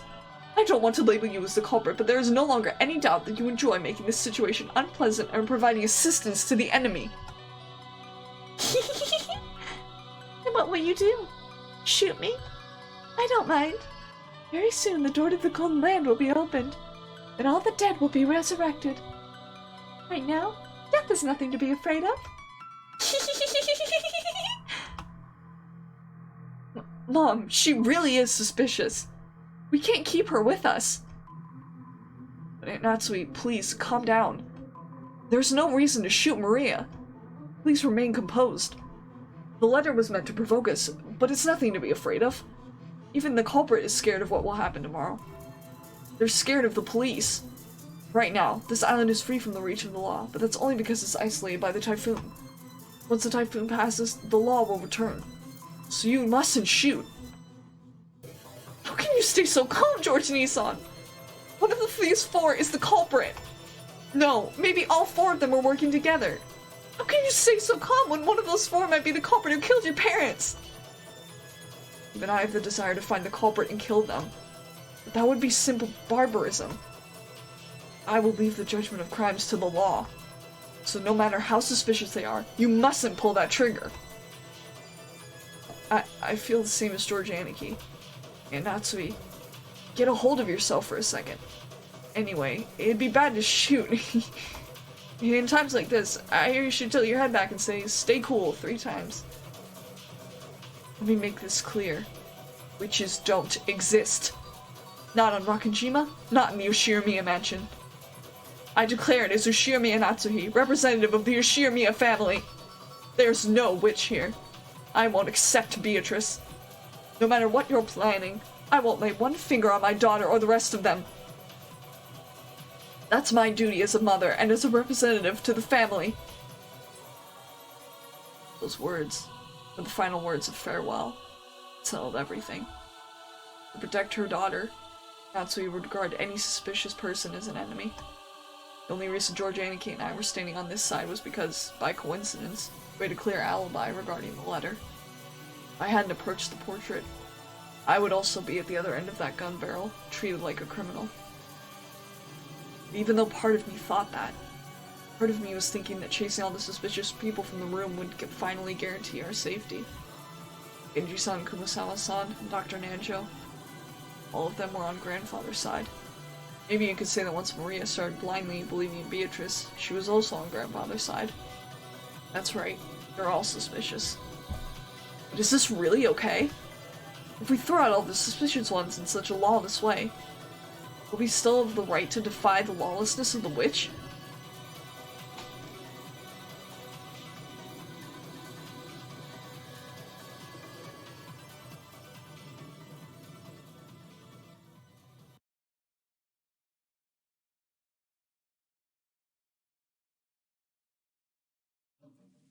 Natsui didn't tell them to leave, but with wordless pressure, she induced them to say that themselves. Because if Dr. Nanjo didn't say those words, his cold silence would surely continue forever. Calm yourself, Natsui-san. Still, I understand your feelings well. I myself feel like there's something wrong with my head after all of these strange, repeated incidents. So I understand well why you want to suspect us. You really have nothing to do with this, and my actions now would be beyond rude. However, please understand, just this once. Very well. Let's leave the room. What do you say, Genji-san? Shall we return to the parlor and continue our chess game? That is what you wish, by all means. I don't want to! After all, that means we'll have to leave this room knowing that the wolf is among us, right? I don't want to, madam. Please forgive me. It's obvious what Kumasawa-san was trying to say. She was innocent, and she was being ejected into dangerous territory along with the culprit. In the current situation, urging her to leave this room along with the suspects was almost exactly the same as letting her get killed. However, Kumasawa-san really was suspicious just for being the first one to discover that Kanan-kun had been murdered. At that time, everyone except Kumasawa-san had an alibi. Unless we could prove the existence of some contraption, or the existence of some 19th person, Kumasawa-san was by far the most likely suspect. I didn't want to believe it. However, Natsui and the rest of us were in such a difficult situation that we couldn't help suspecting her as well. So we didn't say anything to stop Natsui from trying to oppressively chase them from the room.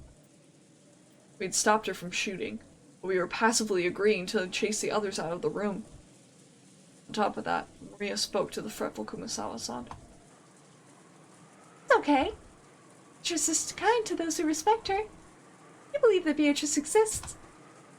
So it'll definitely be okay. I'll watch TV in the parlor. Let's watch it together. It's so boring here without TV.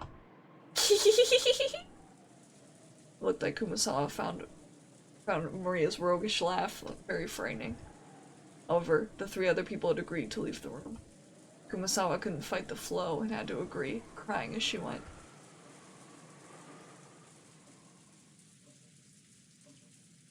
Well then, Natsui-san, that will be all for tonight. Let us meet again tomorrow. Yes. Please understand, at least for tonight.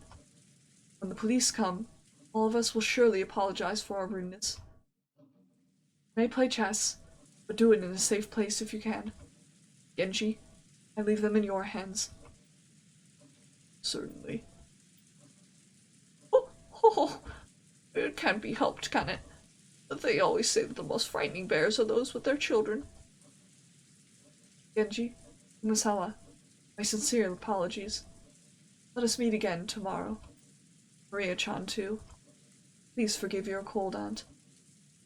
No! I forgive you! No! Madam, keys to this room. I will hand both over to you. Genji-san pulled out 2 golden keys from his pocket and handed them to Natsui. And I will also hand over my bundle of keys to the inside of the mansion. Took a bundle of about 10 keys of various shapes and handed it over.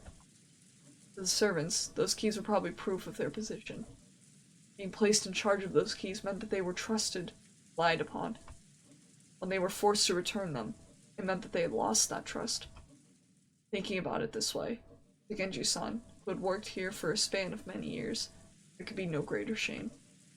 However, Genji-san's usual indifferent expression remained on his face. Genji, I had planned that after father passed away, I would reward you for your many years of hard work and allow you to retire. To treat you like this makes me feel ashamed from the bottom of my heart. I have already received the master's favor. Everything I have done until today has been in repayment for that. Please, do not worry. Well then, shall we, everyone? Good night to you all. Oh, good night. Good night to you too, Battler. Oh. Maria. Wait a sec. Knowledge of guilt made me call Maria back. I groped around in my pocket, took out that scorpion keychain. This repels magic, right? Wear it. Huh? Didn't you say you dropped it? And back then, I got ticked off and just bluffed that I'd lost it. There's no way I'd lose the precious charm you gave me. I silently took the charm. I was unable to say anything after that. Everyone, good night to you. Watched them leave, our expressions completely worn out, and we weren't even able to respond.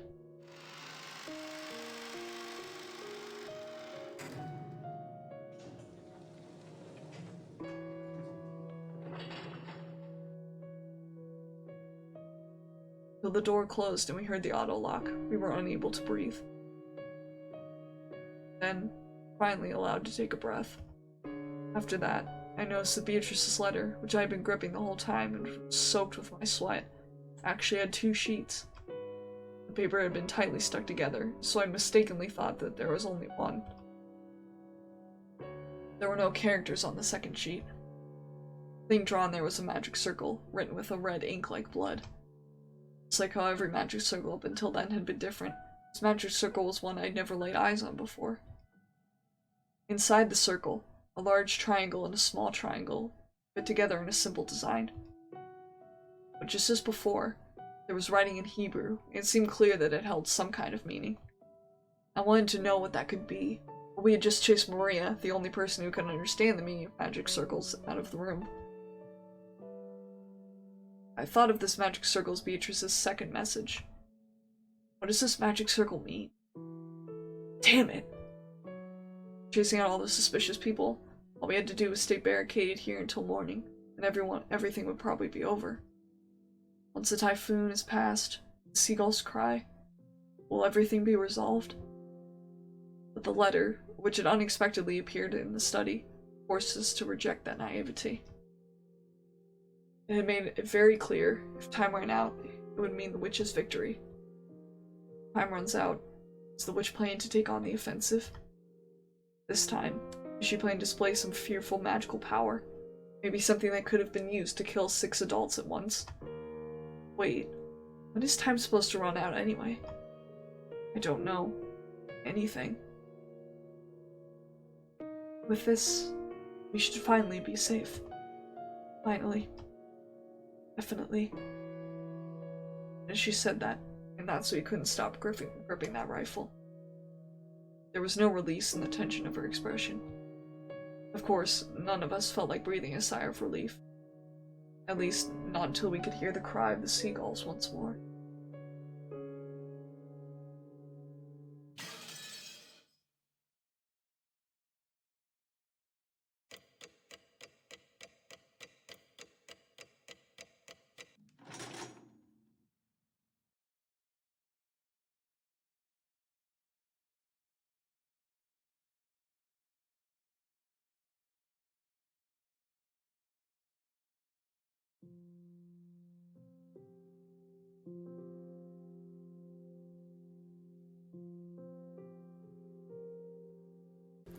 After we chased them out, nobody wanted to say anything.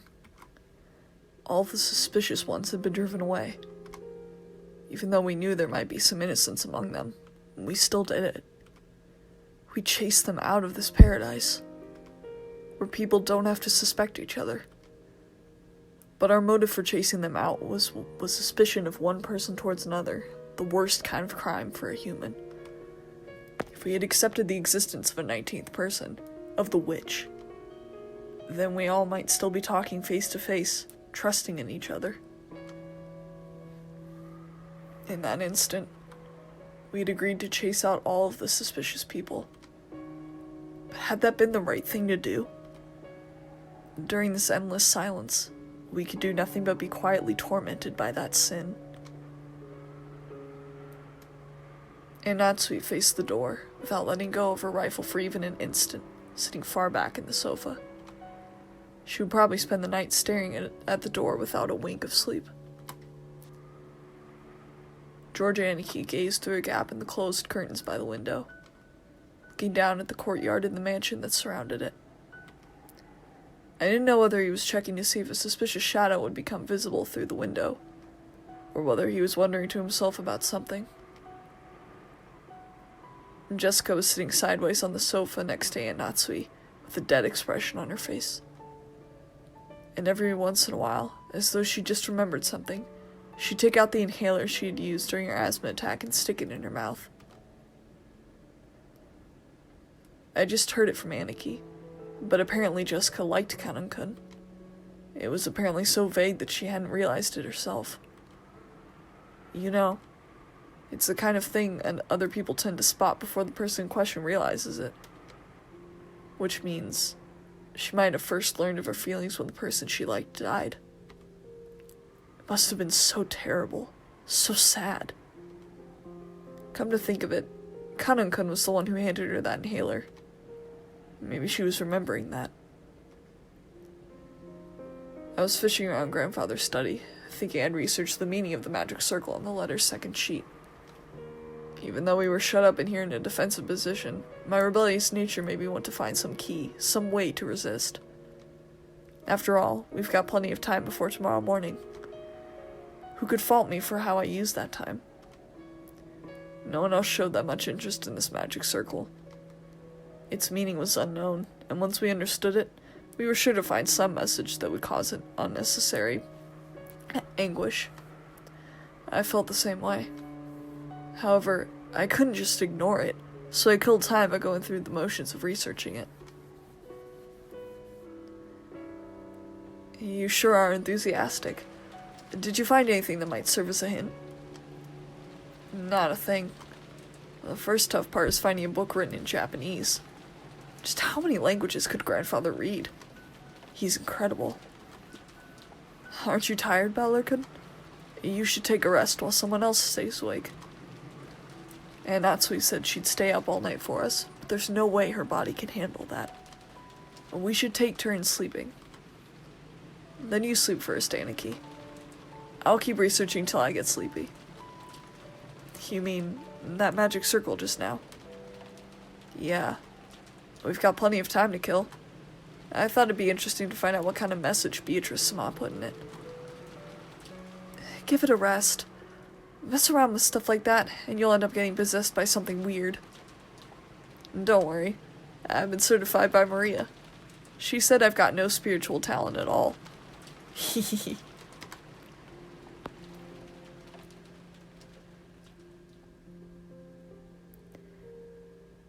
Were we too cruel to Maria? Jessica, you mustn't think that now. But Mom, if Maria wasn't involved and there's a culprit besides her, then she's obviously a soft target for the murderer. If she's killed because of this, then we've just left her to die.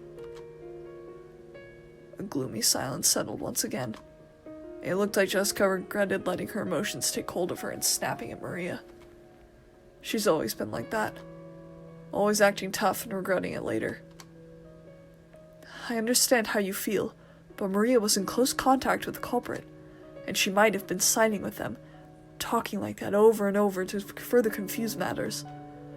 I am relieved that we chased them out. That's pretty harsh, Natsui. Couldn't it just have been the nonsense of a 9-year-old girl? It probably wasn't very convincing to hear that coming from me. I myself thought Maria was creepy on several occasions, even doubting her true nature. And when Maria was chased out of this room, I couldn't deny I'd felt some relief. If that is the case, then tomorrow we will apologize for what we did. I will take full responsibility for chasing them out of this room. This isn't something the rest of you have to worry about. I could feel a tragic determination in Aunt Natsui's words.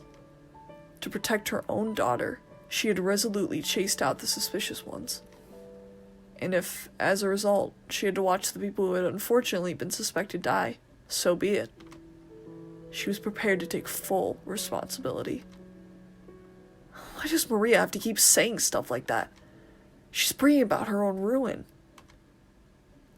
I think the reason Maria-chan adores witches and magic so much might be Aunt Rosa. Aunt Rosa? What does she have to do with this? Didn't you realize it too, Battler-kun? Maria-chan's real father ran off somewhere a long time ago, although Aunt Rosa tried to confuse the issue by saying he's on a foreign business trip.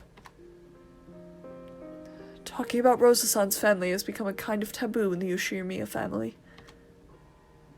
I think Aunt Rosa thought about remarrying, but I also believe Maria-chan may have become her shackles and made that quite difficult. After all, she sometimes got really emotional and hit Maria-chan. I agree with you there. It looked like Aunt Rosa was trying hard to like Maria, which means that she didn't really like her. She might have thought of Maria as someone who stood in the way of her remarrying. I think that emotional rejection from her mother must have left some deep scars on her young heart. So, she learned about this occult hobby from somewhere and immersed herself in it to bury the holes in her heart. Did you know? To Maria-chan, the image of a witch isn't negative at all. Remember yesterday, at the beach, when she showed us her notebook? Yeah, it was full of all those fun-looking scribbles. Yesterday, when we were down by the beach, doubting the witch, Maria got all riled up and started explaining about witches. And not one of the pages had shown a picture of an old ugly witch. They were all brightly colored, beautiful, cute witches who looked like they were having fun. There was absolutely nothing sinister about them, like a boy might have imagined. They were beings adorned with beautiful dresses, who could grant anyone's dreams with their mysterious magic, and who made everyone happy. Maria felt the sorrow of not being loved by her mother. Had she sought help from witches as beings who could give her happiness and save her? Someday, a witch would come, and using her wonderful magic, would bring Maria happiness. Even though she believed that, as she grew older, she had to face reality as her fleeting dreams were sliced to ribbons one by one. If something claiming to be the Witch of Rakajima appeared in front of a girl like that, whispering that she'd take Maria to the Golden Land, where Maria could be happy. Now that it's come to this, I want to confess what's in my heart. Throwing out Maria-chan, no, Genji-san and the rest too, was probably the wrong thing to do, I think. It wasn't pleasant, since Jessica had been the one to face them and slap them with words of rejection. Her conscience must be tormenting her a lot right now. Then, how do you all explain that letter? No one could have said it there except the 4 people standing behind us. I made sure of that with my own eyes. If those 4 are innocent, how was that letter placed in a closed room with 8 people? That's right. When you put it that way, those 4 really do seem suspicious. But it's all useless. It's all useless. Useless? What is? Right. It might not be worth anything anymore, but let me spin the chessboard around again. In other words, if one of those 4 really was the culprit, isn't that weird? That's right. Wasn't setting that letter openly on the table the same as confessing that one of them was the culprit? You're right. That's weird. If they were going to do it, you'd think they'd put it in the crack of the door, for example, to make it look like somebody had slipped it in from the outside. Of course, they should have known that they'd be suspected if they didn't make it look like the culprit was outside the room. Yeah, that's it exactly. If the culprit was one of the 4, saying that letter right in the middle of the table would be both risky and meaningless. But, putting aside whatever trick was used to set it there, if we assume that the culprit is someone other than those 4, in other words, someone who is outside the room, then they had a lot to gain from that letter. Enough, Battler-kun. It's meaningless to discuss such matters now. Natsui-san quickly guessed what I was getting at. No, maybe she had thought of it long before I had, and simply held her tongue. If the culprit's outside the room, then they'd be totally stuck the moment we shut ourselves up in a closed room like this. That's right. It's the same as my theory about how grandfather disappeared from the room, isn't it? That theory was that grandfather left the room of his own accord. If the culprit used some tactic to lure him out, and grandfather left of his own accord, then... Come to think of it, when we found the scorpion magic circle on the doorknob to the study, Maria said it herself. Beatrice couldn't get through this door, but she could induce someone to leave of their own accord. Which would mean we fell for the culprit's trap completely, and sent out some new potential sacrifices. Genji and the rest aren't fools. They try to protect themselves. They should find the next safest place after this room. They will definitely be able to hide themselves there. And Natsui hadn't answered the question. And Natsui herself had realized that if the culprit wasn't in our group back then, that letter would make sense as a trap. However, it wasn't worth the risk of calling back the people she'd once thrown out. To Natsui, right now, her greatest and only duty was to protect the children.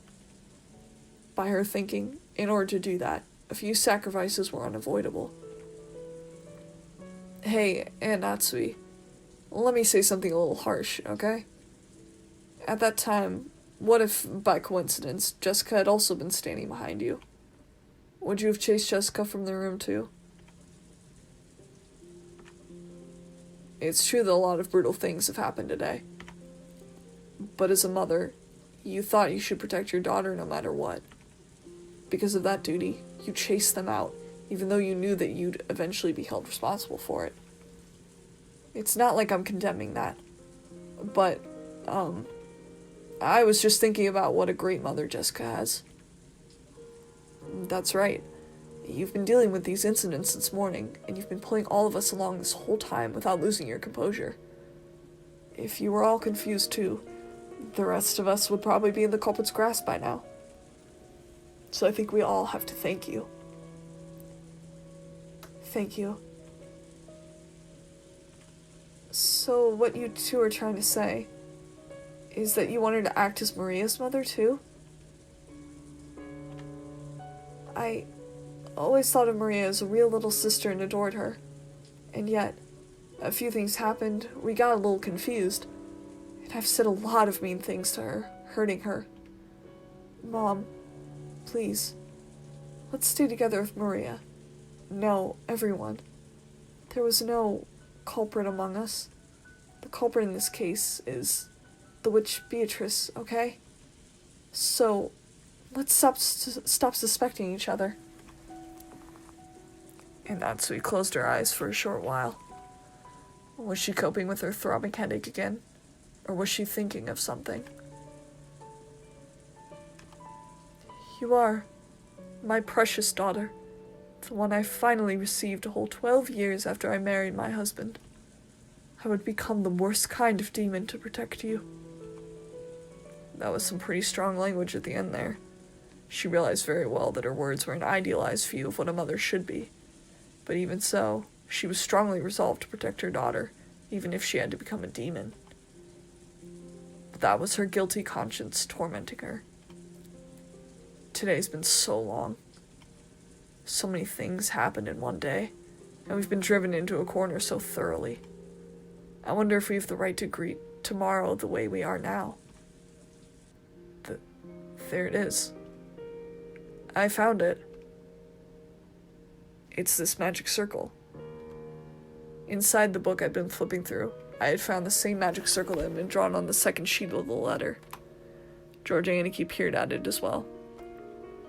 This magic circle's name was the Third Magic Circle of Mars. The Hebrew written on it was from Psalm 77, verse 13 of the Old Testament. What God is so great as our God? The meaning of the magic circle was discord. Agitate internal divisions and cause the enemy to bring about their own downfall. Wait a sec. Seriously? Could there be a more fitting way to describe our current situation and mental state? We couldn't help but be stunned into silence. So, this letter was a trap? How did they place it here? There wasn't anyone in this room except for the 8 of us, right? Anyway, let's ignore how they got it in here for now. The culprit was after just one thing. They wanted to spread the seeds of doubt inside this impregnable room and use us to throw the sacrificial sheep out. In that case, they're after the people who went out of the room. Mom, what should we do? Those 4 are in danger. I wasn't surprised that Aunt Natsui remained unpleasantly silent. Even if this was all a trap by the culprit, even if the 4 had been chased out of the room were in danger, it had nothing to do with the safety of the 4 people in here. And there was no way to prove the innocence of the 4 we chased out. If we're willing to let them die, then we shouldn't leave this room, no matter what. That way is safest. At that time, suddenly, the piercing sound of a phone rang through the room. It was the antique extension phone set on the table in Grandfather's study. It had rung right after we started talking about the letter being a trap. It was natural we'd think of it as an SOS from the ones we chased out. But then Aunt Natsui spoke. Why a phone call? The phone should be broken down and unusable. That doesn't matter. If that's Maria calling for help. If the problem with the phones was the culprit's work in the first place, then this call is probably... With that one sentence, the ring of the phone, which had once sounded like a scream for help, now started to sound like a ghastly lure from some unknown person. And Natsui hesitated over whether to pick up the receiver. Let's pick it up, Aunt Natsui. The phones might have been fixed for some reason. It could still be an urgent call from Maria-chan and the rest. That's right. And if it actually is a call from the culprit, bring it on. Why don't we listen to what they've got to say? It's just a phone call. No matter what they babble through the receiver, it's not like it's gonna hurt you. If you don't pick it up, then I will. I will take it. Hello? I stretched out my hand to take the receiver, but Aunt Natsui grabbed it before I could reach it. We all held our breath, trying to figure out who the person on the other end of the phone was. But for a while, Aunt Natsui kept saying hello. A silent phone call? There's no way Marie and the others would do something so creepy. Which means, could this phone call possibly really be Natsui stopped repeating hello and strained her ears, because she thought she heard something far away on the other side of the receiver. What was that? Huh? Is someone singing? What do you mean, singing? I don't know. Faintly, from the other end of the phone, I can hear someone singing. I wonder what it could be. Give it here for a sec. Hello? I half forced the receiver from the stun in Natsui's hand and pressed it against my ear. At first, I didn't hear anything, but because I'd been told about it beforehand, I noticed. It sounded far away from the receiver, rather than someone speaking in a quiet voice. It sounded like a girl singing a song. That voice did sound like Maria's, but that just made the situation even more inexplicable. At the very least, the one who made the phone call hadn't been Maria. After all, Maria was singing some song far away from the receiver. In that case, the one who made the phone call should have been Genji-san, Kumasawa-san, or Dr. Nancho. And yet, they weren't saying anything. Why? For what reason? The person who made this phone call. Who was it? Hey! Hello? Who is it? Answer me! Is that Maria singing? Answer me! What's happening? What is it? I don't know. All I can say is, this is probably a trap, and Maria's in trouble. And Natsui took the receiver again, but after yelling into it several more times, she realized that she wasn't getting anywhere and hung up. After that, she dialed quickly. Then she clicked her tongue. That's right, if the phones are working, we should be able to reach the police. But judging by Natsui's reaction, the outside telephone line still didn't connect. Let's go. Even if we know it might be a trap, we have to go. Yeah, definitely. Jessica and Natsui, stay here. When Aniki and I tried to dash out, Aunt Natsui stopped us. Hold it. I cannot let you go alone. I will go too. Jessica, wait here. What, so I'll be the only one left out? Nice try, but I'm going too. Yeah, it might be better that way. If the goal of that phone call was to split us up further, it wouldn't be a good idea to leave someone to watch this room. There's no time to argue. Let's all go. And Natsui raised the rifle high and took the lead. I couldn't go unarmed myself. I found a 3-pronged candle stand and readied it. Although the pins on it used to fit candles were short, it was almost like a 3-pronged spear.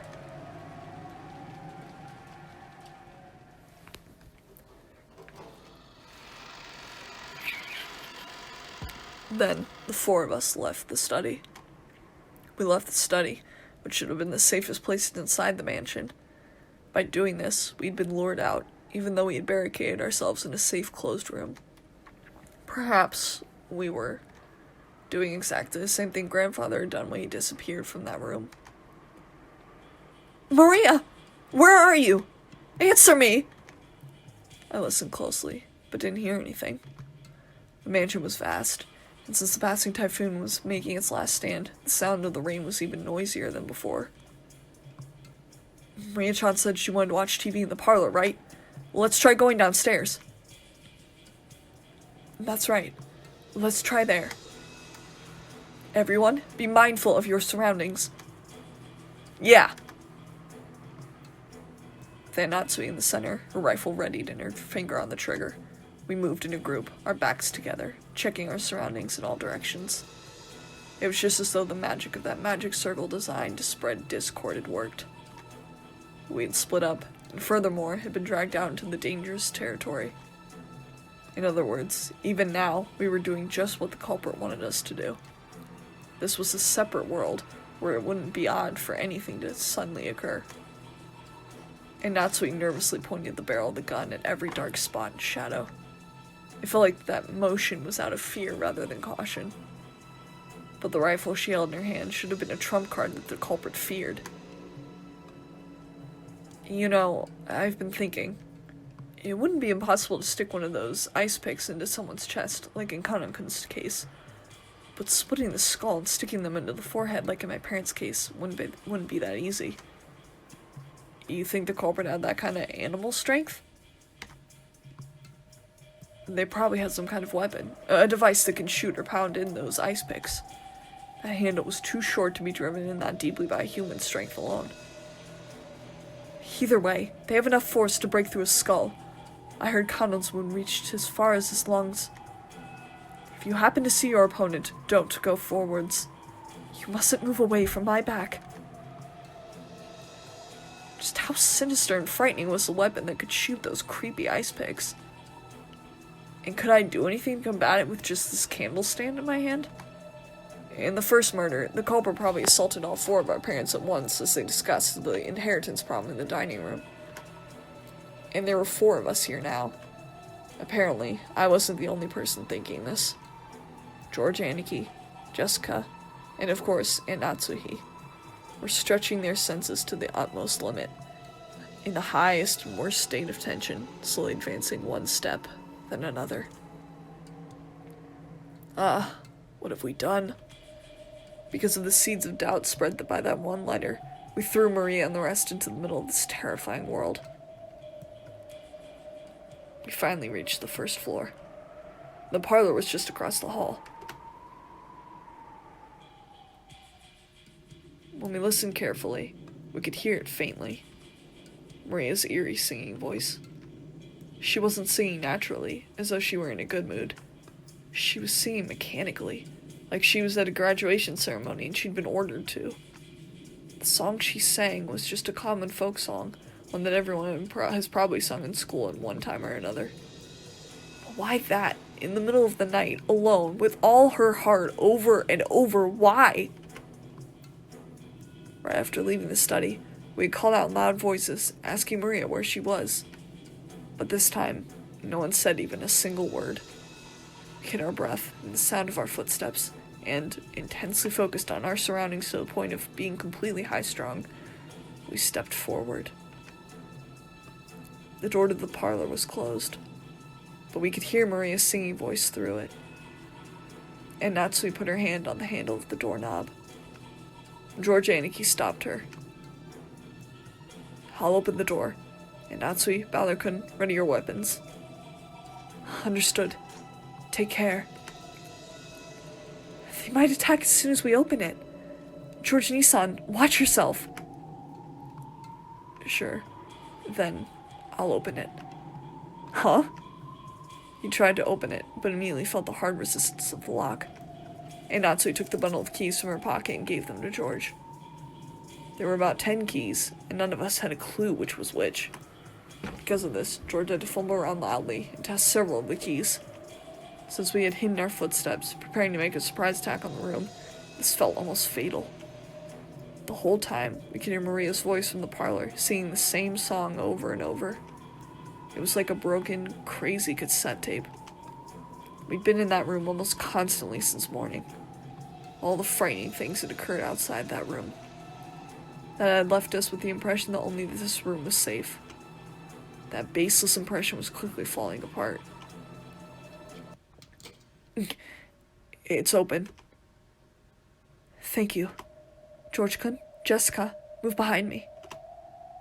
And Natsui, let's jump in at the same time and split up in different directions. If we just stand around after opening the door, those ice picks might fly right through the center. I agree. Ready? Hehe. I really wish I could say no. I readied myself. If they're gonna be throwing ice picks, I'll whack them with this candle stand. Go! And Natsui and I rammed into the door before flying into the parlor, quickly splitting up left and right and searching the parlor for someone who might be waiting for us. But what our eyes landed upon was an incredibly strange sight.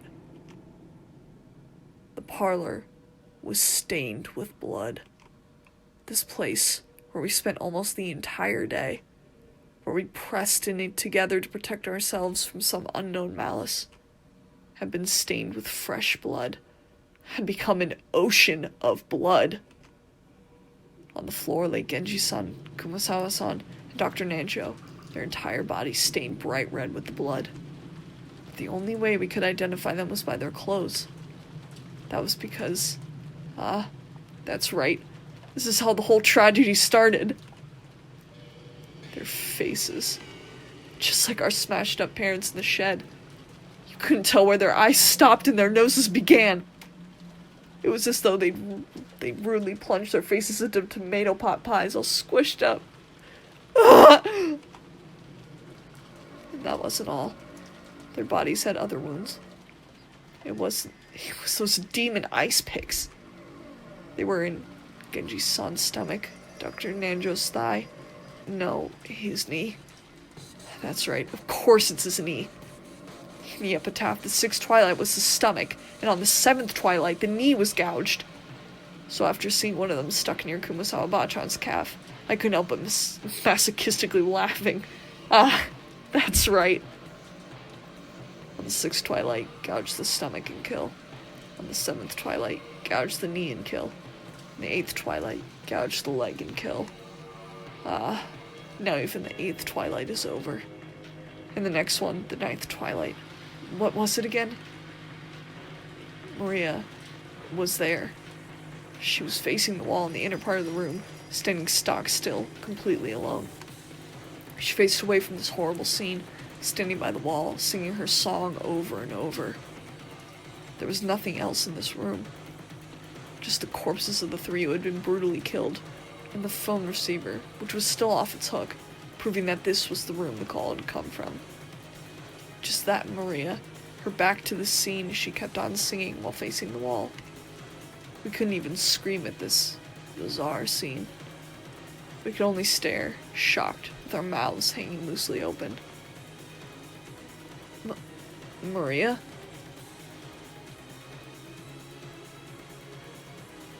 Jessica called out to her. That was Jessica! But Maria showed no reaction. Alone, she kept singing on and on. We had come here, trying to save Maria from some approaching danger. So, now that we had found her, we should have been running up to Maria, hugging her, joyous that she was safe. And yet, none of us could do that. Everyone thought it, but they couldn't say it. After all, because, that's right, even if that's crazy. No, it couldn't be. Maria, stop singing. Are you listening? At some point, and that's when I had pointed our weapons at Maria's back. I yelled at Maria in a violent voice, but there was no reaction. She just kept singing. The candle stand still readied, I ran up to her and violently slammed my hand down on her shoulder. Then I pulled on her shoulder, forcing her to turn around.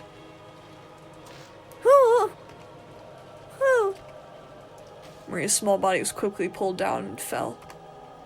And, as though unhappy at having her singing interrupted, Maria looked into my face with her usual expression. Even in this gruesome situation, she was just like normal. Maria, what is this? Who did it? Oh, Beatrice! Cut that crap! I threw the candle stand I'd been holding against the wall. The violence of that reckless sound should have gone straight into Maria's heart. Maria's expression didn't change at all. Quit it, Butler-kun. Maria-chan, this time, you should have seen the face of the culprit who killed these 3. Was the culprit the same Beatrice who gave you the letter? Oh, Beatrice! Well, in that case, it's certain. There is a 19th person. Beatrice does exist. Then, Maria, will you at least tell me this much? How did they kill these 3 people? What did they use to kill them in such a brutal way? I don't know. How could you not know? It happened in this room.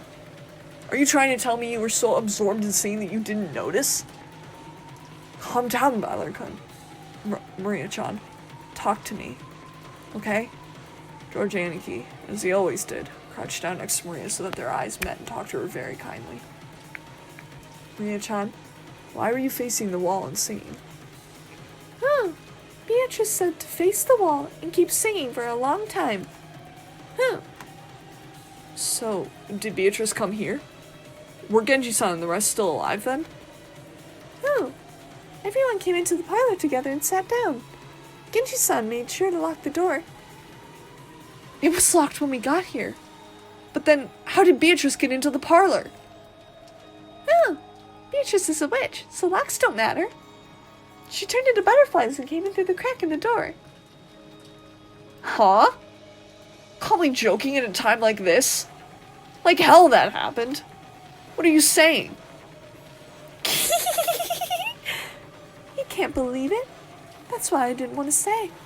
No matter how I say it, you won't believe. But Beatrice is a witch. She can do anything with her miraculous magic. That's why Beatrice doesn't care whether her door is locked or not. And then, after Beatrice appeared, what happened to everyone? Beatrice talked to us. She said grandfather's study was protected by a powerful force, and she couldn't enter no matter what she did. So she told us she'd select 3 sacrifices from the poor 4 people in the parlor. Everyone said, "No way." Kumasawa-san kept saying, "No way, no way." But Beatrice chose. And when she did, Beatrice said I'd be fine. Why do you think?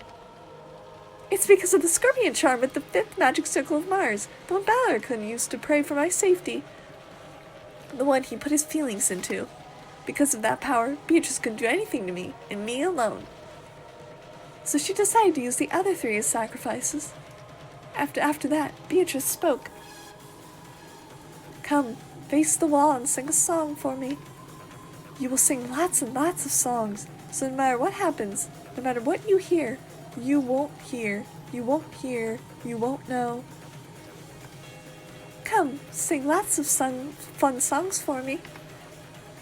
So I was singing the whole time, over and over. So I didn't hear anything, didn't know anything. And then all of you came. Oh. Are you asking us to believe that? You think we're stupid? Then who will you suspect this time? Will you suspect me? Gonna try killing me right here? Even if you do that, Beatrice won't stop existing. Now, the 8th twilight is over, and Beatrice will revive.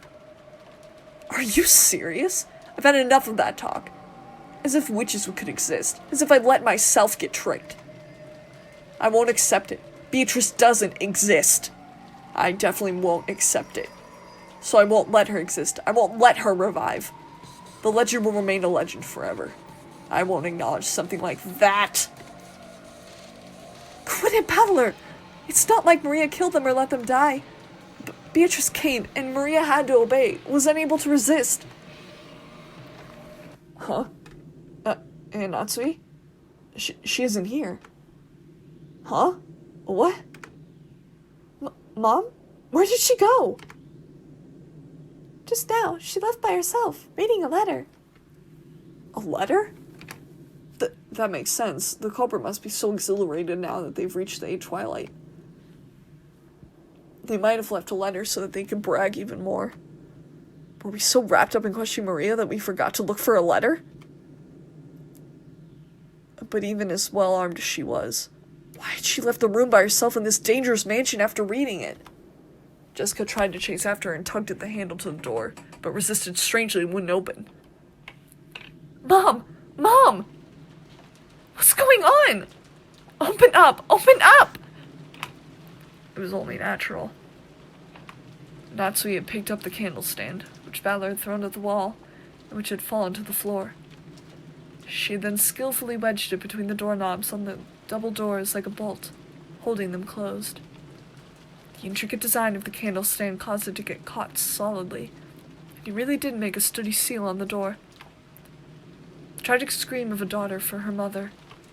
Did it reach Natsui's ears, or not?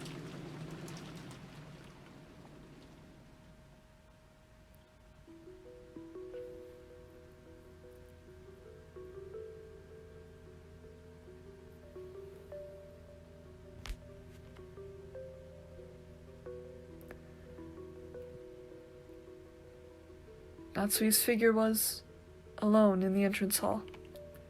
It was the place decorated by the portrait of Beatrice. Natsui threw down Beatrice's last letter, the one she had read in the parlor, readied her rifle again, and in a voice that rang clear, yelled in the massive space that was the entrance hall. I am Ushirimiya Natsui, representative of the Ushirimiya family. Show yourself, Golden Witch Beatrice! The entrance hall was dimly lit, other than a faint light which shone on the center of the room. Everything was blotted out by the jet-black darkness. In that darkness, butterflies glittering in gold squirmed, twinkled, and sneered. Natsui gave one more huge gulp and pointed the cold barrel of the gun at the gold butterflies. So you have finally shown yourself. I still can't believe that something like you really exists. But that isn't a problem. Both I, who bear the title of representative to the Ushirimiya family, and you, who claim to succeed the headship of the Ushirimiya family, are here right now. At this point, whether you are a witch or not is a trivial matter. Come, let us settle this. Which of us will truly succeed the Ushirimiya family? I, Ushirimiya Natsui, or you, Beatrice? Allow me to respectfully accept your request for a duel.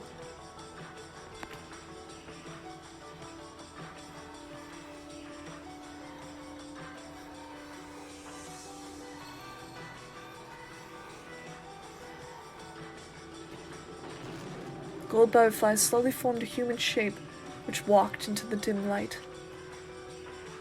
Natsui readied the rifle, and glared. The witch raised her golden staff overhead, and laughed. Natsui's finger slowly squeezed the trigger. And go! Valor made an all-out dash at the door and rammed into it, crushing the candle stand that had been barring it, and making it possible for a big gap to be opened in the door. He kept kicking the candle stand through that gap, and the door was finally released.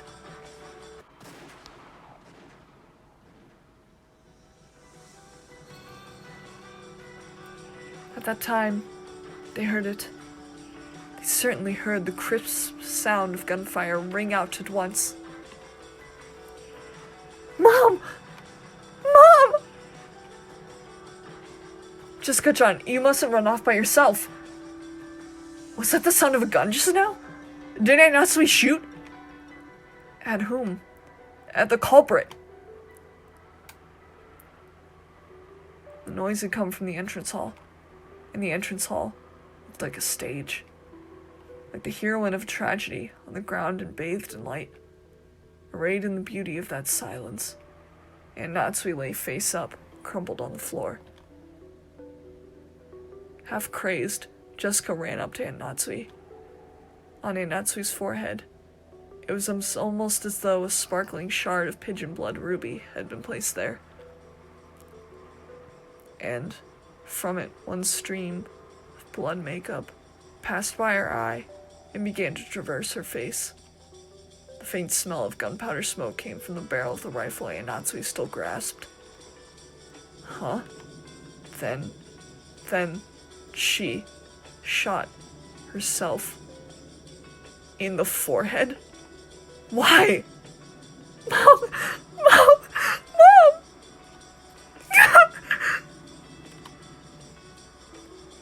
I don't get it. Why did Aunt Natsui run away alone? And why did she shoot through her own forehead? Priya-chan, Aunt Natsui left the room after reading a letter, right? There's no letter here. Damn it, what did Aunt Natsui read? And why was she lured out here? I don't know. Who cares about that? What the hell? Why did she kill herself? Why did she leave me all alone? Jessica clung to her mother's corpse, crying earnestly. My body was consumed with an anger I didn't know what to do with, and I snatched the rifle from Aunt Natsui's hand. I spun around, pointing the barrel of the gun into the darkness on all sides, so I was pointing a light from the lighthouse, trying to find the culprit. George Aniki, in this situation, was trying to calmly figure something out, but that might have been a fruitless effort. And only Maria was completely indifferent. So this is all supposed to be some kind of predetermined fate?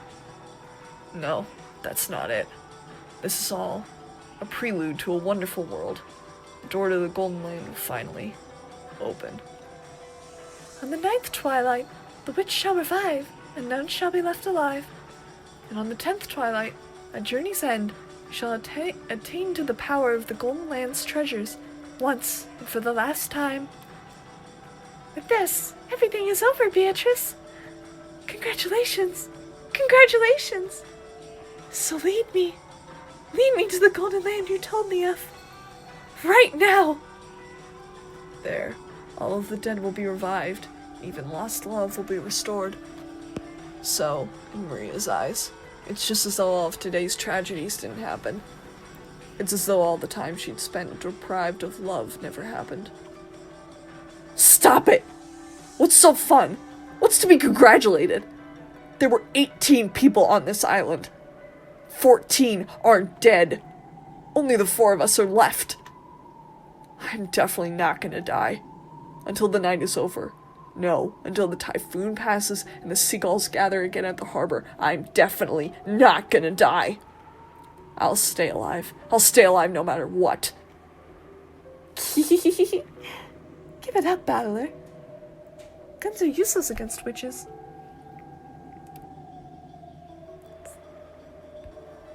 Survival and all that stuff doesn't matter, because it's over. The journey has already ended. See? Look at the clock. Huh? The clock. Hearing those words, I looked at my wristwatch. Both needles were almost touching near the top. Very soon, it will be 12 o'clock at night. In other words, 24 hours. When you think about it, isn't 24 hours a strange time? It can be called 24 hours, and it can also be called 0.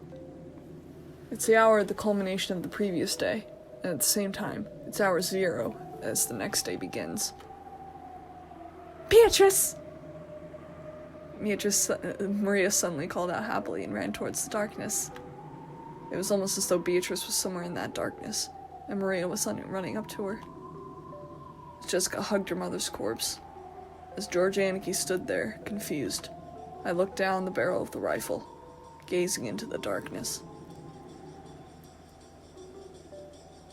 The space in front of Beatrice's portrait lay in that direction, and the thing Maria was running up to was the portrait's subject. You've got to be kidding me. This is just impossible. Like, I'd fall for something like this. Witches don't exist. I won't accept it. Something like you shouldn't exist, because this is a human world. You think I could accept something that's not human? I definitely won't accept it. When I pulled hard on the rifle's lever, the cartridge was ejected, fell on the floor, and a new cartridge was loaded. Then, I sighted the witch down the barrel.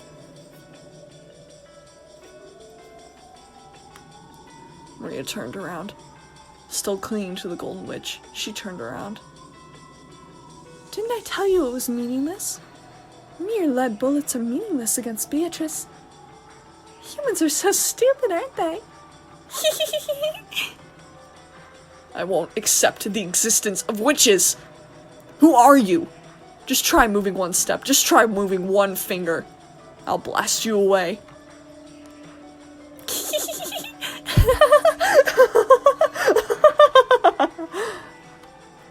As the witches laughed. Even the large clock in the hall joined in on their laughter. It was probably telling us that the time was 24 hours.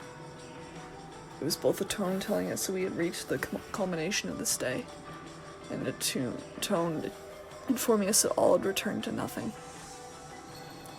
The rule that the witch would win when time ran out had already been revealed. Battler, George Nichan, and Jessica. The journey has ended, and the witch has revived, see? And none shall be left alive. The witch shall praise the wise and bestow 4 treasures. One shall be all the golden from the Golden Land. One shall be the resurrection of all the dead souls. One shall be the resurrection of the love that was lost.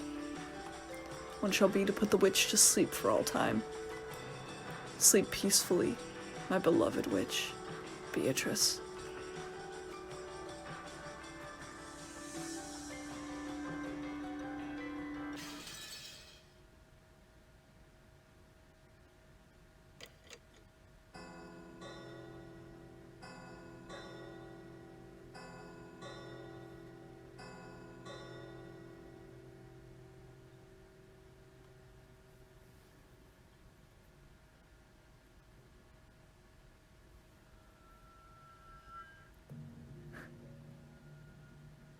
Storm passed, and the leaden clouds that had enshrouded the island for so long cleared away. From the rifts between the clouds, sunbeams shone, and yesterday's storm seemed like a lie. Just as someone had wished, the seagulls returned to the harbor once again, and let their lively cries be heard. Afterwards, the police came and conducted an investigation of the scene. The corpses of the children, who were thought to have survived until the very end, were never found. However, because of the body parts that were discovered and the unimaginably gruesome nature of the scene, the police were forced to conclude that the chances of survival for any of the 18, even the children, seemed hopelessly dim. Just how gruesome was the banquet of the witch? How beautiful was the Golden Land? They were the only ones who got to hear that tale. No tales were told of those humans who arrived after the banquet was over. The best they could do was imagine what might have happened during those 2 days. However, the witch was fickle. She made a point of leaving behind this tale. She didn't need to be heard, and it was allowed to spread. Then, many years later, a strange wine bottle that had drifted on the waves to the pier of a neighboring island was pulled out by a fisherman. Inside it was a thin, tightly rolled notebook fragment, written upon in cramped small letters. Written there was this tale. Through this notebook fragment, people will finally learn the truth of the mysterious and riddle-filled 2-day period that started on October 4th, 1986. This incident was cited by many names, such as Rakajima mass murders, or the 18 killings of Rakajima, though ones from this world knew it as the witch legend serial murders. Lovers of the occult claimed it was all the result of an immoral ceremony that set off the island in mysterious 2 days, where interpretations circulated far and wide. However, not one of these interpretations approached the truth. Furthermore, while the notebook fragment describes the mysterious incident, it does not reveal the truth of what happened there, or perhaps even the writer didn't know what the truth was. According to the writer, her name was Ushirimiya Maria. Incidentally, as a result of an all-out police investigation, part of Maria's body, a piece of her jaw, was discovered. It was one of those rare instances where a corpse was identified thanks to dental records. At that gruesome scene, there had been many body parts that couldn't be identified as belonging to any specific person, so it's probably fair to say this jaw was an extremely fortunate find. Because this jaw was separate from his body, the police judged it as any other body parts were found, or at least identified. And so, let's conclude this tale with the final section of the notebook fragment that Ushimi and Maria left behind. By the time you have read this, I'll probably be dead, although there may or may not be a corpse. You have read this, please find the truth. That's my only wish. Ushimi and Maria. To this day, the truth of the witch legend serial murders has not been brought to light. First game, Legend of the Golden Witch result. Ushimi Kraus died in the first twilight, chosen by the key of the Golden Land and offered up as a sacrifice. Ushimi Rudolph died in the first twilight, chosen by the key of the Golden Land and offered up as a sacrifice. Save for Ushimi Akiri, Ushimi Rosa, Servant Shannon, and Servant Goda.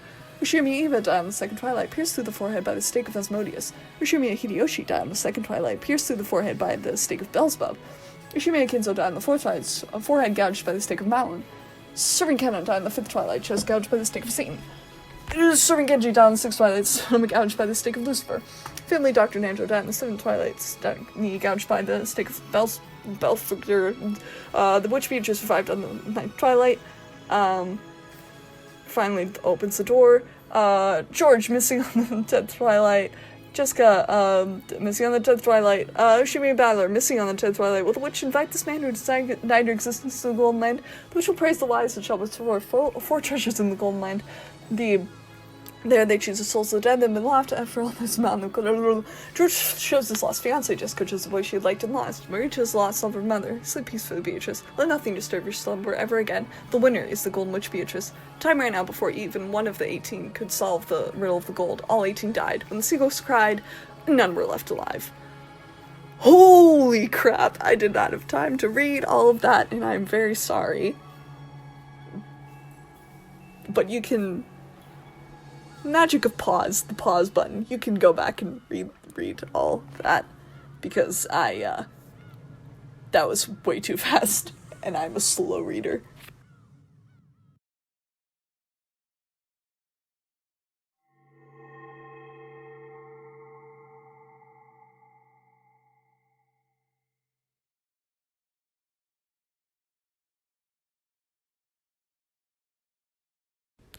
Purgatorio. Or purgatory, as we know it.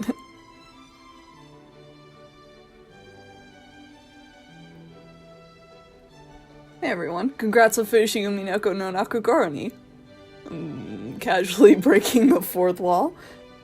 Man, I still don't have a clue what was going on when the story ended.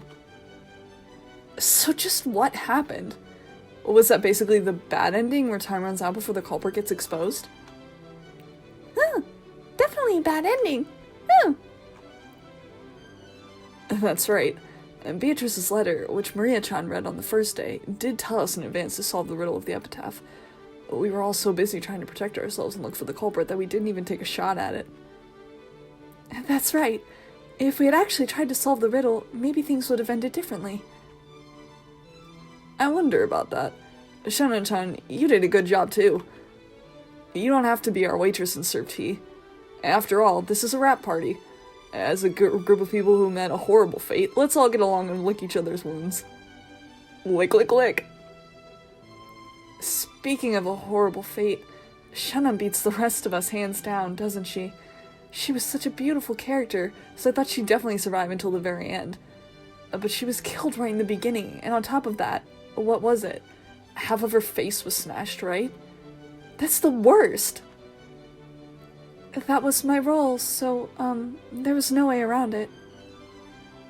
Nason, it's nothing for you to worry about. Judging by the last epilogue, even Milady and the rest of them met an extremely tragic end. It seems so. I think I remember seeing this horrible picture, kind of like my entire body had been eaten apart and dismembered. Speaking of which, don't you think Kaan's last moments were the coolest? Even though he had the tables turned on him, it was a showdown with the culprit, right? It's a whole bunch better than our confusing last moments, right? Though, in the end, I was unable to get a solid hit in. Still, I think Kanankun's death was a big hint. After all, because of that, the existence of the 19th person was made clear. That's right. At that time, everyone's location was obvious. So it was impossible for anyone other than some unknown 19th person who killed Kanan. Oh! I said it was Beatrice from the beginning, over and over. Oh! I don't want to believe it, but that does prove the culprit was a witch calling herself Beatrice. That's right. There were many strange things that happened that a human couldn't do. Oh, only a witch could do things like murdering Aunt Eva in that closed room. A human couldn't do it. Oh. Not only is the existence of a 19th person clear, but it's also obvious that this person holds a power that humans can't even imagine. In that case, I don't think there's anything wrong with calling this person Beatrice. We probably met at the very end. Met with the Golden Witch. Like I kept saying, Beatrice exists. It all went bad because no one ever believed. Oh. Even one of her witch friends says that miracles won't occur if you don't believe. Oh. That's right. Beatrice-sama is generous to those who respect her. It seems to me that Maria-sama was never a target of Beatrice-sama's wrath up to the very end, despite the horrible crimes that occurred one after another. Well, Maria believed in Beatrice from the very beginning. But if that's the case, how do you explain why you and the rest were all killed? You guys believed in Beatrice just as much, right? Beatrice-sama probably had her reasons. If the song of the epitaph represented Beatrice-sama's resurrection ceremony, many sacrifices were needed. He must simply have been designated to be one of those. Shannon-chan, you met a horrible end. At the very least, I wish your death could have been more peaceful and pretty. Well, it's not like it hurt. Anyway, right now, I'm perfectly fine, so don't worry. After seeing him stroke Shannon's cheek, which had been crushed during the story, everyone laughed out loud, smiling. Well, it feels a bit weird saying this, but I was sure this story would fit into the standard mystery genre. I'm a bit surprised to find out that it's a fantasy. After all, a Western man should shut away from the outside world on an isolated island with an inheritance problem on everyone's minds. It sounds just like a typical mystery novel to me. Oh, it's not fantasy!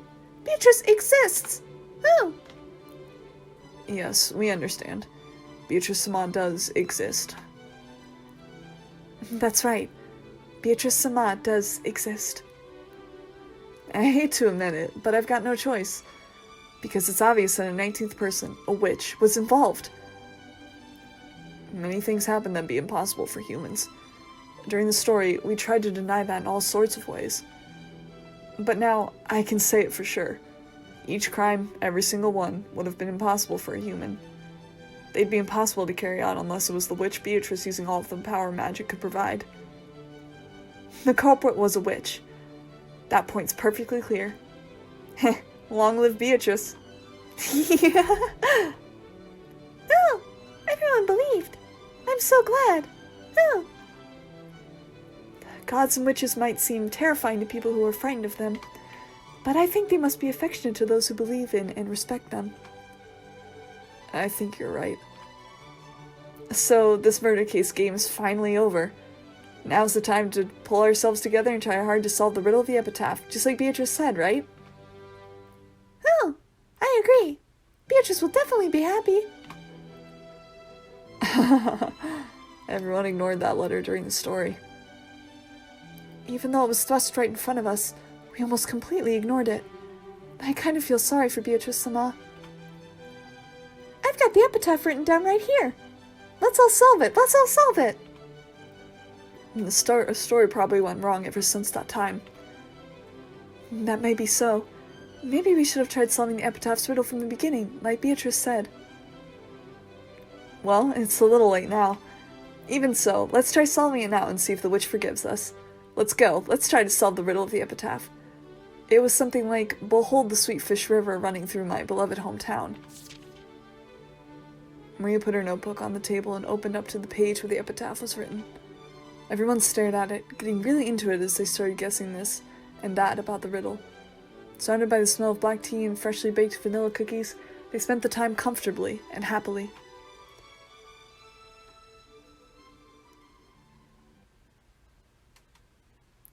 Hold on a second, you guys. But Battler spoke in a way that cut through the conversation. His expression looked a little unhappy. What could he not like about all of this fun? I've been listening to you guys for a while, but why did you all stop thinking? Why are you so sure that the witch was behind all this? Don't you realize something like that can't exist? With just those words, the happy atmosphere surrounding the tea party evaporated in an instant. George and Jessica, and Shannon and Kanan, and Maria, all of them stared blankly, wondering what in the world Battler was talking about. Even the foolish, arrogant Battler realized that he hadn't chosen his words well. Because isn't it clear that these crimes were impossible for a human? That's right. And none of the cases would have been possible for a human. That's true. After all, wasn't it full of things that humans couldn't explain? I don't understand what you're saying, Battler-sama. I'm the one who doesn't have a clue what you guys are talking about. Isn't it obvious that humans committed these crimes? There's no way something like a witch exists, right? Then, what about when I was killed in the storehouse, and something horrible was done to half of my face? If the culprit was human, how could they have accomplished it? That's, well, it's hard to imagine how they did something that awful. But that was the Rose Garden storehouse, right? I'm sure there were plenty of weird tools in there. Let's say they used some electrical tools, like a grinder and electric saw.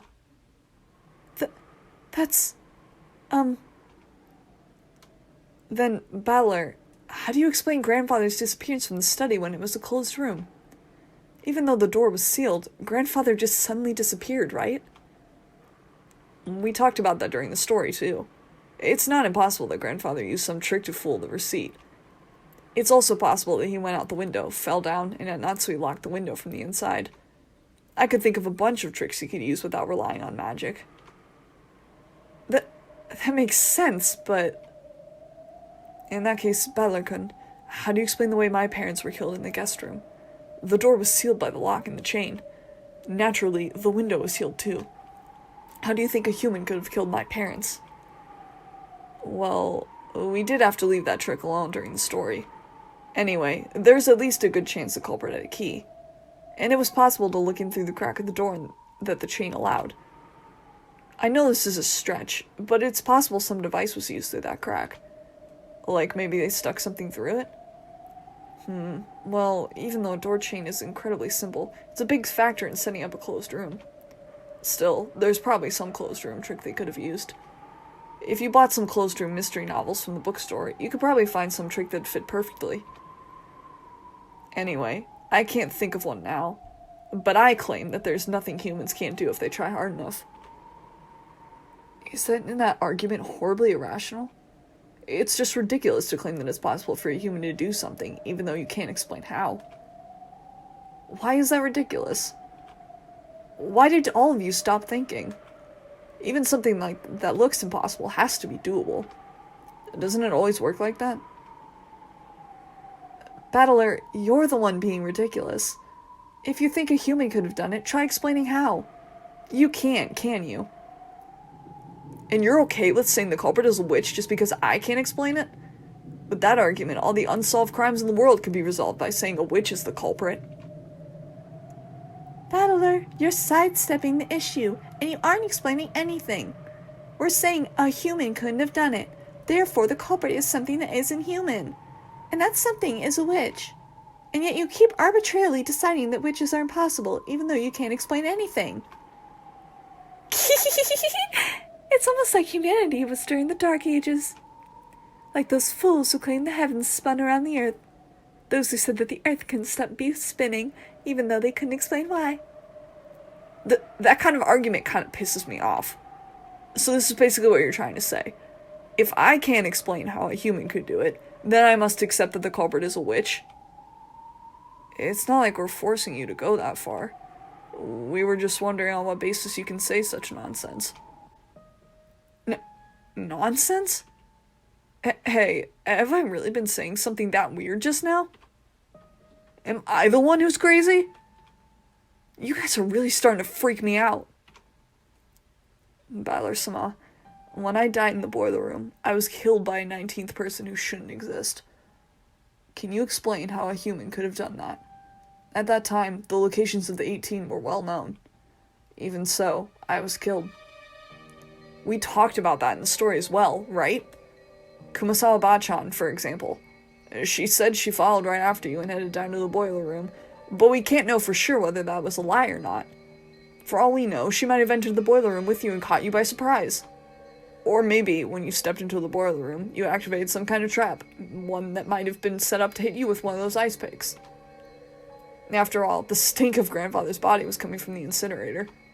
Someone was bound to go and check, so if the culprit just set up a trap beforehand, they could easily have stayed away from that place and used the time of Kanan-kun's death to create an alibi. You talk about a trap in the boiler room, but what kind of trap could that be? That's right. Following his death, everyone immediately ran over to the boiler room. But we didn't find any kind of weird device, did we? That is correct. Battler-sama, what kind of trap could I have been killed with? Well, I don't know that. But anyway, they must have used some kind of clever trap, or maybe someone's lying? Or what about this? Kanan-kun, what if the whole thing was just you play acting? That's it, you were playing acting. And Eva and Uncle Hideyoshi were also playing acting. They made the closed room themselves, and were only pretending to be dead. Battler, has your head been, feeling okay? Should I bring some cold drinks? Don't look at me with those pitying eyes. I'm not saying something that crazy, right? I'm just pointing out some possibilities you might find if you think of it at all as a trick. Look, isn't it a pretty classic trick in mystery stories to have one of the victims just be playing dead? A classic trick. In other words, when Kanan-kun was killed, we knew for sure where all the rest of us were. And let's assume that Kumasawa Bachan wasn't lying. But that's only counting the survivors. What if the culprit pretended to be dead and joined a group of real victims so we'd lose track of them, and then acted on their own later? Everything would be explained. Huh? So, are you trying to say that Aunt Eva, or one of the others was the culprit? But didn't Dr. Nanjo confirm all of their deaths as a doctor? That's right. Dr. Nanjo checked all of the victims. Valor-sama, for your theory to work, wouldn't Dr. Nanjo have to be one of the culprits too? Yeah, that's right! Once you consider that Dr. Nanjo might have been one of the culprits and faked the proclamation of death, the whole story changes. See, that's also a classic trick in mystery novels, isn't it? But Dr. Nanjo was also killed, right? About that. That's right, Dr. Nanjo faked his death. After all, there wasn't anyone except Dr. Nanjo who could examine corpses properly, and everyone was really confused then anyways. We didn't have any spare time to check and see if he still had a pulse. With this theory, any of the dead people could have been walking around. I think it would have been hard for the 6 of us who died in the beginning to do that. After all, the shutter was closed, and there was a padlock that couldn't have been opened from the inside. That's right. Mom was holding on to that key. So was Mom one of the culprits too? Wait a sec. Maybe it was impossible for the first 6, but in the case of Aniki's parents, the door was only locked on the outside. So they could have opened it from the inside. That's right. After we left the room, maybe they jumped out the window and got into the boiler room first. Is that too much of a stretch? Or maybe Dr. Nanjo made a mistake when examining the corpses? Look, he said it himself, right? He said there's a very high probability of making a mistake when examining corpses. If you disguised it well enough or prepared a substitute body, you could fake your own death. Let's leave the method or trick they used for later. And you see, it's not that hard to deny a 19th person existed, right? Much less a witch, right? At least that much is completely impossible. I don't know why you've been trying so stubbornly to say that one of us is the culprit. In other words, you want to suspect one of your relatives? That's not it. It's just, I can't easily accept that a 19th person existed. And even if one did, I think we should construct our argument from the point of view that the culprit was a human. I'll only accept that it's a witch in desperation, at the very end, after everything else has been disproved. There's no way witches exist, right? Why has everyone been casually accepting that the culprit is a witch? I think it's great how your family love makes you hate the thought that someone close to you is a murderer. But is it okay to let that fool you? Don't you want to find the detestable culprit who killed so many people? Aniki, don't you want to avenge your parents? Jessica, don't you want to avenge Kanan-kun? And Kanan-kun, don't you want to avenge Shannon-chan? Shannon-chan, you should at least want to know who it was that killed you. Why has everyone totally surrendered and decided that the culprit was a witch? What's wrong with all of you?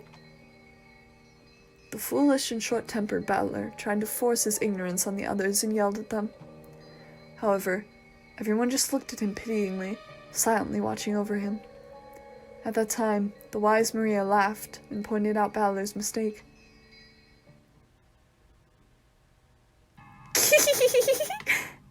I'm shocked. All I see is you repeating this nonsense. Think you figured something out, Battler. So, what's next? How would a human do it? In practical terms, I mean. I imagine you'll just say, I can't think of anything now, or with some kind of device, using abstract words to run away and evade the topic. What I really want to know, Battler, is this. Why don't you believe in Beatrice? She exists, so why don't you believe? Because she doesn't exist. Witches don't exist. There's no way. It was almost like a spoiled child who just doesn't want to accept something. The pitying gazes quietly closed in around Battler, but they didn't reach his stubborn heart. You realize that you're acting like a spoiled brat throwing a tantrum, right? Battler-sama, I understand your feelings, but Beatrice does exist. Balor-kun, why don't you believe? Even though there's so much proof. I don't accept the argument that the witch must have been behind everything just because I can't explain it. Does this mean that if you don't know how a light bulb shines, then magic is the cause? That's wrong, isn't it? There's nothing that can be explained without magic. All of this about witches and magic is just abdication of thought. You just surrendered and gave up everything because you don't understand what happened. Isn't that right? well, unsurprisingly, it looks like you alone won't believe no matter what, Balor. If even a single person doesn't believe, the miracle won't occur. So, if you don't rethink your ignorant theories, the magic won't be completed. Now I see. I finally figured it out. So, in other words, you guys are trying to force me to say the witch exists, right? A lie that everyone accepts becomes the truth. Is that what this is all about? I'm so sorry. I'm so sorry I keep going on about this, but what you're doing is all useless. I refuse. You guys are all pressing me, and that's why it's all useless. Why? Sorry, but why don't you let me spin the chessboard around one last time? If you want to force me to accept that there's a witch, there's a really easy way. And it's not the indirect way of saying it must be a witch because humans couldn't have done it. All you have to do is show me a witch doing it with magic. Furthermore, what Maria said earlier is what'll really dig her grave. You said that if even one person doesn't believe, a miracle won't occur. But real miracles happen whether people believe in them or not. Even if I alone don't believe. So any miracles or magic or witches that exist only because I believe in them are downright lies.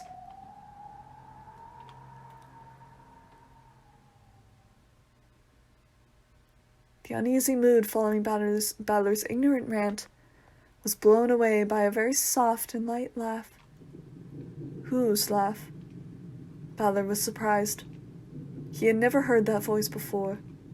When he looked at George, Jessica, at Shannon and Kanan and Maria, he noticed that they had suddenly gone respectfully silent.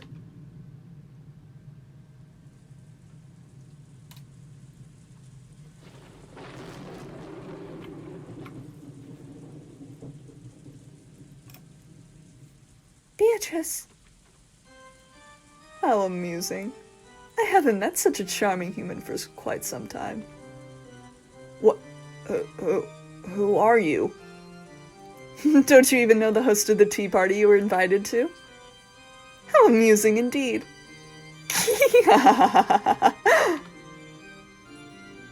This is Beatrice-sama, the Golden Witch who has lived for 1,000 years. It is an honor to be graced with your presence, Beatrice-sama. Please forgive Balor-kun's ranting. This guy's just stubborn, and, he still doesn't understand the situation he's in.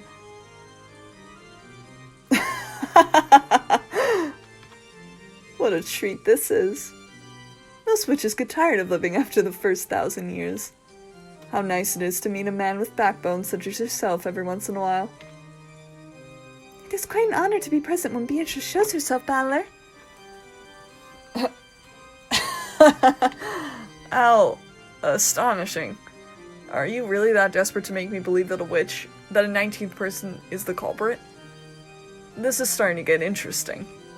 And it's all useless. You must be the illusion that Maria and the others call the witch, Beatrice. And you'll only be allowed to exist if everyone believes it. You have that kind of a half-existence, right? That's why you want me to make believe too. You can't exist because I alone don't believe in you. Isn't that right? Your powers of comprehension aren't bad for a mere commoner who knows nothing of magic. Yes, it seems you were born with a strong magic-resisting power. You're a natural enemy of us witches. No matter how much we turn your world upside down, you never believe in us. Therefore, the magic won't succeed. I accept that attitude of yours. I've got no clue what you're saying. It's very kind of you to go to all the trouble of showing yourself to us, but I don't believe you exist in the slightest. It's true that many strange things happened during those 2 days. Like Maria said earlier, even though I think all the tricks could be explained, I still can't lay out the practical details of each one.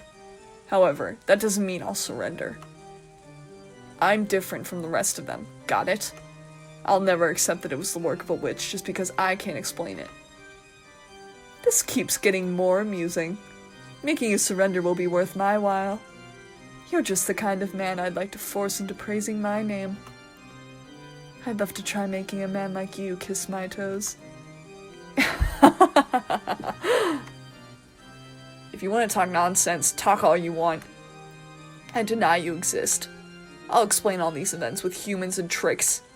There's no room for even a speck of magic or witches. Wonderful. What a perfect way to divert oneself from 1,000 years of boredom. Then let me ask you. A short while ago, you said that using the crack in the door would be sufficient to kill Eva and Hideyoshi, right? Explain how they could have been killed using some human trick.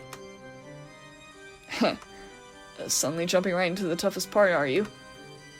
Does that mean this is the trick you're proudest of, Miss Real Culprit? With a shake of her golden pipe, gentle, multicolored smoke trailed out of the end. The smoke quickly obscured their surroundings, and they were suddenly in the hall of the mansion.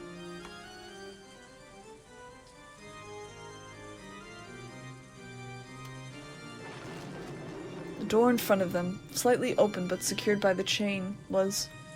That's right, it's the door to the room where Eva and Hideyoshi were killed. Nice trick. Very well. Show me what you would do through this small crack, battler. They probably had some device to shoot those ice picks. If they used that. How would they reach Eva over on the bed when you can't see that far through this crack? And how would they reach Hideyoshi in the bathroom with the door shut? Damn. There's a crack. There should be some way. If you can't think of one, allow me. Oh? How would a witch do it? Come on, let's see your little trick. Battler, you're being rude to Beatrice. How nice, how nice. What a charming man. That will make it even more fun to force him into submission. You really want to make me kiss your toes that much? Only if I surrender. But watch. I'll definitely expose this trick, and then I'll make you kiss my ass instead. What a delightful man. I'll remember that promise. Weak witches kiss the behinds of demons to gain power. Because there's no more humiliating oath. Just being told that makes me want to force you into surrender. Paying no mind to Battler's worthless ranting, Beatrice once again shook the golden pipe. That's right, that golden pipe was her precious magic cane. Come, arise, children. I am the guide of purgatory. Forgive the deadly sins and hold the 7 stakes. Guided by those magic words, which sounded like a command, 7 stakes gathered. They were the stakes of the 7 demons symbolizing the deadly sins of sinful people. Beelzebub and Asmodeus, come, forgive the sins. Release the spirits of the sinners. What? The picks of Beelzebub and Asmodeus responded to Beatrice's call. The 2 stakes of the demons were sucked in through the crack of the door, like billiard balls struck by a cue stick. Then, several scattered noises refracted through the wall, making a sound like a woodpecker. And at the end, a pleasant sound could be heard.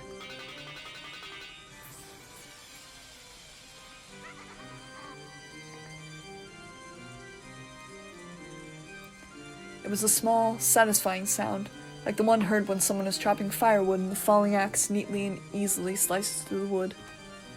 It was the sound of the 2 picks burying themselves deep into Eva's and Hideyoshi's foreheads. Right down the middle. Want to see? They definitely heard 2 sounds like a pair of foreheads being split open. Balder wasn't permitted to see it, since he was on the other side of the door.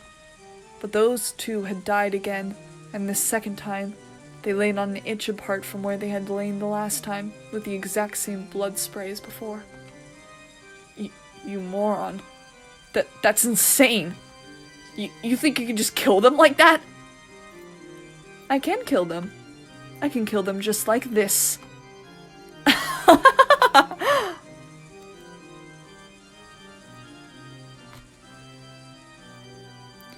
Suddenly, they were no longer in the hall, but seated at the tea party they had started from. Everyone but Balor was sitting meekly, but Kanan was moaning, fresh blood dangling from his mouth. What a rude thing to do at a tea party. Satan's stake was buried deep into Kanan's chest.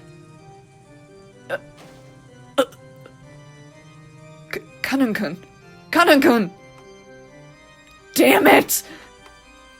Balor was the only one getting agitated. George, Jessica, Shannon, everyone else was meekly hanging their heads like students being yelled at by their teacher. Kanan was captivated by a trifling anger and tried to disturb my banquet. Being easily captivated by anger is your deadly sin. Cleanse yourself, repent, and do it over.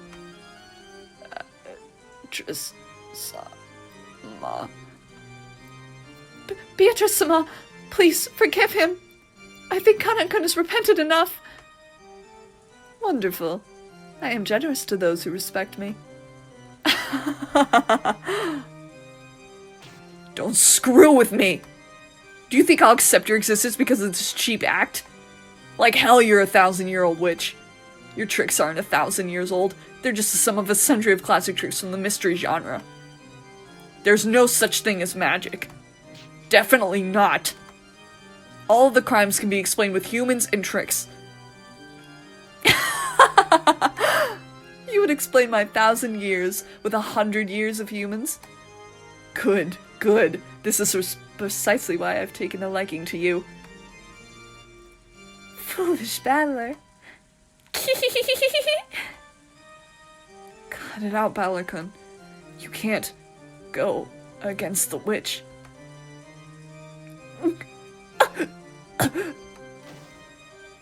Shannon started moaning, holding her cheek.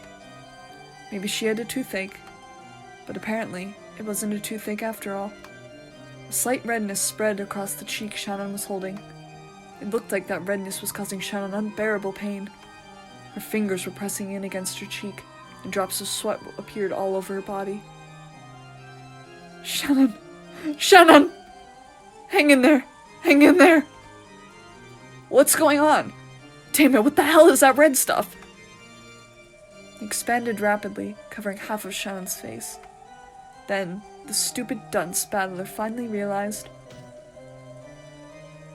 Please, Balor-kun, please believe in Beatrice. I beg you. Because you won't believe. Because you won't believe. The magic is dissolving. For the first time in his life, Battler heard that sound like a pomegranate splitting. The red spray even landed on Battler's face. Poor Shannon's face had been split in half, and her last horrible moments in that storehouse were repeated once again. Shannon! Shannon! Damn it! Damn it! Stop it! Stop it! Stop it! Don't humiliate the dead! Don't humiliate the dead!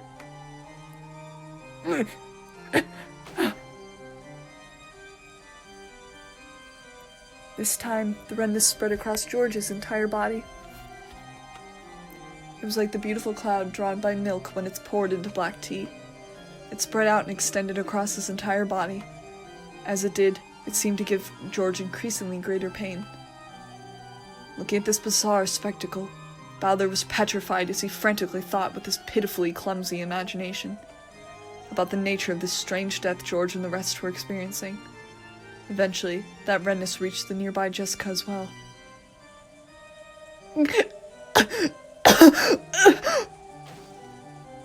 Stop it! Stop it! Stop it! What did Aniki do? What did Jessica do? Just stop it! But Balor, don't let the witch break your spirit. deny her, erase her. As long as at least one person denies her, she's an illusion that can't exist. Are you okay, Jessica? What? Aniki! George was no longer recognizable as a human. He looked like the pile of leftover meat after the good, delicious meat had been scraped off to be cooked. The only thing that had even resembled a human was the shape of his lower jaw and ribcage. And it was clear that Jessica, who was covered with a steadily strengthening redness, was approaching the same fate. Oh, Battler, quickly, believe in Beatrice. If you don't, everyone's magic will dissolve. Maria, it's all over your body too! I revive all the dead with my magic. But as long as you don't believe, that magic will hold no true power. But I'm sure that a man like yourself won't surrender to something like this, right? But, Battler, we didn't want to doubt our friends. We refused to face reality and gave in to the witch. But, Battler, you won't give in to the witch. Jessica! Jessica! Poor Jessica met the same end. Just like George, she ended up like a butcher's leftovers. George and Jessica were now so destroyed, melted and mixed up, it was impossible to tell them apart. Battler, don't cry. Beatrice will restore the dead over and over, so there's nothing to be sad about. So, even if we die, we're still just fine. The redness began eating into the whole of Maria's body. The foolish Battler watched and screamed.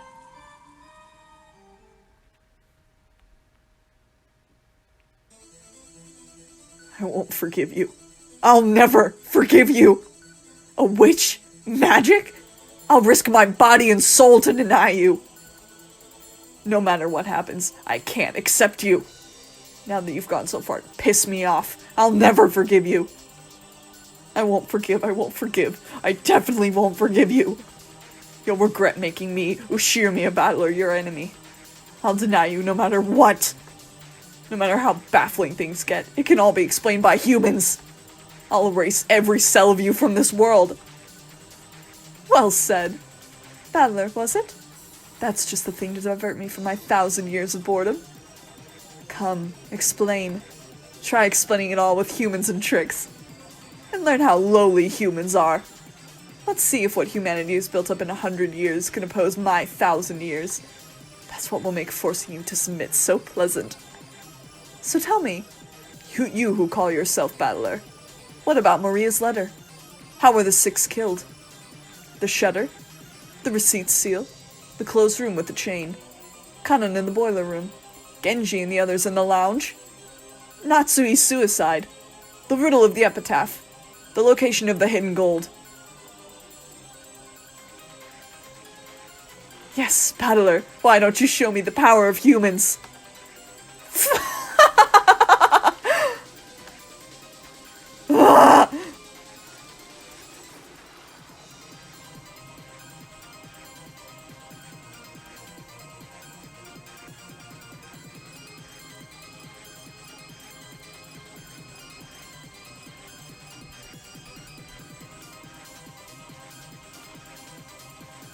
And this is the credits, I assume. And it's all in kanji that I cannot read. Well, some of it's in katakana, but...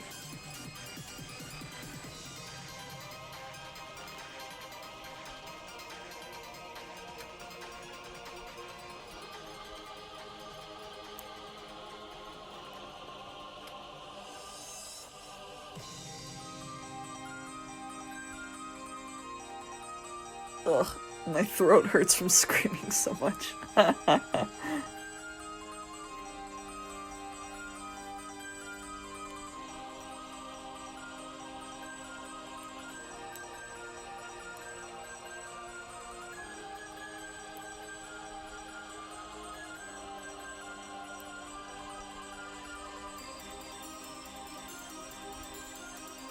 I'm so excited for the second episode. I already know the outline of the first 4 arcs, but the visual novel is just so much better than the anime.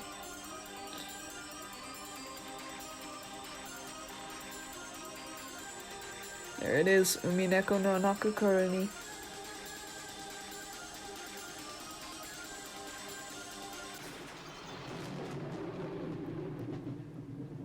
Dang.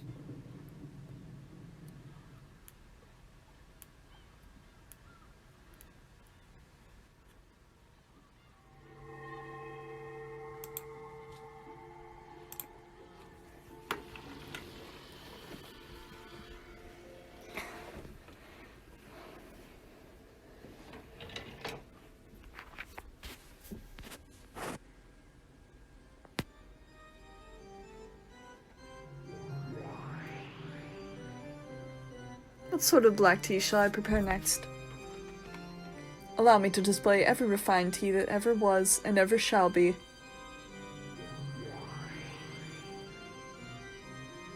Dried plum black tea. The kind that goes for 200 yen a pack. For 1,000 years I have been fond of black tea, but I did not know of such a thing. I will never tire of living in this world.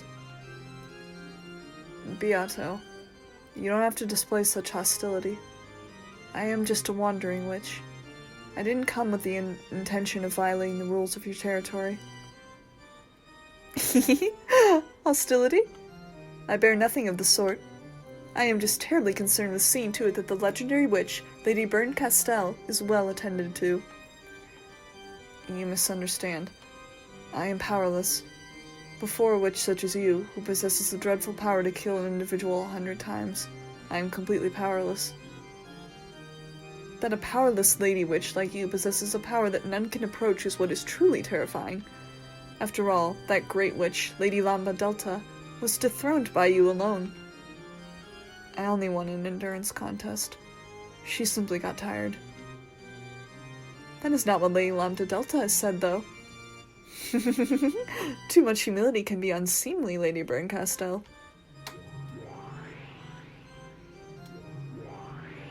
That girl has a dreadful power.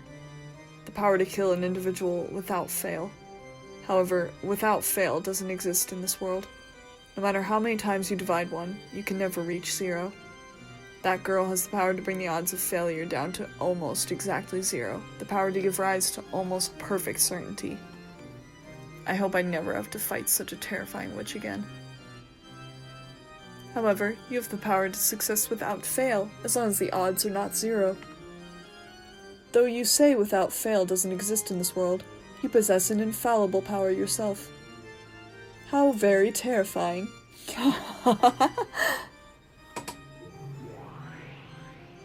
The power to kill an individual endlessly. I think you're the more terrifying one. You jest. From your point of view, mine is but a trifling power. This is most certainly what one would call empty praise. Call it flattery to make up for the cost of staying here. I am a fleeing traveler who crosses the fragments, continually running from boredom. I simply came around because I heard you'd started something interesting. Have no doubts that I will choose to leave as soon as you are no longer interesting. I, Beatrice, am deeply and humbly delighted to have the great Lady Berncastel as an observer. And so, your impressions? Lambda Delta is terrifying because of her cruelty, but she's a girl I can understand. You do seem to be capable of affection, but I can't understand you at all. That makes you so much more terrifying than her.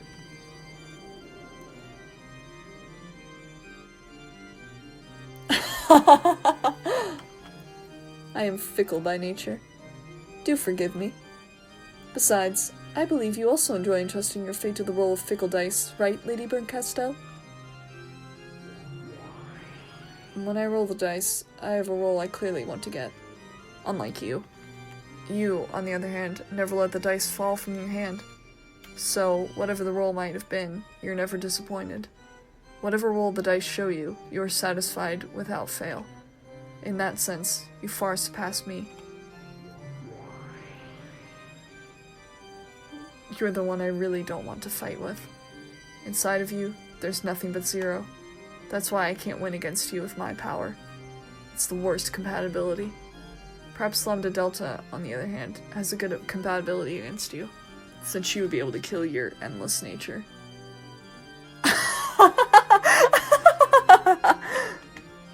Oh yes, witches are truly the best people to enjoy black tea with. One doesn't get bored.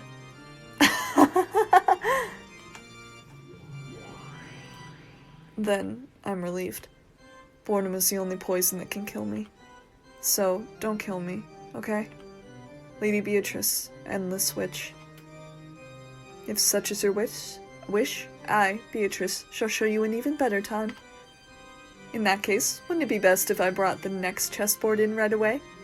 It seems the next tale would do more for you than another cup of black tea. Just wait for a moment.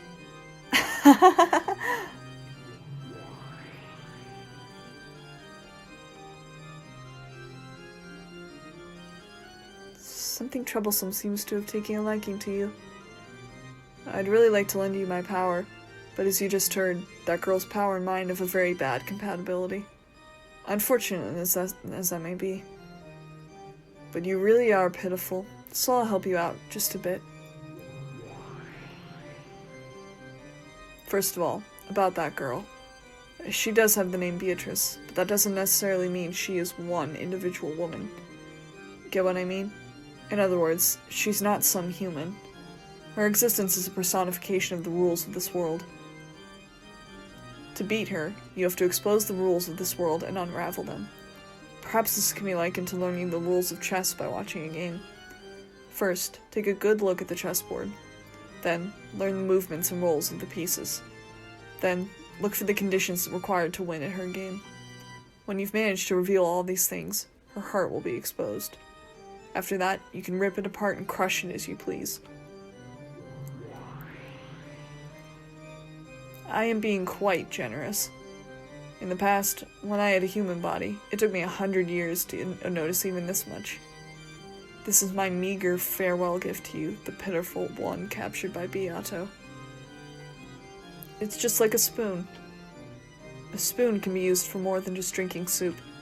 You can use it to dig through the prison you're locked in, or as a weapon to gouge the witch's eyes out. Of course, you can also use the spoon to continually sip the watery soup inside your eternal snow. Don't get the wrong idea. I have no intention of becoming your ally. I do feel empathy for you, but I won't help you.